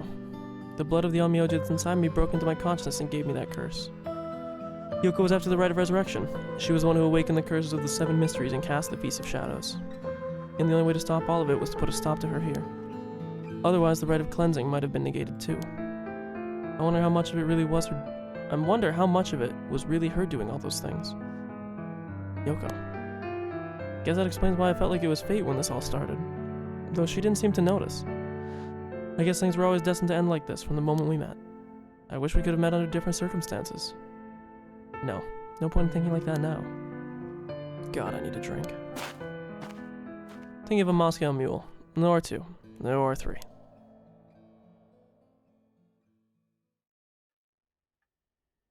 Hey, Harué, 12 a.m.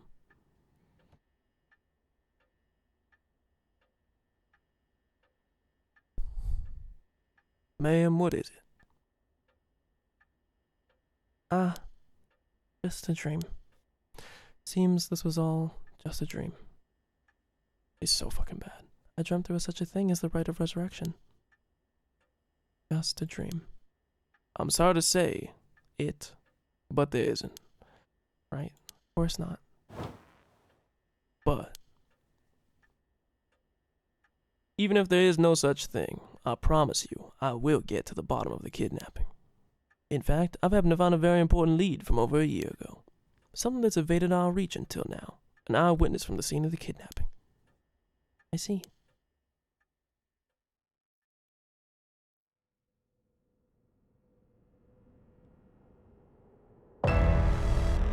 Okay.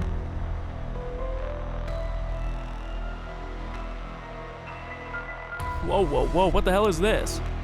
The medical unit told me to get down here. What happened?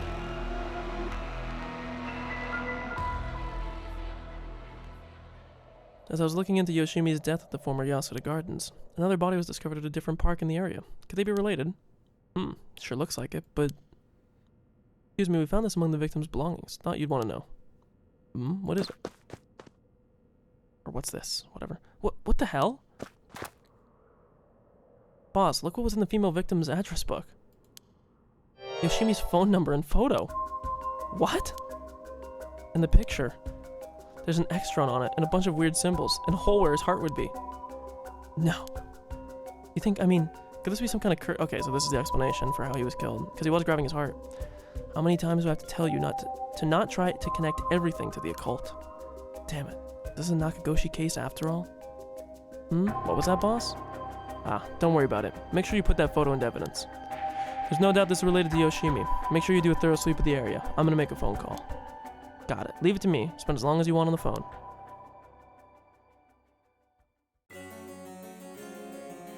Yako. I think Yako is my secret favorite character in the game. Mio is really good too. Mio, it turns out Michio really did die in an accident. Yeah, if we ask her, I might be able to get a little more info.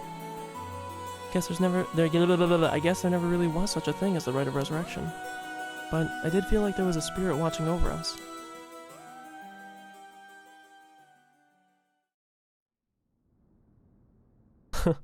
Damn it.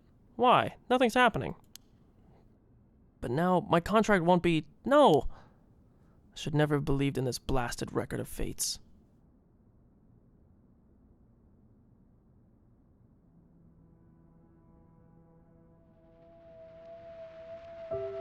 To all of you watching from far, far away, the rite of resurrection has never existed. Not in any world, not in any time. So I ask you to take the life you hold and move boldly forward, one step at a time.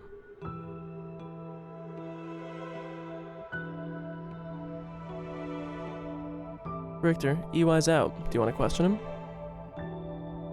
Hang on, Ario. I want to get enough evidence for a search warrant. Let him go for now, and I'll follow him. That's the kidnapper?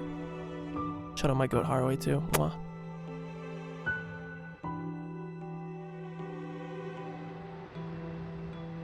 Yes, I'm the one who did it. But please help me.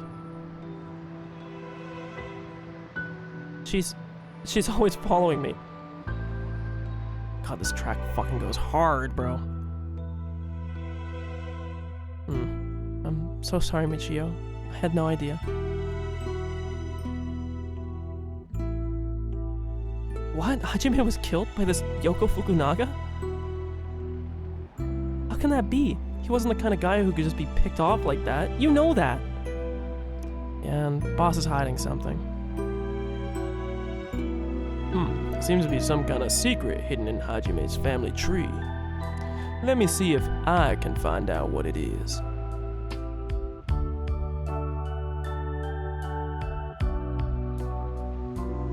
I had heard you would be absent today. Is there something you need?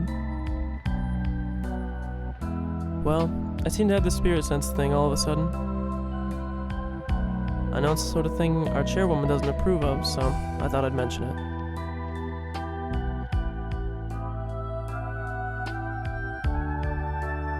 You could have called. Didn't think you were the standoffish type. I had to find out from EY. Oops, sorry. Forgot all about my favorite chief inspector. The hell are you planning? Nothing so heinous as you're thinking. I'm only Makoto Ashimi, after all. Nothing but a lowly janitor. How are things with you? You getting along with your daughter? No. Well, you know, more or less.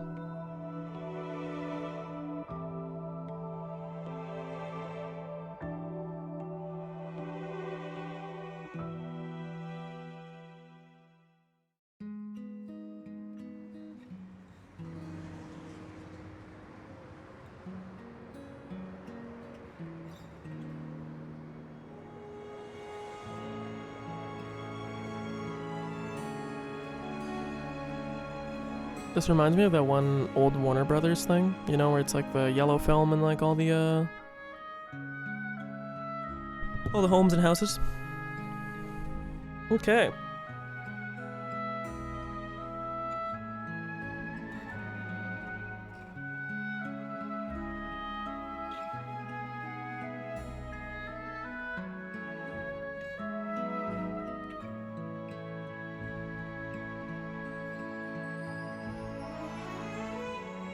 I would imagine this is the end.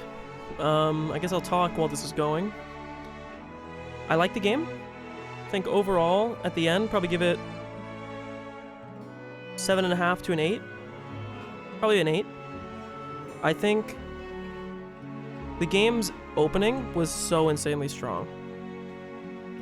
Insanely so. And I thought they did a pretty good job, especially with the time that they had. I mean, this game isn't super long. Me reading it out loud and, you know, breaks, going pee, blah, blah, blah, all that. I mean, that was very long, but it adds up. I would say that this game, I don't want to say it dragged its feet. It's not really the right word. I just think it didn't stick the landing super well. The landing is like the ending, that being, is super abrupt. I still feel like there's a few questions that we don't have answers to. And it does feel like a lot of the answers in the game were quite, like happenstance. Like it just like a very plot convenient way for things to like line up and end. Yoko being the mastermind, me just so happening to be able to like activate the power, not really getting a good answer to what happened to Shogo at the end of the route where he actually kills people, right? Because in that route, Yoko's dead. So unless the consciousness activated, then, you know, I'm not really, yeah, I don't really get that part. Not really an answer to who killed Shogo when he turned around. I guess the only answer would be that you literally just got whacked. That Takumi just killed you, but then I guess the better question is why he didn't, like, act that way pretty much any other time in the game. I thought the Haihaku soaps thing was, like, kind of interesting, but it also seems like it was just a red herring for the entire game. The ending also wrapped up very quickly. Not that there was really a lot of things to answer, but it did wrap up very quick towards the end.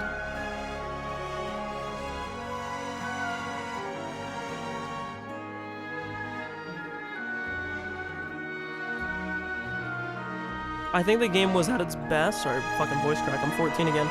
I think the game was at its best when you were playing around with, like, the conversations where you're trying to work around curse powers and stuff of that sort. I thought that's when the game was, like, definitely... Holy fuck, this audio is loud. Are we done? Okay, thank you. I thought the game was at its best when it was, like, manipulating with the curse powers. I thought it was really interesting then. Although, I think that would have made the game's runtime, like, rather short. I also think it's crazy that this girl just had one timeline. No extension, no nothing. That's all. 27 of 34. I guess there's a few that we missed. I don't even know what they would be. One of them's probably for collecting all the mockingbirds. But it was a good game. I don't regret playing it. I think that the concept maybe the game, I think, if you took this concept and you fleshed it out a little bit more, I think you could have done, like, an insane finishing work on it. I'm not the biggest fan of there also being characters who have stories which kind of just... Like, I thought the Michio and Hajime stuff was okay, but I also wish that this is stuff that would have happened, like, in the course of playing the game, although I understand not so much. It just, like, the Michio one feels satisfying, but, like, Hajime's is just like, oh yeah, he died, by the way, and Yoko killed him. It's like, okay.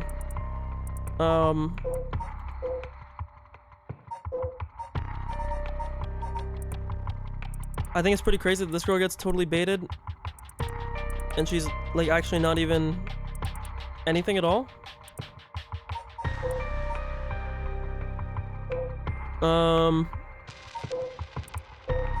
Yeah.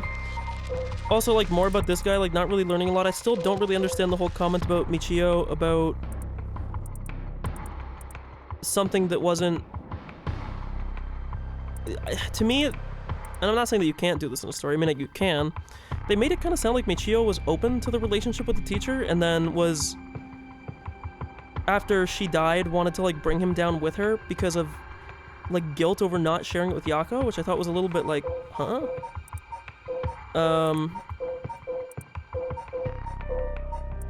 Yeah. Again, the game was not bad at all. I definitely liked it. I think it's something I'd have to sit with a little bit more. Oh, thank you for playing the game all the way to the very end. We look forward to the day we can present you with another Paranormasight. Sincerely yours, Nakagoshi. Oh, that's cute. Is that the creator's name? File 26 and file 35 and file 41. I mean, let's Google this.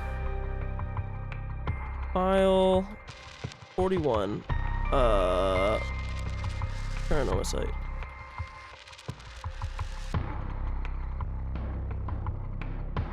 But yeah, like, just a few characters existing that kind of just exist to be one plot point, and then they just disappear, I'm not the biggest fan of.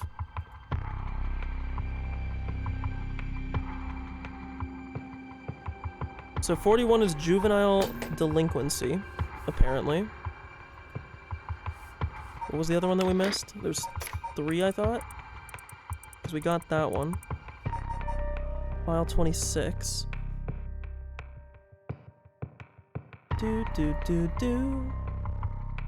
Ryogoku Bridge. It's one of Shogo's events. Okay. And then file 35.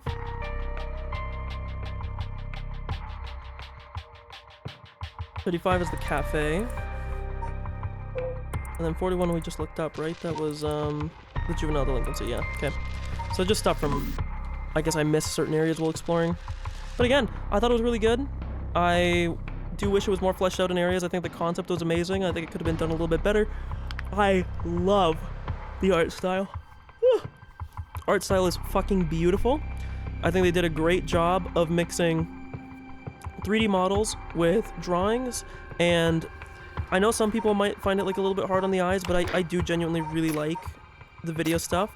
I did like the meta nature of the game, that a lot of the things had to do with that. I would say that I think they kind of leaned on it a little bit heavily. It's like, it's very anime, which is not bad, but you know, I would have preferred it to be like an in-universe explanation, but I can look past it because it was a part of the thing. But like the voice volume thing, that was pretty fucking funny.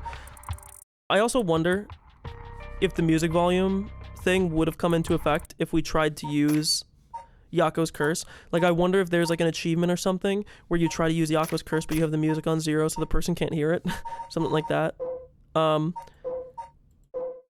But I really like the visuals of the game. Like, it's very, very pretty. I really, really liked it. I would say that, like, I wish they did a little bit more with the... It feels like pretty early on in the game. Let me actually go to the thing and I'll put the music really low so I can talk for a little bit more before I end this.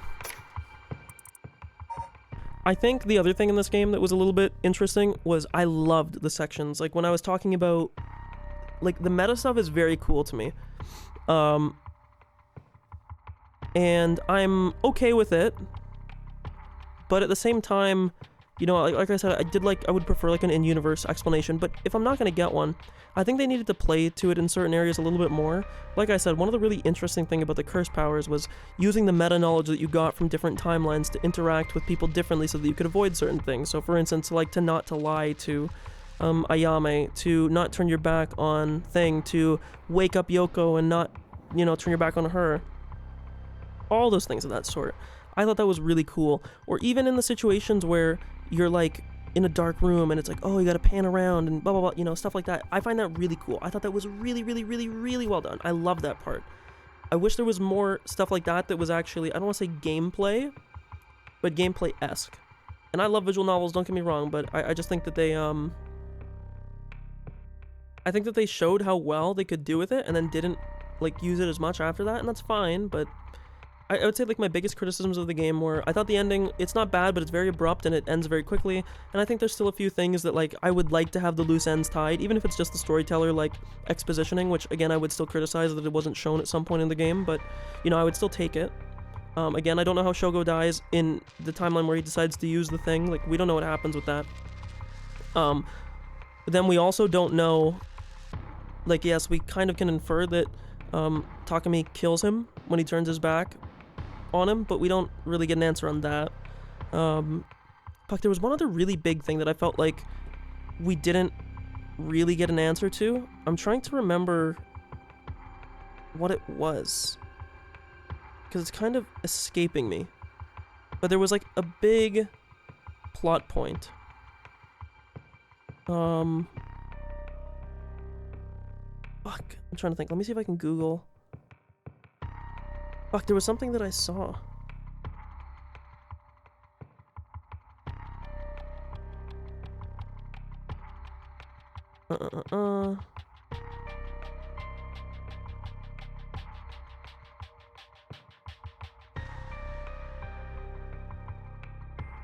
Because see, the thing that I see people saying is like, oh, Yoko killed him in that thing, but it doesn't really make sense because Yoko didn't have access to the thing, unless you're saying that Yoko just cursed him with a curse that wasn't...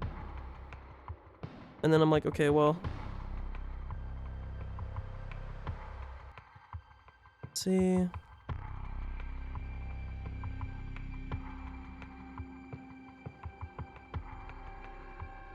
Because the only conclusion... Like, I don't think Yoko could have done it. The only thing is that Seimon did it.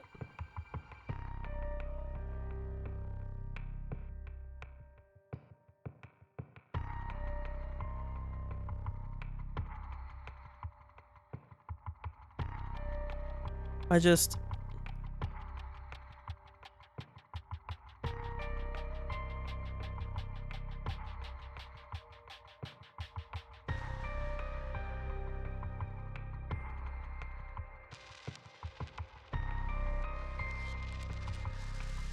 I'm also reading a thing that apparently the... Sorry, because I'm reading on my side monitor. Or not my side monitor, sorry. Holy fuck, I'm having a stroke. I'm reading on my phone here. That... Apparently the answer of how many people Shogo kills in that thing... When I was mind gaming, like, oh, like maybe it was... Apparently it's actually just the amount of times that you press the key versus the amount of times that you let it happen. So the answer was 2 because the other times I pressed it.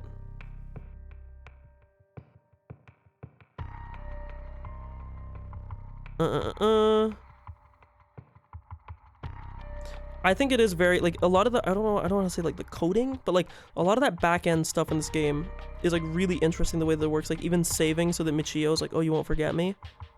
Fuck, I'm trying to find the thing here on my phone.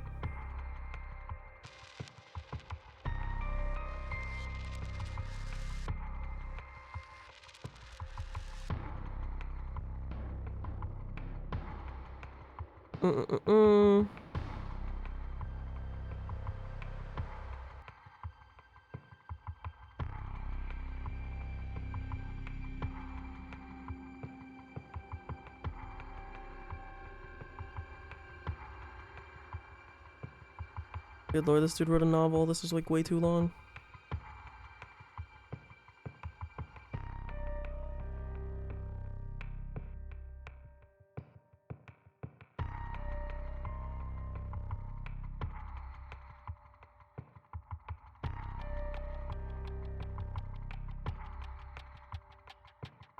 Okay, well,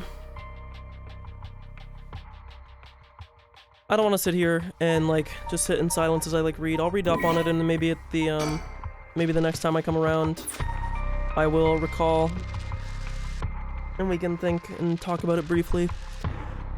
All in all, good game. Wish certain areas were more fleshed out. I wish that some of the things were shown more in game and not told. Like so much of Yoko's backstory being told through all this, right? Like, we never learn how she even gets the ability to curse, other than it just says, like, oh yeah, by the way, she practiced, and it's like, okay, and then, like, I just think there's ways that you could have even done this in the true ending, and just had, like, you know, like, it feels bad when it's exposition after the ending, but I feel like there's ways that you could have at least hinted at it or tied into it. That's like probably my biggest criticism, is that I think there's some stuff that's told a little bit too much through the game files, or just is like plot convenience. It's like, oh, like this character happens to be here at this time, or oh, of course this character just happened to do that one thing. And I understand that, like, to a certain degree you have to accept some plot convenience, otherwise the plot doesn't happen. But it did just feel like there's a few situations where it's like, oh, like of course this character would run into the other. That's why I thought it was really interesting in some of the others where you can't call it plot convenience because you're making some of the characters visit each other. But then some of the events happening, like, I don't know. Again, I'd have to think about it more. I don't want to give like very like strict criticisms because I'd have to think about it more and have to like dig into specific examples. And I don't even know if I'll go that far because I don't know if I care enough. But it was good. I liked it. I don't want to hold up any more time. It was fun. Thank you for watching if you did. And Metaphor probably next. Metaphor, to give myself a break from reading. I know there'll probably be some reading in that game, but to give myself a little bit of a break from reading. And then the Looming Shadow we'll get to. And by the Looming Shadow, I mean Yumi Neko. Oh.